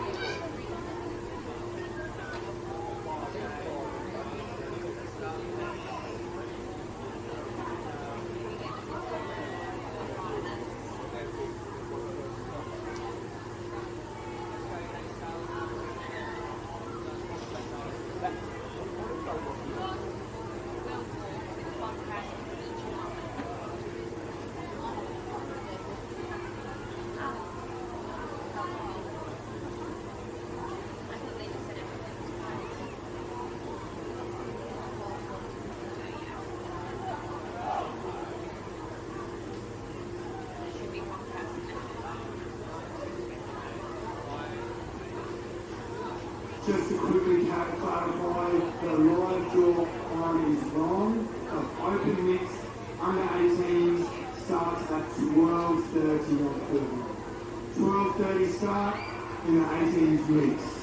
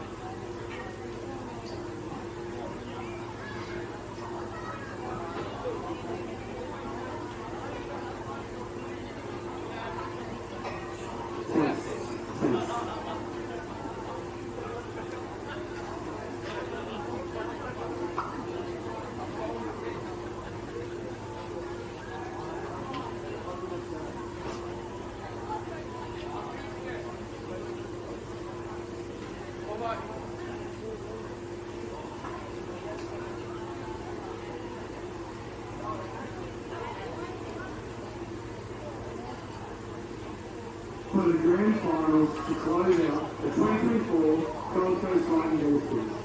We have Banoa State High School versus Mars Emery at 12:30 in the under-18s mix.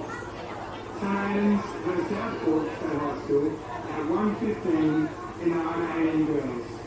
And finally, we have Iona College versus Centenary State High School in the under-18 boys.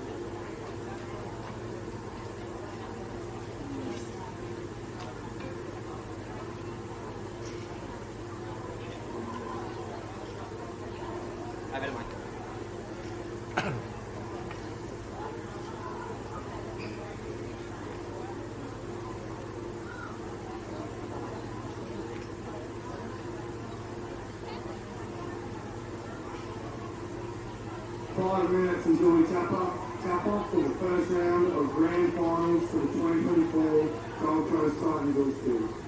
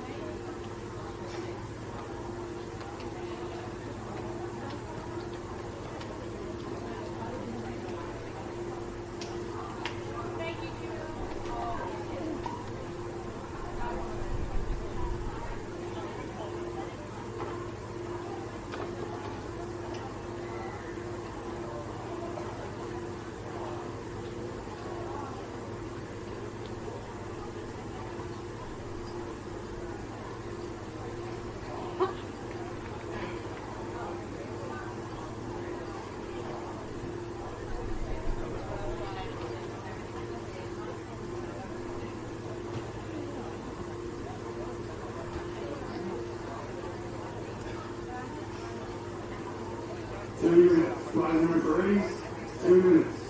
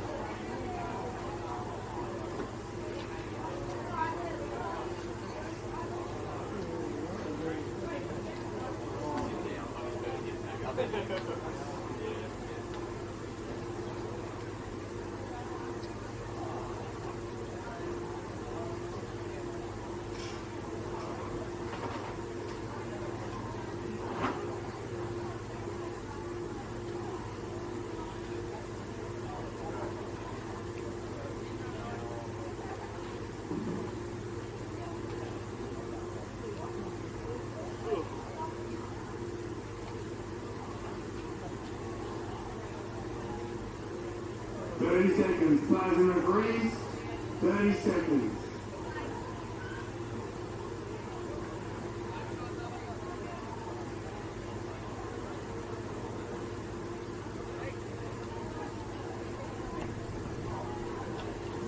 Welcome back to the Gold Coast Titans Queensland All Schools. After a short delay, we are into our first grand final of the afternoon. It's the under-18s mixed grand final. Marist College Emerald taking on Banoa State High School.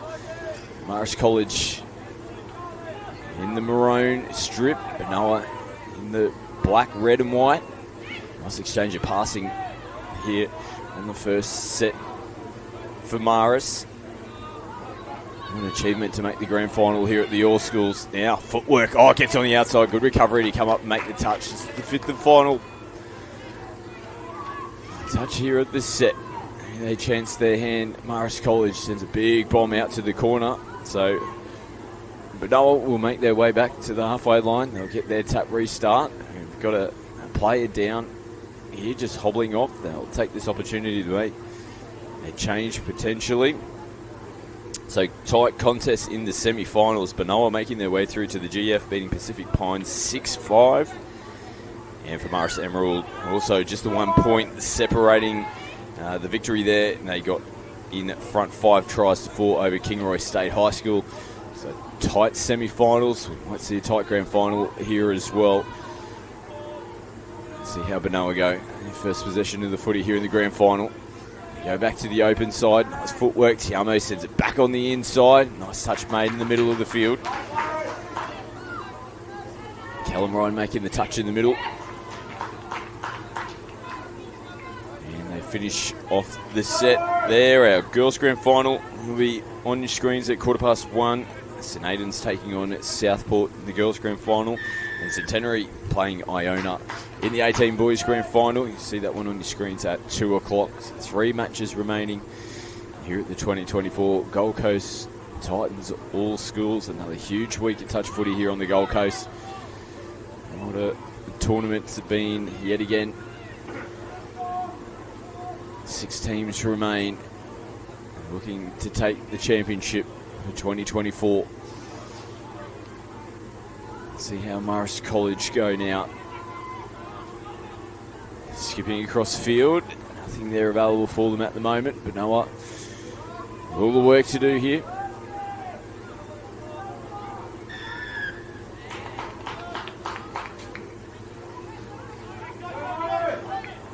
Get the penalty after the mistake from Banoa coming out of their end of the field. So probably the best opportunity to come up with points so far for Marist. Full set of 6 to work with. Already playing on the 7 metre line. Second touch for them. Bit of space available. They got a point to the spot. First try on the board. And Ryan McDonald scores the first try here in the 18 mixed grand final. Marist take the early advantage. They're in front. 1 try to 0. Over Banoa State High School, just held off. McDonald there, got in the outside shoulder, slipped in between the defence.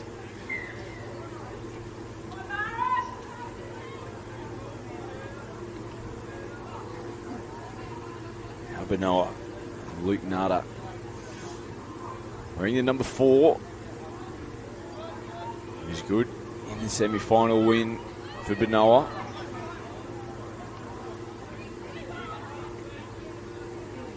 Skipping on the outside, good defence on the line. Nice touch of the set. To come into the middle of the field. Nada now footwork. He tracks one defender. Oh, just goes through the breadbasket there. This ball gets turned away. Marist College now putting it through the hands. Pick up nice meters down their right-hand side of the field. Georgie Mitchell will play the ball. Changes onto the park. And for Marist. Good meters skipping forward. Cole Finch. And clean pick up from half. As Finch slices across field. And the ball might have come off one of the Banoa players. Not played at. And it's a penalty. Touch and pass. It's the first infringement. Banoa tap. Get us back underway. You see another penalty here. It's a bit of contact. And one of the Banoa players is going to head out the back. He's picking up a little bit of a head knock there. He's down on his haunches in backfield. We'll keep an eye on him to make sure he's okay, and hopefully he can return out to the field now as we see Banoa turn the footy over.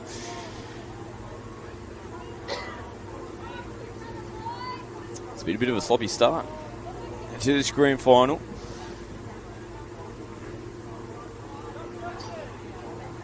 Marist College now looking to capitalise. Already got one on the board. Finch on the outside. Nice defence on the line. They come out to McCullough. Plays it now. Last touch of this set. Finch again on the sweep. Beautiful short ball and punching through a hole. They've gone back to back.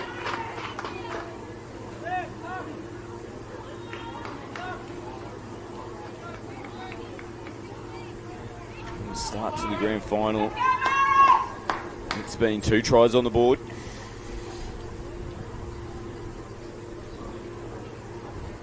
Early advantage here to Marist College from Emerald.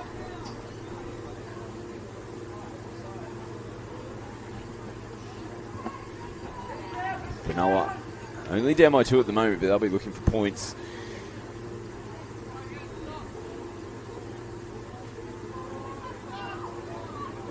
Now on the sweep, holding it up, ball in 2 hands, good touch on the line.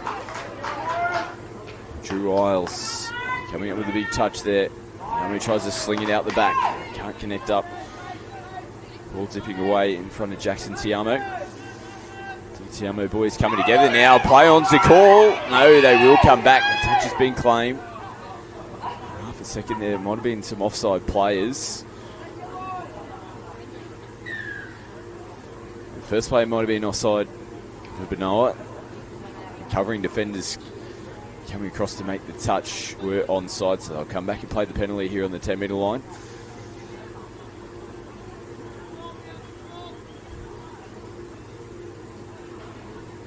Sliding across field, much doing in the early stages of this set. McCullough tries to straighten them up now.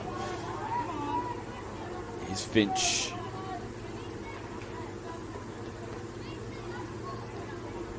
Field they come. Braden Beams in the middle. Beams feeds it from half now. Has a look at his options. Manages to get away from one defender. Links up with Finch. Well, they are on fire. They start this grand final. 3 tries on the trot. And an early lead.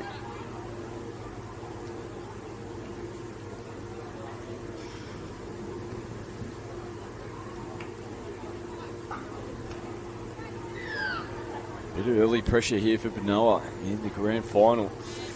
Down by 3. Early stages of this one as well.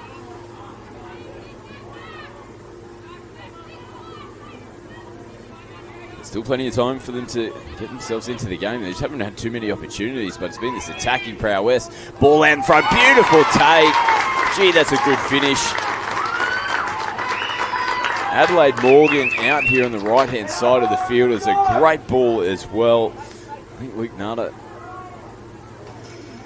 threw that ball, and he threw it where the space was. Adelaide Morgan got herself into perfect position, had to stretch for it, didn't have much room to work with.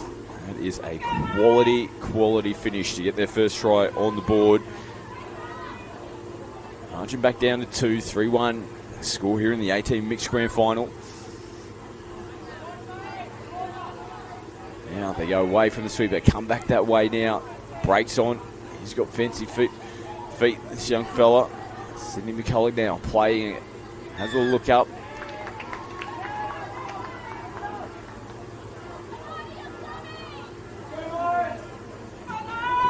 We'll get the footy back. It's the 6th touch.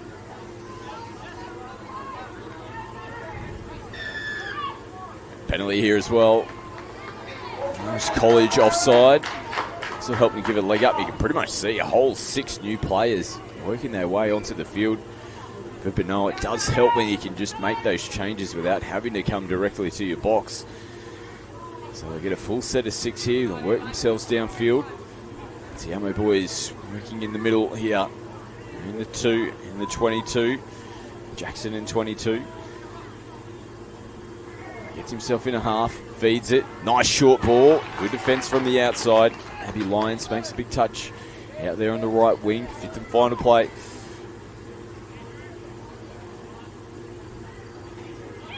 Now, nice work. Down in the corner.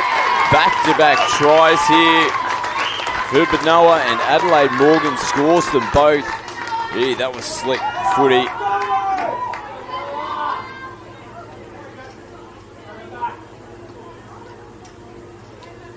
Just nice ball movement down the right-hand side. Attracted that defence.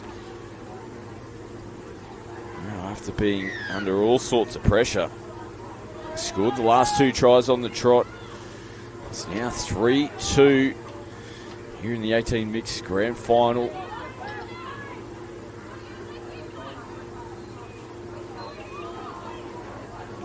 And a hit back it's been from Banoa. They need to get into a defensive mindset now though and try and stop these points. Always want to defend your line after scoring down the other end. Morris go expensive out the right. Try and switch the ball back in. Ball hits the deck. So a big tick in the box there, and that's set. Banoa.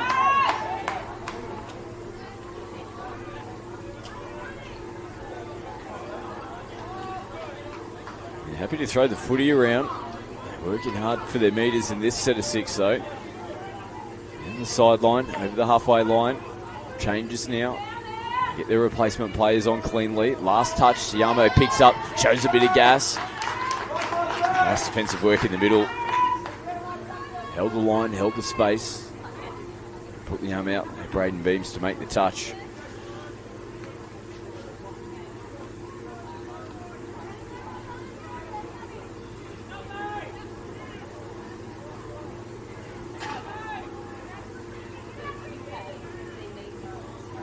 Replacement players working back through the middle of the field.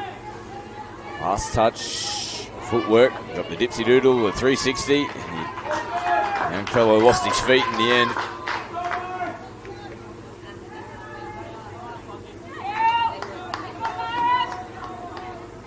Here he is, Callum Ryan in the 10, comes up to make the touch. Space down here on the right-hand sideline.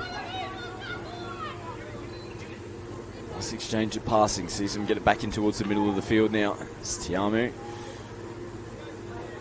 That's Josh, ball in hand. One to come here. He'll be looking for a clean play the ball. Wignata plays it inside that 7-metre line. Ball out to the corner. They were well numbered in the end.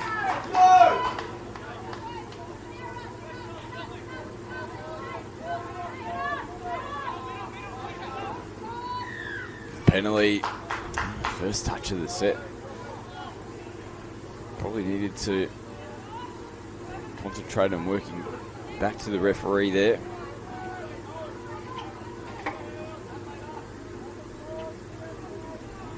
And they played on the halfway line after a pretty exciting start to the match. We saw Mara score the first 3 tries, but Banoa have hit back. It's turned into a back and forth battle between both teams now. Last touch, short ball, and through a huge hole.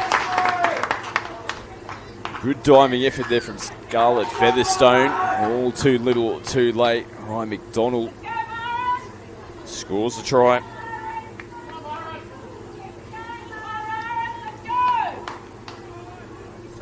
Just gets them back in control of this grand final. Front by 2 tries, 4-2.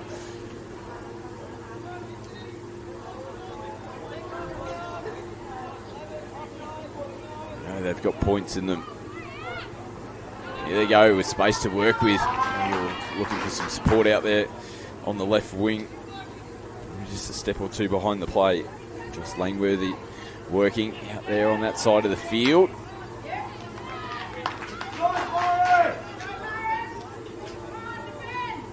Last touch. They show it. Yeah, nice touch in the middle of the field from Beams.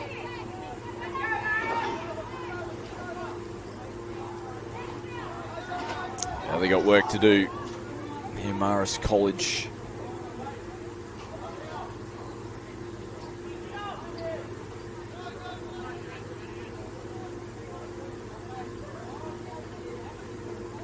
Smart work. They played on the halfway line. A little bit flat though in this set. Someone's got a punch going forward. That was the last touch. So yeah, didn't know the touch count there. Not the greatest set of 6 for Maris. And Banoa looking to respond. They start their set of 6 in pretty good field position. Watch out for that sideline. They get the footy back in field now. Josh Tiamo gets the ball to Nutter. Space to work with. Takes it on himself. Great covering defence coming from the middle of the field.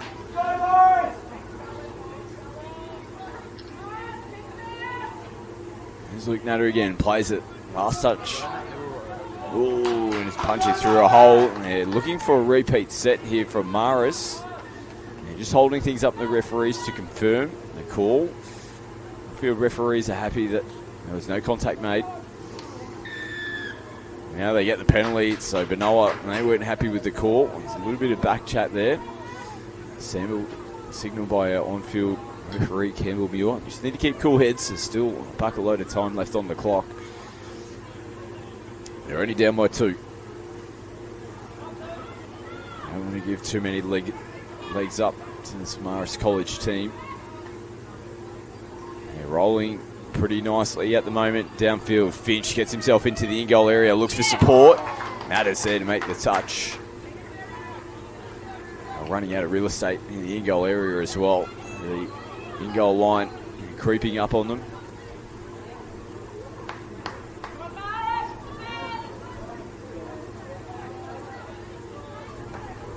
Changes here for Banoa. It's Christopher Oderwood. Goes across field. Here's Oderwood again. Picks up great meters coming into the back end of the set. Little short ball here. They hold it. They get into the in-goal area. Linking up out the back. Great cover defence again. Geez, their defence has been good. At Banoa, they've got to take the positives out. They're creating opportunities, particularly from some half runs. Got a little quick short ball. Might have seen them slip through. They end up throwing the dummy and slicing through and getting into the in-goal area. Regardless, this desperation defence from Maris College, from Emerald, is holding on. And they're rolling downfield pretty nicely. 6 touches made. Tight contest continues. Nice little show and go. Good recovery to come up and make the touch.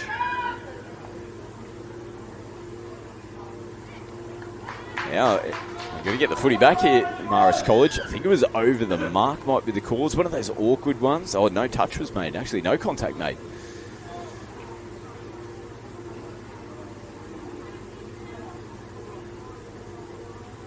So, valuable field position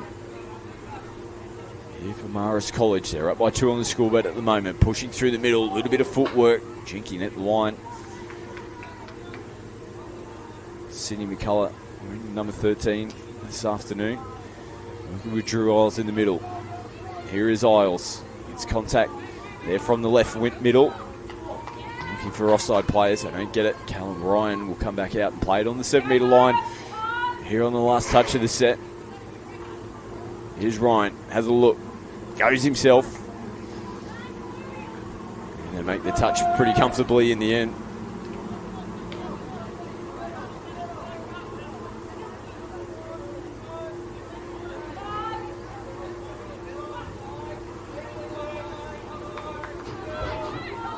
Cleaner start to the set. This time around from Banoa. Giving the footy back to Maris in their own end of the field on their previous set. Be about 10 metres out from the line coming into the last touch. Short ball, bit of space to work with in the middle. They're going to get it done. No, ball down. Lost it over the line. And it is tricky in the middle of the field. You can see the grass, just with the sheer volume of games that we've had here at the Gold Coast Titans All Schools this week, has worn away pretty significantly around the middle of the try line. And it's going to take some sort of effort if you've got a low game. Try and hold on to the footy and getting that over the paint. So Might have just got caught up in the dirt there. Wasn't half a chance to get that margin back down to 1. Now we see them skipping on the outside, and there's a touch on the boots. And a good touch as that as well. Mason in the 23. It's going to be a penalty coming here for Banoa.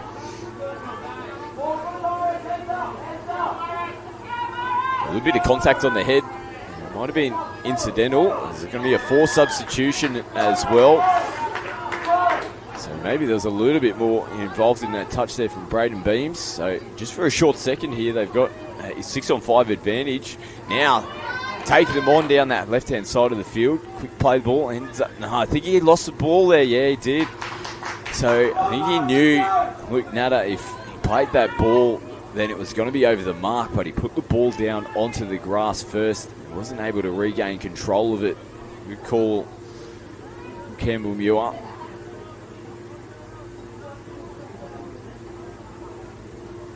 Morris now rolled downfield. They can't pick it up cleanly. Callum Ryan.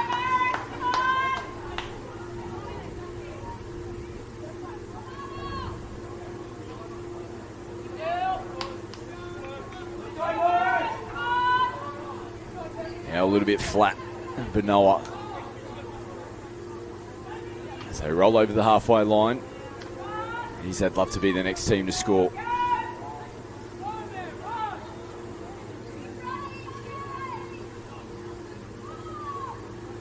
Played on the 7. Josh Tiamo picks up. Looks for support. Does get through to the in-goal area and finds it. Referee's confirming. I don't think there was any touches made. They give it the all clear. Banoa score their 3rd try of the game. Get that margin back down to 1. 4-3 the score here in the 18 mixed grand final.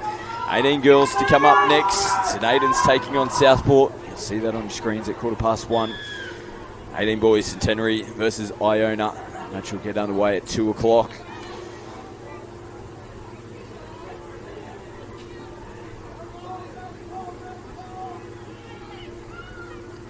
Braden Beams looking for options. Steps out, comes down the short side. They come back in field. They're well covered. Nice touch from Logan Princey.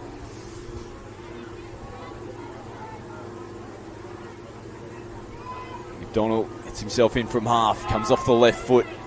Takes it right to the line. This will be a touch and pass.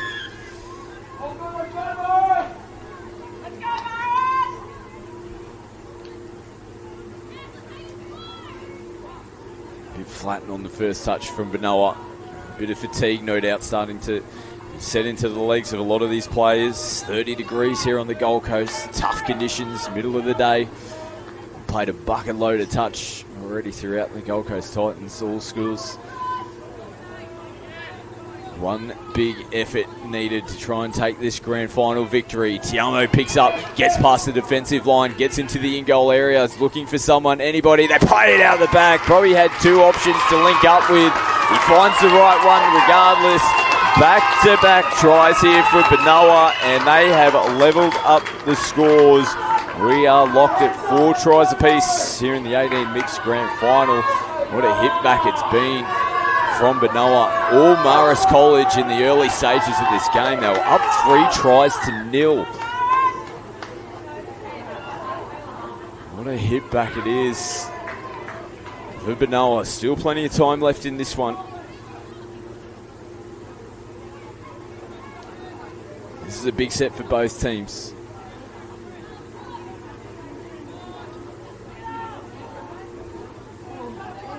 Miles sends it back infield. Hit himself in the half. They punch through the middle on the back foot. Bit of footwork here coming in at the line. Touch has been made. Luke Natter just making the touch before the ball was down. Last play of the set. Inside ball. Oh, it's taken a deflection. Oh, he threw his hands back. It's a tricky one. You want to defend your line. Do need to play the footy. Give Morris the chance to steal it at the death. Takes a little juggle.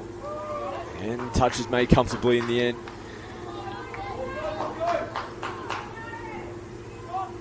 Still time to work with. Not much though, as the clock He's ticking away. Now, left foot. Oh, they've got him down. Have they? The inside touch was made. One of the Banoa players was on ice. Slipped over on the line. Great desperation defence coming from the inside. Last touch now. Hooter sounds in the background. Floating ball goes over the sideline. We've got scores locked up here in the grand final. 4 tries apiece. That means we're going to extra time. Oh, dramatic scenes here in the 18 mix. Like I mentioned, Marist College up by 3 to start this grand final. What a comeback it's been. Banoa scoring the last 2 tries to lock up the scores. We start with 4-on-4. It'll be 2 males, 2 females out on the field. We go to a 2-minute period to start this extra time. If there is a winner throughout that 2-minute period, they will take the grand final win. If the scores are locked up after that 2-minute period, we'll drop down to 3-on-3. And the next try will win the game, win the grand final, and they'll win the championship for 2024. All on the line. What a fitting way to close out the 18's mixed division. 2 teams can't be separated at the full-time whistle. We go into extra time now. Important as well. A big advantage to start this extra time period with Banoa getting the tap off.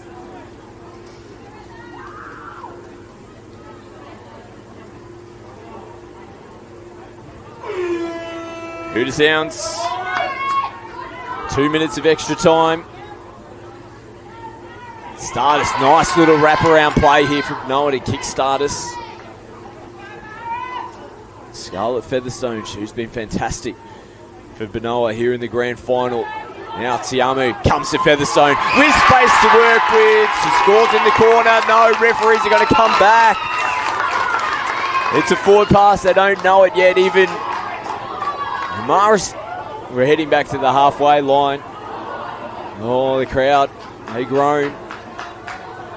Thought it was going to be advantage Banoa. Haven't they got their tails up? Hopefully that doesn't take a bit of sting out of them. Now Maris still got to work hard to try and get down the other end of the field. Here's Finch. No point in playing static here when you're still 30 metres away from the line. Now they got to defend. And they can't forget they've got the opportunity to still make changes here, Banoa. Nice footwork. One of the Banoa players in Featherstone also getting tripped up in that play. So all 4 players still remain out on the field here for Banoa.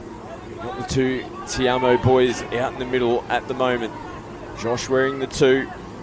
Jackson in 22. Josh feeds it to Jackson. Comes off the left foot. Oh, gets on the outside as casually as you like. Puts it down. And gets a couple of extra seconds off the clock in the meantime as well. And this is important for Morris. The game's not over yet. They've got to get the footy. Get back to the halfway line. The clock's going to be against them though. Both teams have made some changes. It's advantage Banoa. Not a bad option to quick tap and go straight away hit from Drew Isles. No, nice little in and away if they see some space. Down the right, Jade Ryan. Banoa players getting called back.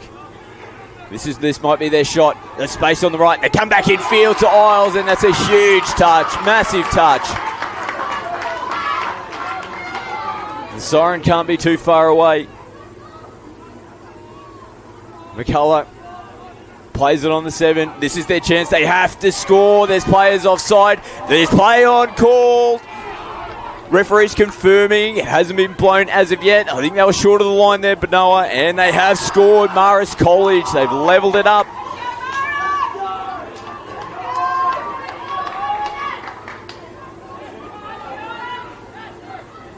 Now Banoa still have a chance to steal it.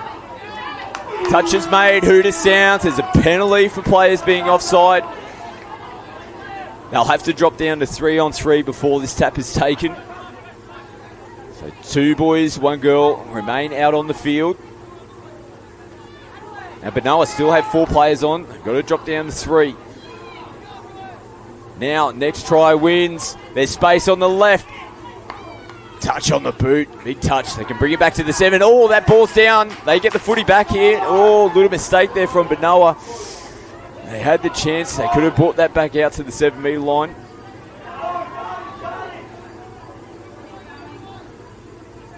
Now, Amaris College.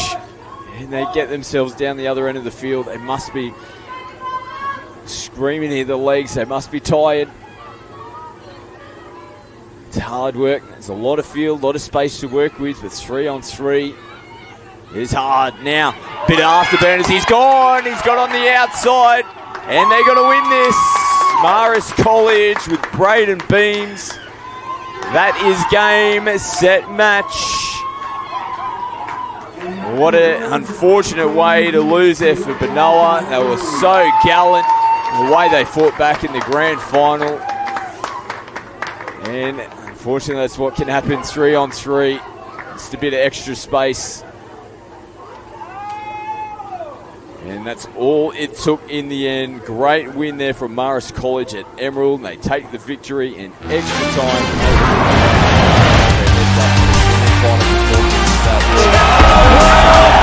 College get it done. And they're the 2024 Gold Coast Titans, all schools champions in the 18s mix. We're going to take a short break now. We've got the 18 girls grand final coming up. St. Aidans taking on Southport. Stay with us, more to come.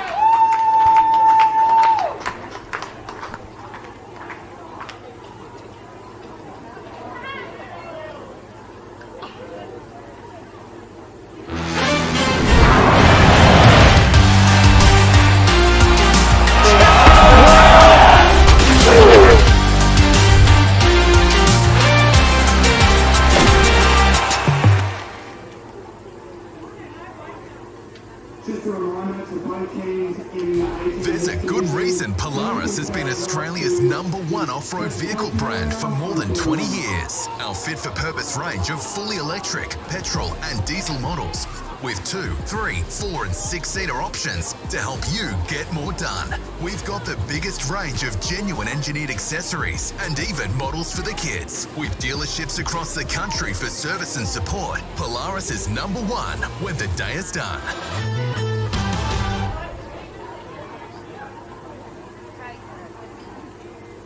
Live in the moment together on your next Gold Coast holiday.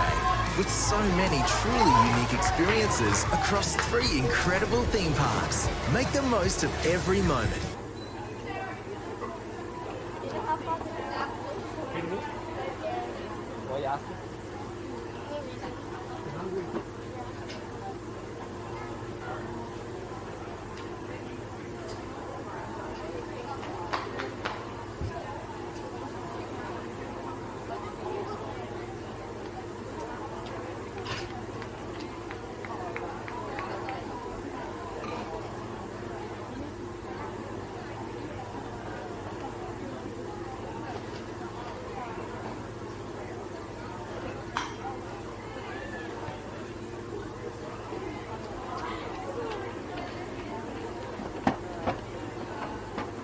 And we once again have all teams from the under-18 mixed final head towards the flags and the presentation area on field 1.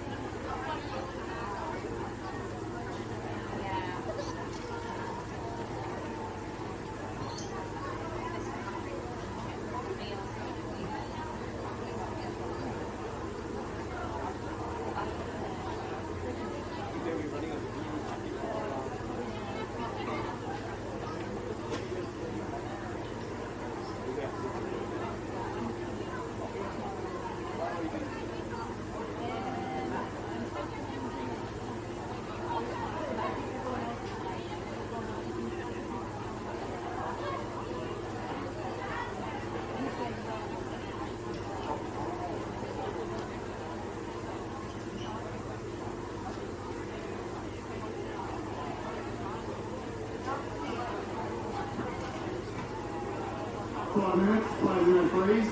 5 minutes until the start of the under 18 girls grand final.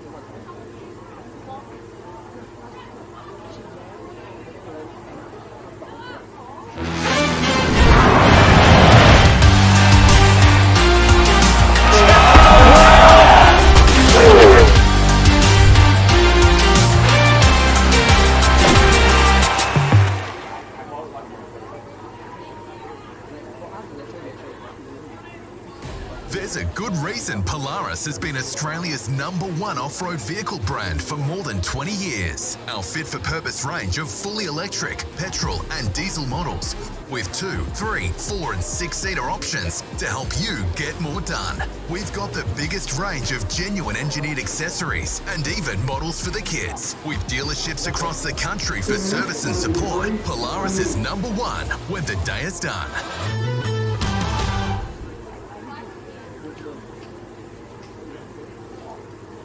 Live in the moment together on your next Gold Coast holiday.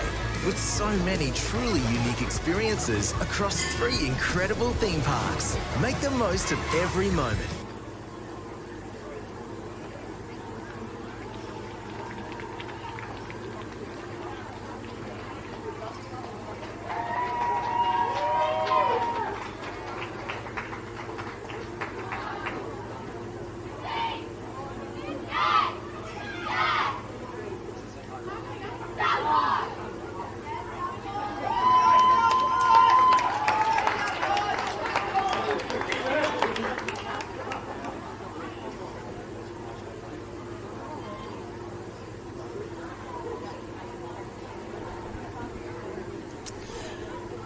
Two games remain here at the Gold Coast Titans. All schools into the 18 girls grand final now. St Aidans Anglican College taking on Southport State High School. Both these two teams made their way through to the grand final with some tough semi-finals. St Aidans beat Palm Beach Crumb 5-3, and only the 1 try in it in the second semi-final. Southport winning 4-3 over Moreton Bay Girls College. So the 2 final teams here in the 18 girls. We're duking it out for the championship. We've got our 18 boys grand final to close us out for this year's competition. That'll be on your screens at 2 o'clock. Iona College taking on Centenary. 2 big matches. We saw an absolute ripper in the 18s mixed grand final. Went to extra time.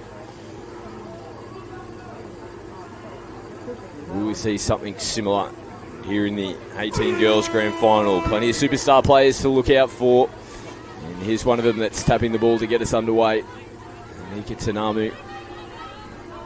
Ronnie Hagan out on the field as well at the moment. She dishes from half. Looking for a little set play here off the tap-off. They're just getting players back into position. Looking to go down the short side. They come back through the middle now. Tanamu rips long and off the fingertips. Southport will come back to the halfway line for their tap-off. Each team gets a tap-off here. Otherwise, straight 25 minutes is the format, which continues throughout the final series as well.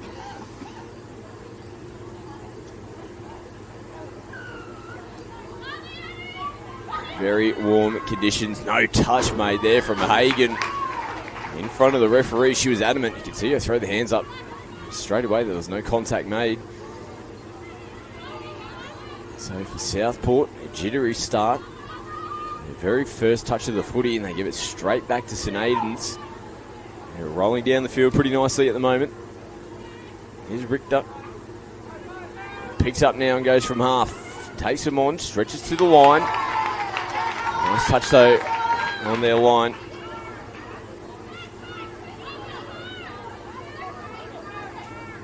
Southport holding out. How can they be cleaner this set? Got through their first 2 touches. They get some changes coming around the back of their 10-metre line.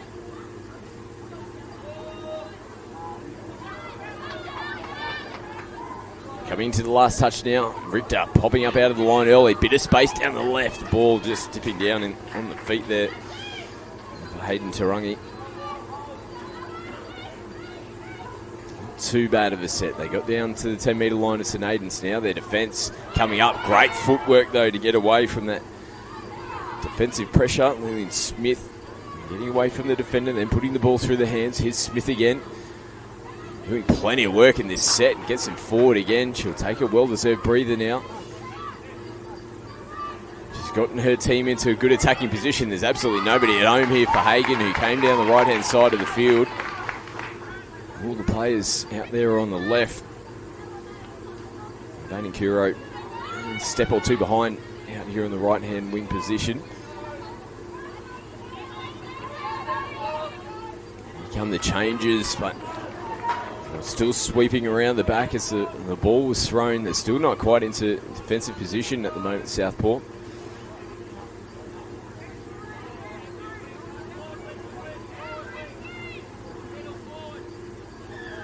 And it's a penalty.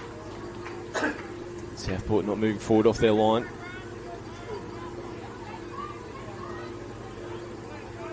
Six touches in the attacking end of the field. Hagan looks to go straight away. Beautiful ball out the back. Ball out in front and off the fingertips there. Zara Hughes. I like the intent though. St. Aidans going early in the touch count. Beautiful pass out of the hands from Hagan. Absolutely let it rip. Just helped to get some defenders on the outside shoulders. You can see a Southport player down here at the moment. Got some heavy contact.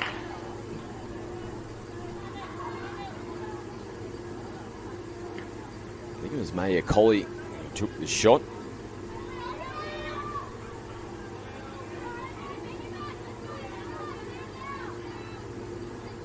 They haven't really had any opportunities in the grand final as of yet. This is their best one so far. Here's Colley again. Good to see her back on her feet. Coming to the last touch. Nothing there available for them. Still their best set so far in terms of metres gained. St. Aidans winning the territory battle early. Still 0 on the scoreboard here in the 18 girls grand final. And a little mistake, so another little win there for Southport. Over the mark is the call. This time they'll start their set just a metre short of the halfway line, which they roll into St. Aidan's territory now. Comes out to Jade Kingy, who heads into the interchange area. And a little bit of pressure now as the changes come onto the field. Robust is hovering around from half. She's in there now. Some footwork. Manages to get away from the defenders. That is unbelievable footwork. And the ball back on the inside. It looked like it took a little deflection from one of the St. Aidan's players. A say ball down. Might not have been played at. Amazing footwork. And from Michaeli Robust. And the last play of the set. Down the short side. Almost saw Southport get the first points here in the GF. Now they're playing through the middle. Good set here. They'll play it on the 7 metre line. Richter, they pop up out of the line. Just confirming with the referee. They're back on the line. Referee says they were.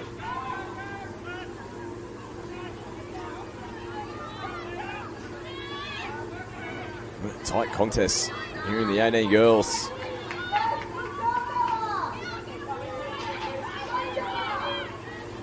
Southport now on their sideline. Bring it back infield. Lovely ball back on the inside. Did an amazing job to get that ball down on the ground cleanly. There's a penalty here to Southport. Maybe the contact, I think, in the play the ball. Little Watkins leading the charge here for Southport. Just in the right link position at the moment. And Colley sends it back infield. Nothing doing at the moment for Southport. Zago plays it. Sweep with Watkins, who comes back infield. Nice touch.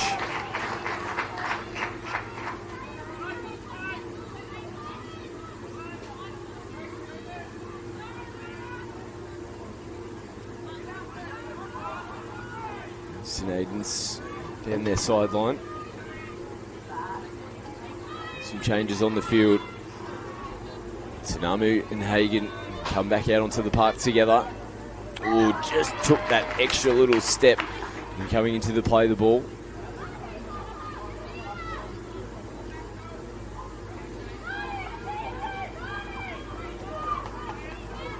Now they go wheels down the sideline. Watkins is stretching away from them. She's going to run away with it.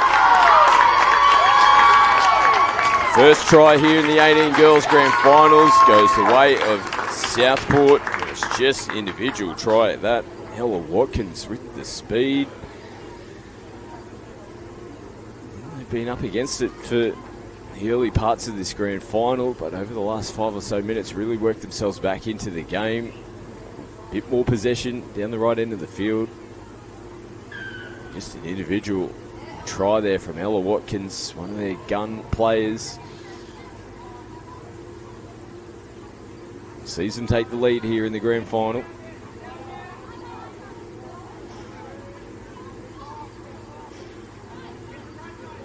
So Aidans will be looking to hit back from the restart. Hagen has flat ball back inside. She'll play it now. Come back to her.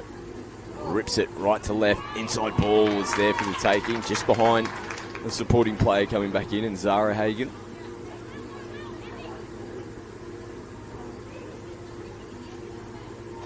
Southport hang on defensively after scoring the first try here in the GF. Now, it's a mistake. Forward pass from the ruck. It has been signalled from our on-field referee. A little bit sloppy in the play of the ball there, Southport.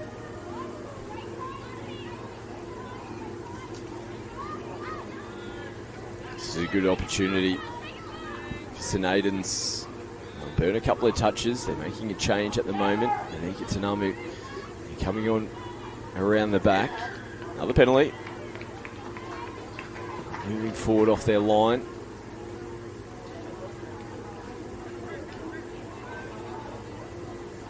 Six more touches here for St. Aidans. More pressure. Hagen comes back to Tanamu, pops off the left foot. It was only a matter of time before those two combined for some points. Get their first try on the board. And they've locked us up here at one try piece in the grand final.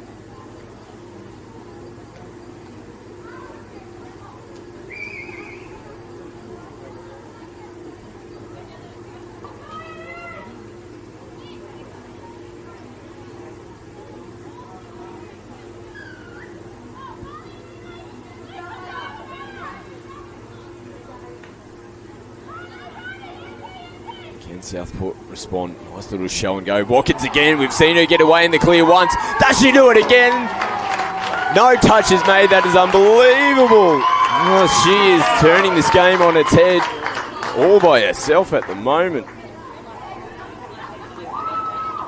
Well, Ella Watkins. Two of the best tries you'll ever see.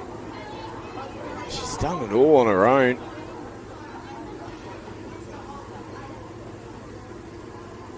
They're going to have to tighten up the defence around her when she's got the footy in her hands.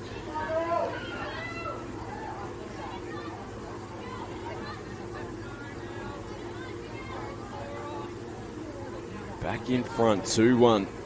Southport. 2 tries to Ella Watkins.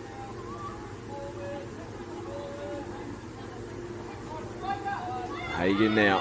Back out there, right to left. She's gone that way a number of times. Well, this is a bit of a battle now between a couple of the heavyweights. Well, Watkins is getting the job done for Southport. Rani Hagen, as expected, having a heavy hand in this game as well. They're going punch for punch at the moment.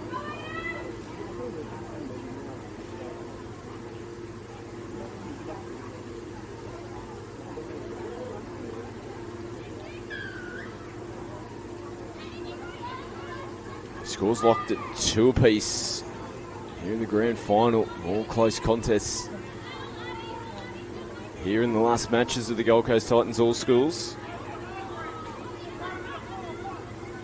2 quality teams here in the grand final. Nice take, equally good defence. Charlie Coleman punching through a nice hole. Stoic defence on the line there from St. Aidans. Take an extra couple of seconds to bring the ball forward to the 7-metre line. This is a real back and forth battle. Now they're working hard to get some metres going forward. Nice little show and go in the duck of the head. Get the ball down cleanly. Tsunami comes out of the box. They saw some space down the sideline. Chance their hand. It's risk and reward. I'm going to go with that play. They'll actually come back for a forward pass in the lead-up. So the footy was going to come back to Southport regardless. Good meters there from the tap restart. Field position for Southport. Take their time to roll downfield. Robust is hovering around on the sweep. They come back in towards the middle. Nice clean play ball. Heavy contact though. Referees say play on for the time being. They're playing the advantage. They're going to get this all clear. Now, it looked like there were some touches made. I feel like they were playing advantage. They're at least going to get a penalty for that heavy contact on the previous play. Must have been short of the line as well there, St. Aidans, Southport. They just continue to play footy. They score the third try. They're back in front, 3-2 now. Southport over St. Aidans here in the 18 girls grand final. 18 boys come up at the conclusion of this 2 o'clock kickoff. For the boys match, Iona taking on Centenary State High School.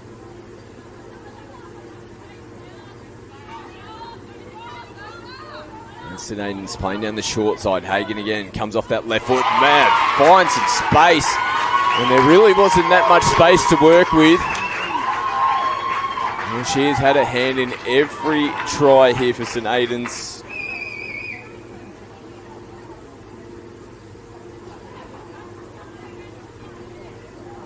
Scores back levels. 3 tries apiece.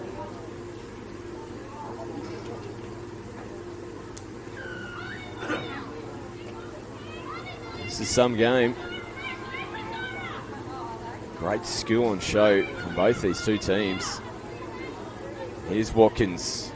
All the alarm bells were there and Hagen knows it. She comes up to make the touch. We haven't seen them both on the field at the same time too often. And Watkins come up with this time around. Shaping to sweep short side. Watkins goes footwork. Still manages to get away from one. Looking for support. She's into the in-goal area. Loops the ball out to the corner and they get it done. Well, she's got spiders on her here. They don't want to touch her. They can't touch it. Well, she scored the first 2. Set it up on the next.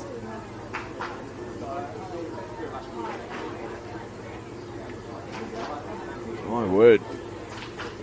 She's having a game. Southport reclaim that lead. It's a couple of prize fighters going the big punches in this one. Yeah, St. Aidans, nice ball work. There's Hagen picking up some nice meters to get them downfield. Zara, who now switches in, links up with Rani, comes back to Zara. I'll pull the pin on that play. Back now with Tiamu. Go back to that open side. Zara receives it back, takes it right to the line, repeat set.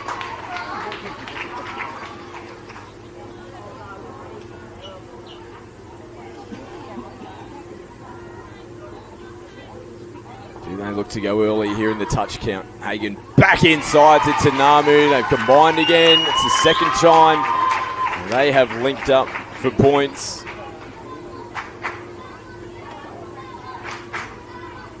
St. Aidans hit straight back.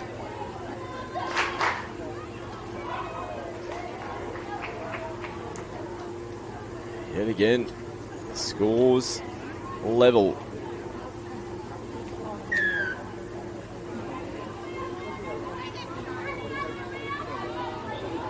Still a bunch of time left in this game.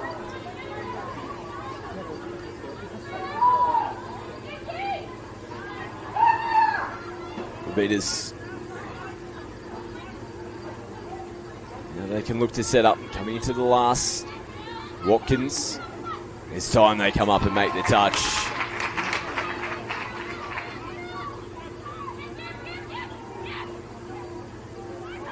Now, St. Aidans find some space down their sideline. Richter gets away from one defender. They're on the front foot now. And a beautiful ball down the sideline.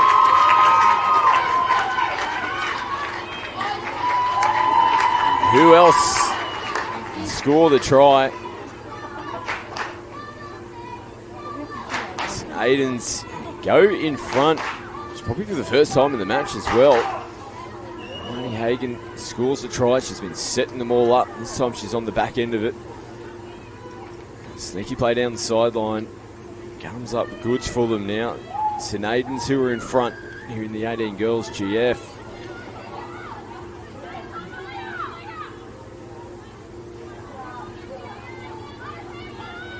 Coley plays it. Kalman sends it back infield. Robust short ball from half. They come out long, just dipping down in front of the feet. It's a tough ball to take.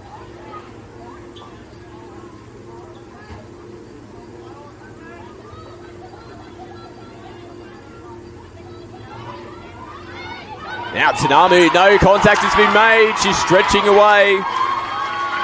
She'll pull it up now.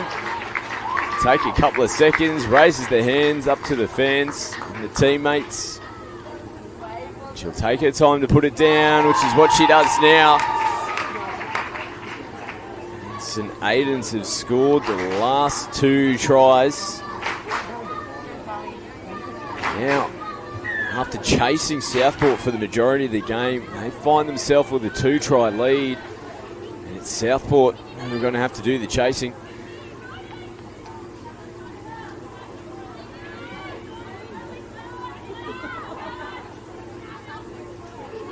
Here's Moraine. Plays it. Watkins is out on the field. She's got the ball in hand at the moment. Can she crack them open again? Can't pick it up cleanly. Throws the head back into Stain. Not fancy the chances there from half.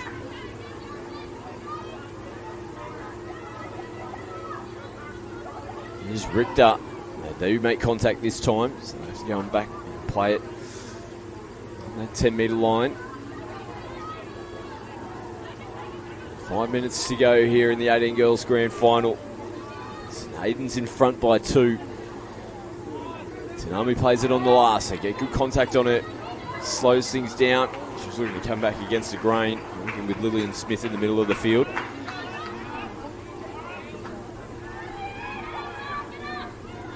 It's going to take some work here for Southport. They have to be the next team to score.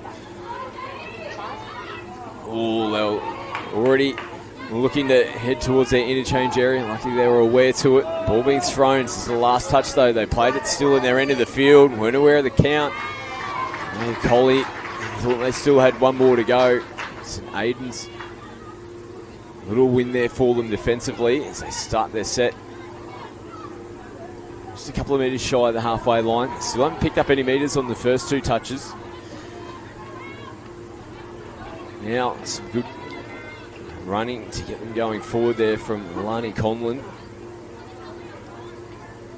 Still a little bit flat in the set of 6. Hagan now has to pick it up deep. Down the other end of the field. Still manages to skip away from a couple of defenders. They restart their set of 6 on their 7-metre line. Strong first run. Follow suit in the second. Getting a little physical out there now. A little bit too much contact in there. A great call from our referees, and the referees have been fantastic. Again, throughout the tournament, a lot of them have refereed a bucket load of games. Huge congratulations to the referee management team and all the referees that have supported the competition this year.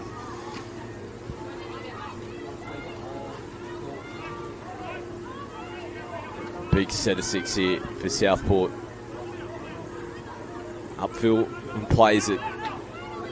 Now ball out in front. Watkins tracks them in. Oh, just couldn't be held onto. Creates some space down the right. There's cover defence coming across. Might have been their chance, Southport. Under 3 now, a little mistake. They've got to get onto the footy. They're down by 2. Over the mark is the call.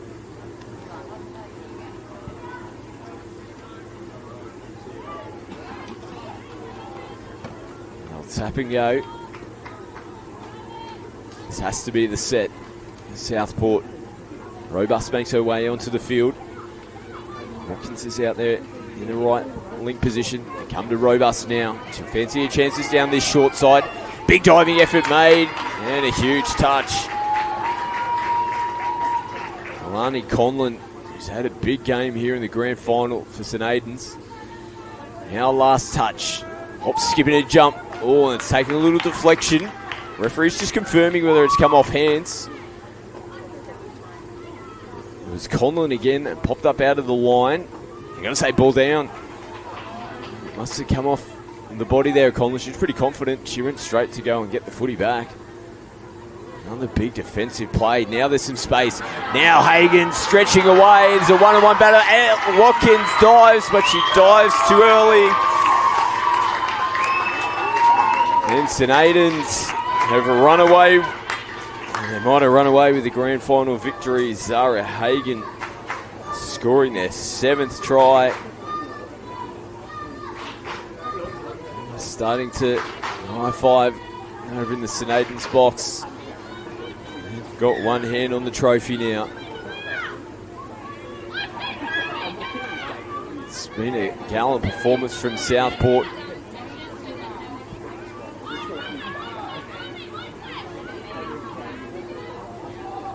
Using to finish off their campaign in good fashion. He's Robust again. Manages to get away from one.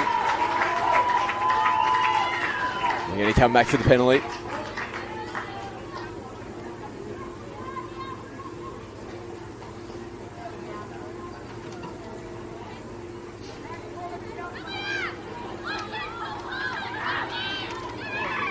Short side. Kicked it back to the halfway line here, Southport. Just confirming whether a touch has been made. I think there has.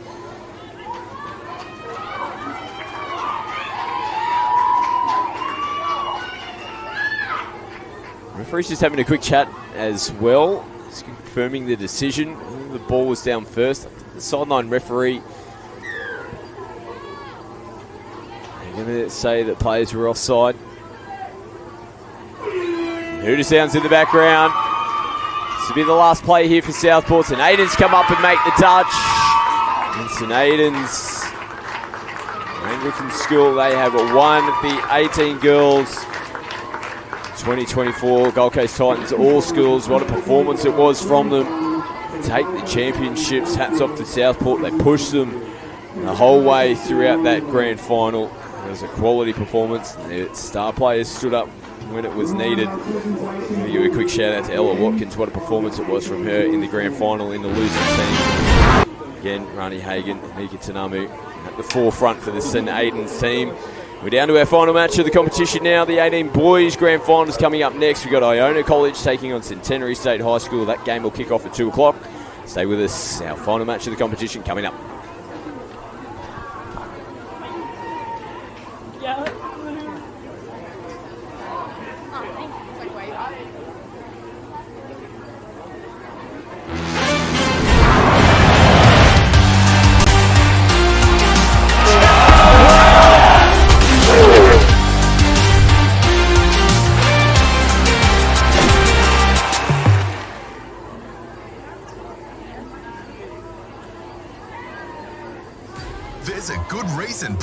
Has been Australia's #1 off-road vehicle brand for more than 20 years. Our fit-for-purpose range of fully electric, petrol and diesel models with 2, 3, 4 and 6-seater options to help you get more done. We've got the biggest range of genuine engineered accessories and even models for the kids. With dealerships across the country for service and support, Polaris is #1 when the day is done.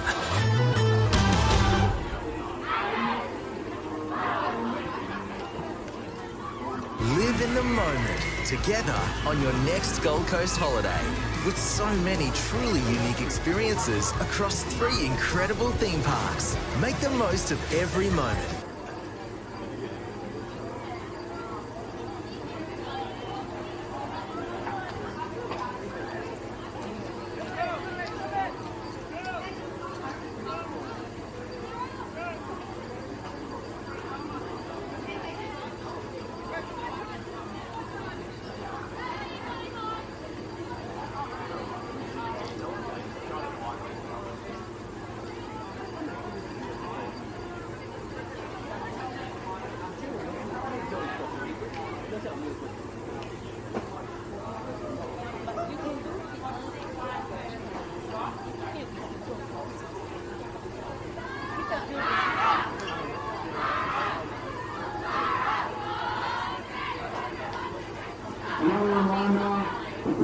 coaches for the under-18 girls game will be at the presentation area following the under-18 boys sport game.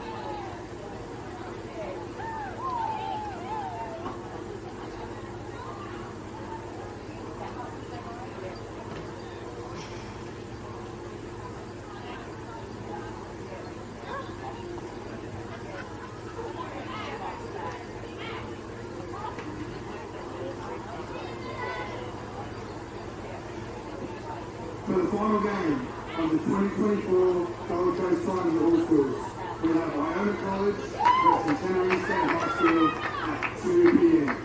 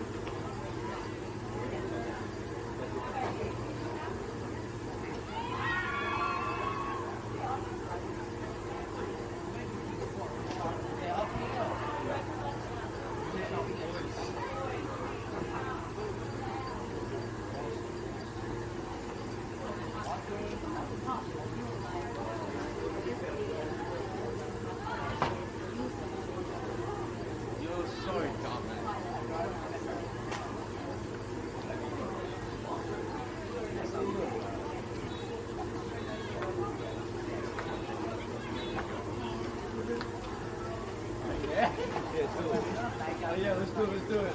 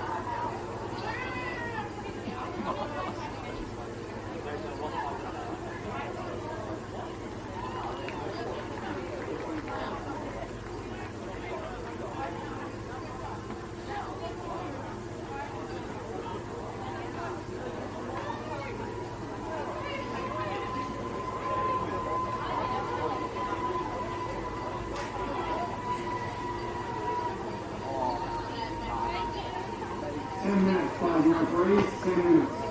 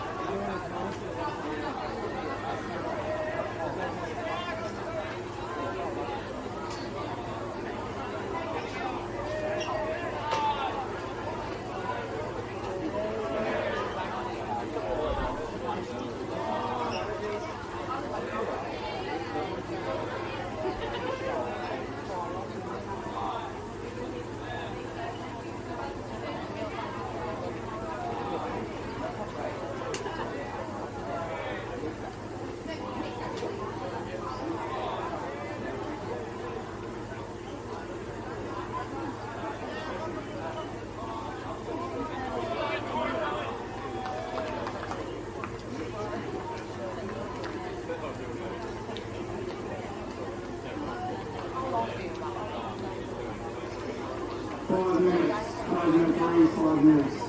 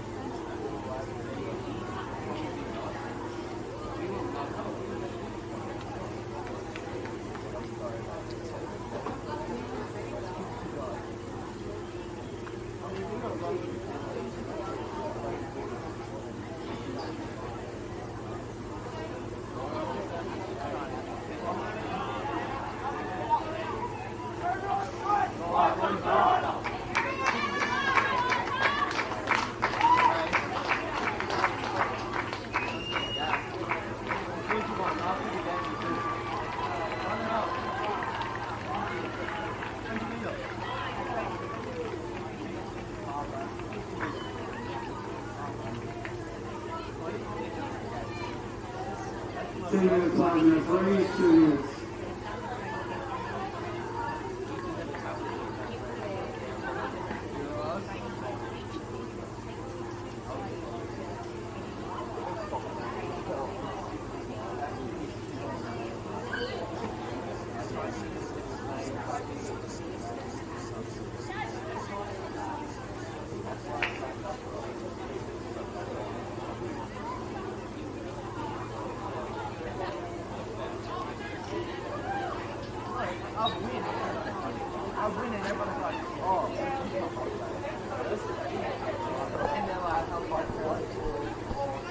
Welcome back. It is the final game of the 2024 Queensland Titans, or Gold Coast Titans All Schools. And we are into the 18 boys grand final. Iona College taking on Centenary State High School. In the final match of the competition, Iona, they progressed through with having a 6-5 victory over Kerwin in their semi-final. And for Centenary, it was a little bit easier going, 9 tries to 4. They took that victory away over Wavell State High School. Can that be one of the big factors here? A little bit of an easier task to come into the GF this time, though Wavell did push Centenary in that semi-final. It's a comfortable victory in the end with the 5-try lead. Much closer contest between Iona and Kerwin in the semi-final. It is Centenary who will have the first tap here.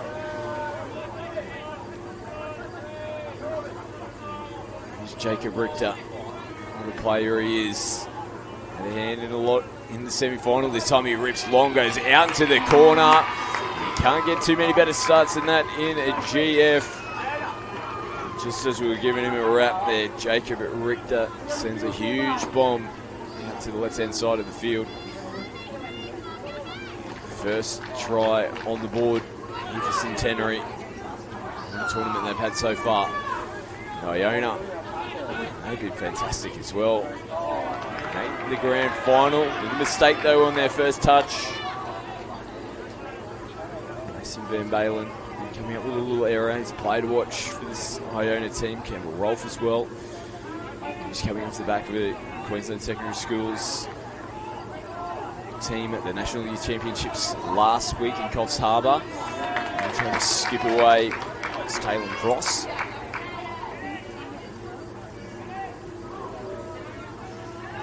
Iona will be looking for a cleaner set. Now we see the penalty given.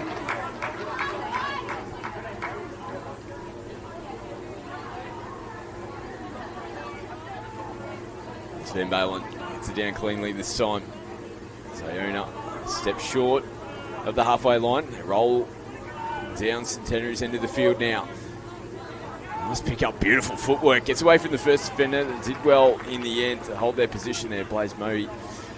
So it was the number 7 for Centenary there. Isaac Richter. Nice footwork there from Robert Swaney. 12 for Iona. It's clean pickup. Jacob, early ball out in front. Nothing here. Iona looking comfortable in defence. Start their set. 5 metres short of their 10 metre line. And the ball's down on the deck. And there's a penalty given.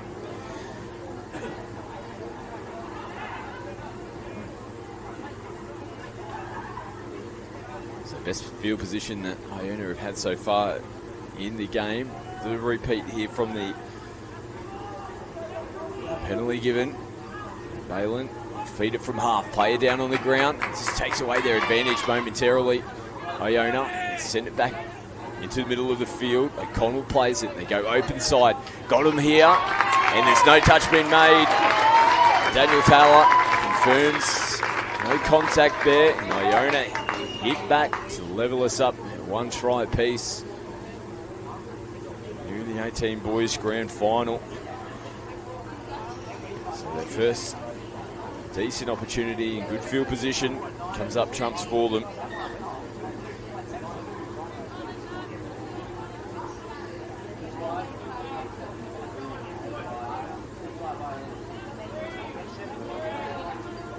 Here's Richter, comes back infield. They're on the run, back into it to Richter. Nice touch. Some Van Balen. They're inside.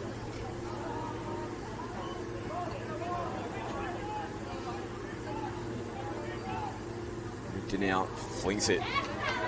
Going to get a repeat set. They will.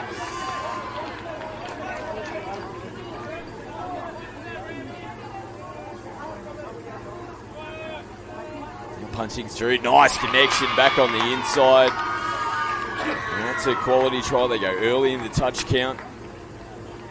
Tanami scores with Centenary. They're back in front now 2-1.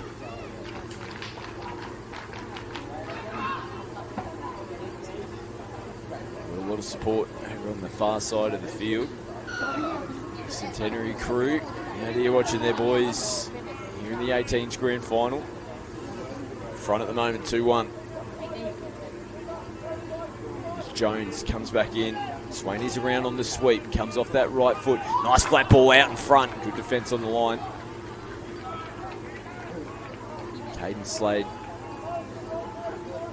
makes the touch. Supported out here in the right wing. Slade comes up, makes back-to-back efforts to get the footy back here for Centenary.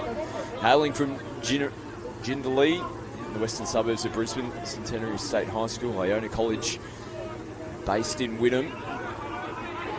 A strong rugby union school, and now starting to make some waves in the touch football scene. So they've got a good rugby league program as well.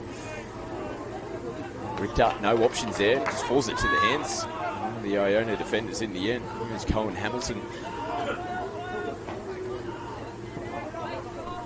Come down the sideline, make some changes.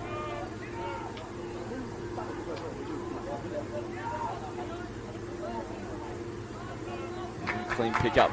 Show and go. Short ball opens up for them. They've gone straight through the defence.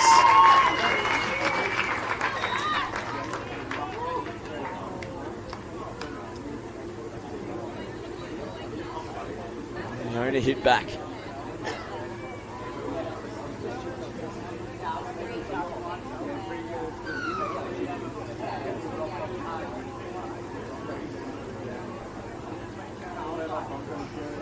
Scores locked up at 2 apiece. Now Centenary slinging out to the corner. There's been no touch made.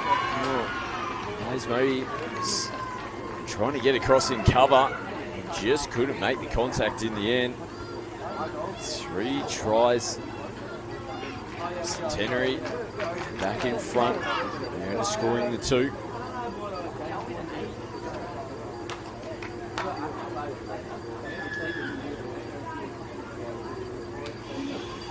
Advantage Centenary State High School again.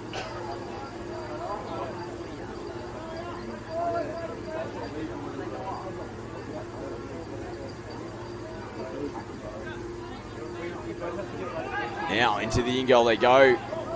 Oh, just had too much on it. There's hands on the head, the Iona box. That pass hits the mark. They are over for points. It's nice work from Swaney coming out of half.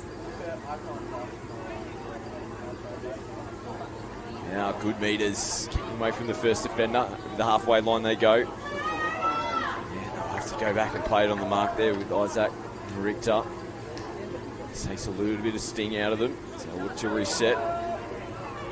Short ball. Can't punch through the middle.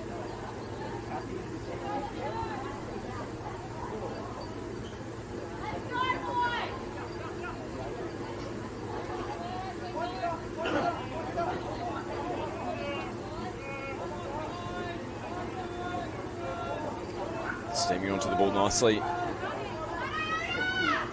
Now, clean pick up from half. Nice work off the right foot. Can't get away. Good work from Isaac. Cut in and make the touch.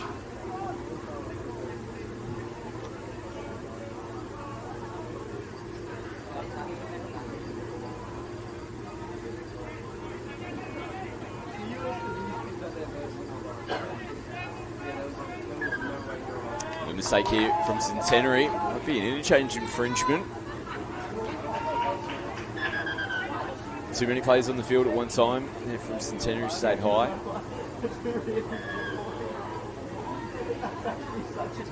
So Iona get the tap from the halfway line.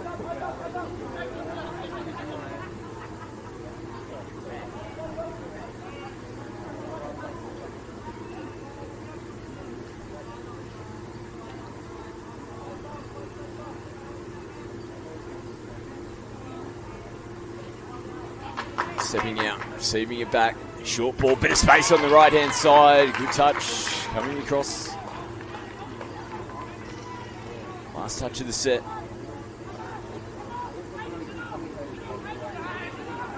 And they're trying to skip across field. Pretty comfortable in the end to regain possession. Here's Centenary. Penalty given. Players offside from Iona.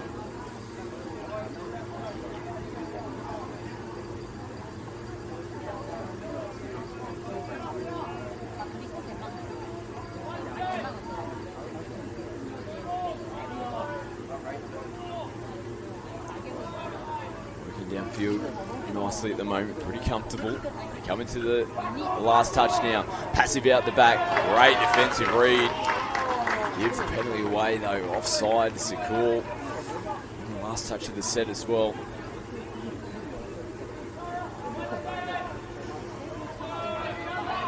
Isaac Richter comes back inside. Nicely read. Tail and cross.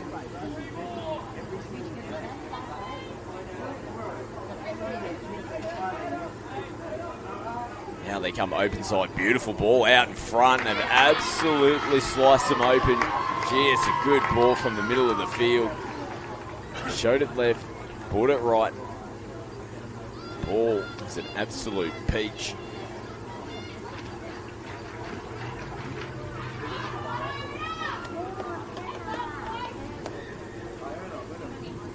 So in front by 2 now. Centenary State High School 4-2 scoreboard here. The 18 boys grand final.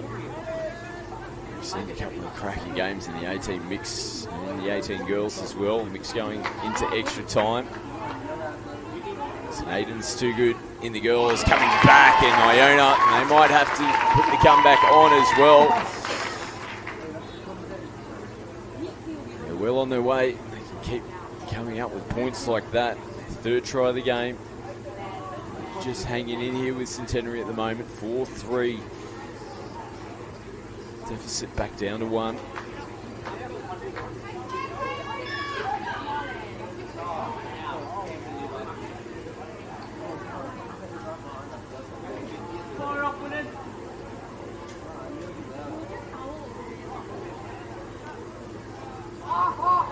Richter sweeps around short side, puts the ball in his hand as casual as you like. Slaps it across the stripe. Jacob Richter scores their 5th try. They're going to have to come up with some defensive stops. Here Iona go punch for punch with tries for this team.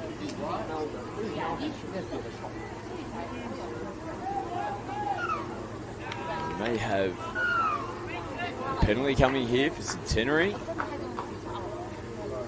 Moving a forward pass in the call. I'm just checking the team sheet. May have an incorrect player number, possibly Keebra Park wearing 13. If anyone at home is watching from Iona, can let us know. Please send it through in the chat. Ball hits the turf. A little bit of a collision. Referees continue to play on. Swaney picks up good meters here on the first touch. Just shy of the halfway line. Turn the footy back over again. Iona, another forward pass.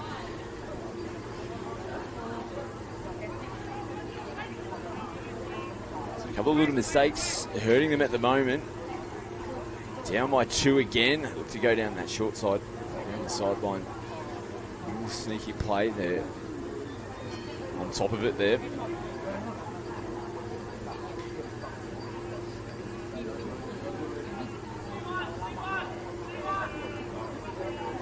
And they come back to Richter. Has to put the brakes on this time. Nothing there for them.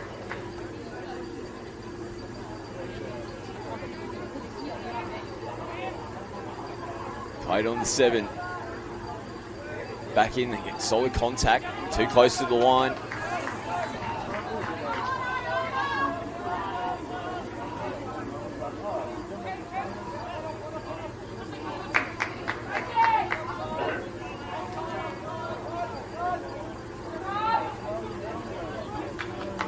Iona. Ball through the hands. Back in field they come. Set for them. Looking to try and get some points off the back of this. Taking it right to the line.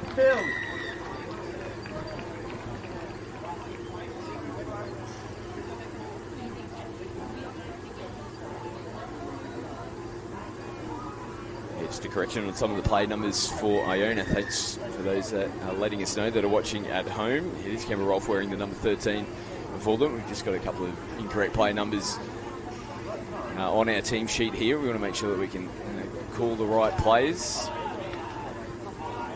Give them the credit that they deserve. Keebra Park definitely been heavily involved for Iona so far in this game. They've regained possession. And Robert Swaney's wearing number 2 as well for Iona in this match, but another mistake here. So just a couple of little errors hurting Iona from getting themselves back into the game.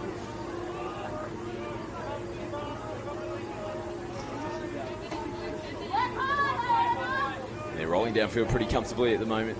Centenary, danger players, some heavy contact, and it's going to be a penalty. A couple of groans from the crowd.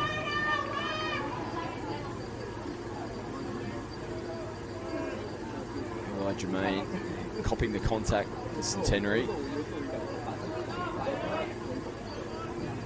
Yadi receives it back. Richter. And the forward pass has been called. So there's going to be a penalty there to Centenary. The referees communicating with each other. Forward pass comes first infringement. Sees the owner get the footy back. And they're rolling downfield nicely.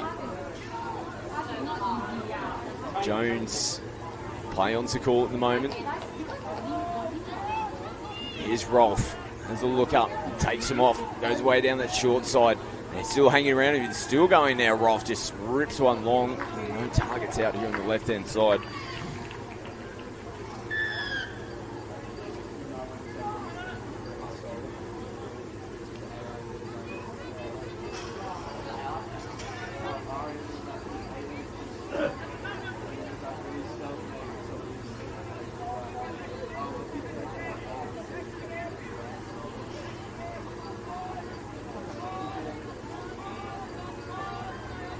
Got the handy margin at the moment, up by 2. Centenary got the ball in the hands. Another try here. There's danger signs, and this is danger signs for Iona. Giving penalties away. And the attacking prowess the Centenary team has, particularly this young man with the ball in hand, Jacob Richter.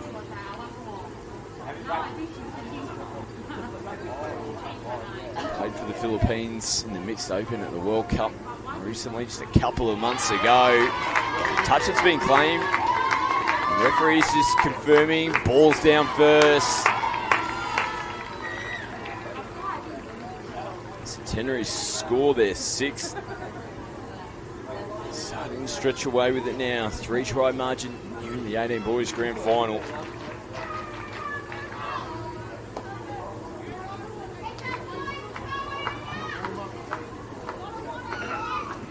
Take some effort from Iona to get back into this grand final.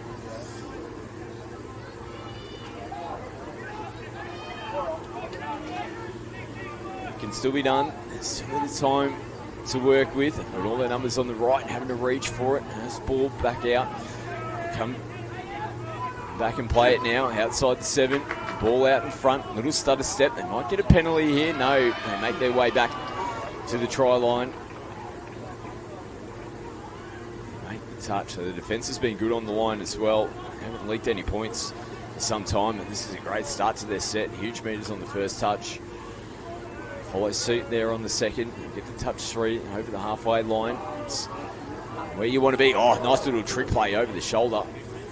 Here's that Richter. Starting to pull the tricks out of the back pocket now. Centenary stayed high. Last touch for them. Get away from the defence in the inside. Around the body of the defence there. Has come out of the hands forward. That's a touch and pass that's been signalled.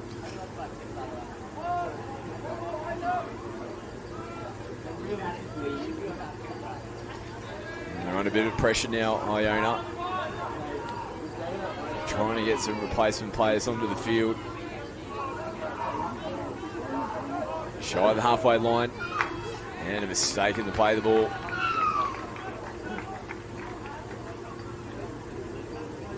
Things just not going their way at the moment.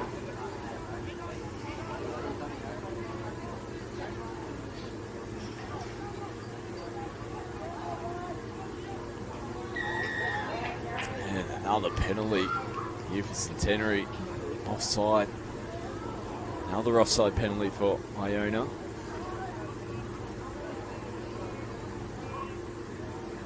They'll take their time in this set. Centenary stayed high. His footwork, bouncing back, making contact now. Jacob Richter takes him on. And right in front of the referee, Zoe Genrick. They can do no wrong. Centenary State High School. Got one hand on the trophy now.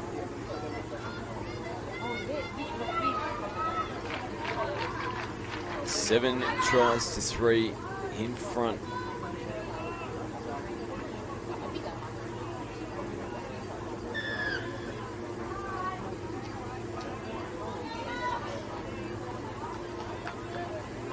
Definitely starting to become a factor for Iona. Here's Rolf. He's got to be the man to crack him open. Nice early ball out in front, and they will get one back on them. score their fourth. Margin's down to 3. Under 5 minutes to go.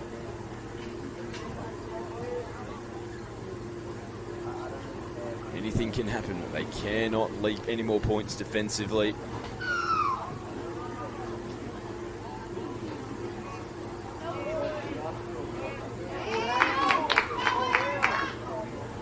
Now they get their hands on the footy.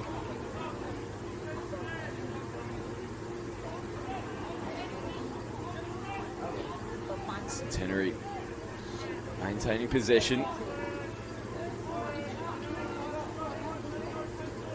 Now Richter goes to big dummy. Gee whiz, there was some contact there. Nothing untoward. Isaac Richter going the big dummy. And they just shot out of the line to come in and make the touch. They know how dangerous he is with the ball in his hands. Good sportsmanship here from the players. Cohen Hamilton just making sure he was okay. You can hear the thud. We're probably about 50 metres away in the stands up here. You can hear the contact there. Wore a shot for his efforts. Now they pop a short ball off the hip. Now this is just dynamite footy from this team. Rico scoring one in the grand final as well. 8th try. What a tournament it has been. Got superstars in this team, some players we've been pretty familiar with and seen throughout the representative ranks in the touch football world, but it's been a great team performance from the whole Centenary State High School team. Only a few minutes left to go. They are romping it in here in the grand final. They'll get a repeat set. Hands on the footy there from Centenary.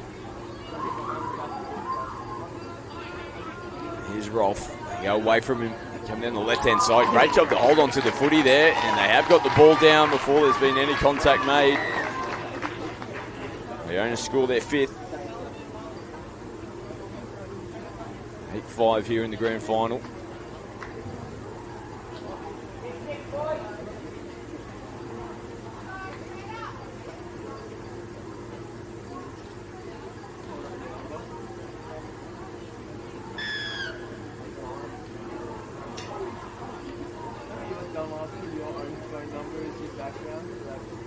Good to see Isaac is back out on the park now, copying that heavy shot just a few moments ago.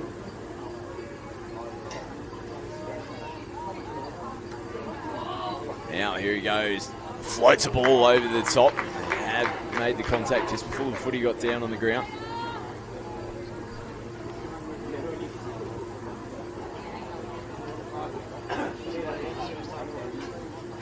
Huge pass from the middle of the field. The touch is made from Hayden Gobold.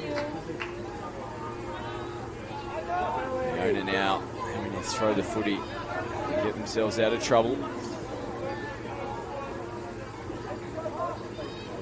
Nice kick out to get them towards the middle of the field. Rolf, it's a flat ball back on the inside, play on's the call. They've got all their players here on the left-hand side of the field. Passes coming out of the hands forward. There's been some performance here in the grand final. Into the last minute now. Centenary State High School. The tournament it's been for them. They send it across the field. Jordan Ewan plays it. Kill time off the clock. Waiting to hear that siren in the background.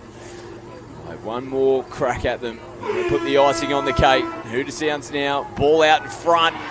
They do come across and make the touch. But Centenary State High School have won the 18 boys division. A comprehensive performance in the final. Congratulations to Iona. It's no mean feat. And make it through to a grand final here at the Gold Coast Titans. All schools, great tournament from them, but Centenary State High School far too good in this one. A great way to wrap up the 2024 Gold Coast Titans. All schools, our final match. We hope you enjoyed the coverage. Thanks everyone in tuning in at home. Another huge tournament here on the Gold Coast. My name's Scott McAllister. Until next time, it is bye for now.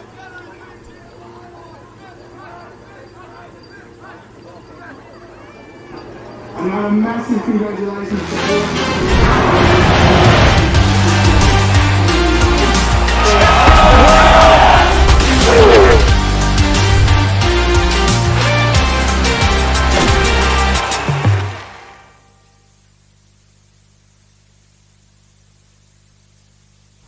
There's a good reason Polaris has been Australia's #1 off-road vehicle brand for more than 20 years. Our fit-for-purpose range of fully electric, petrol and diesel models with 2, 3, 4 and 6-seater options to help you get more done. We've got the biggest range of genuine engineered accessories and even models for the kids. With dealerships across the country for service and support, Polaris is #1 when the day is done.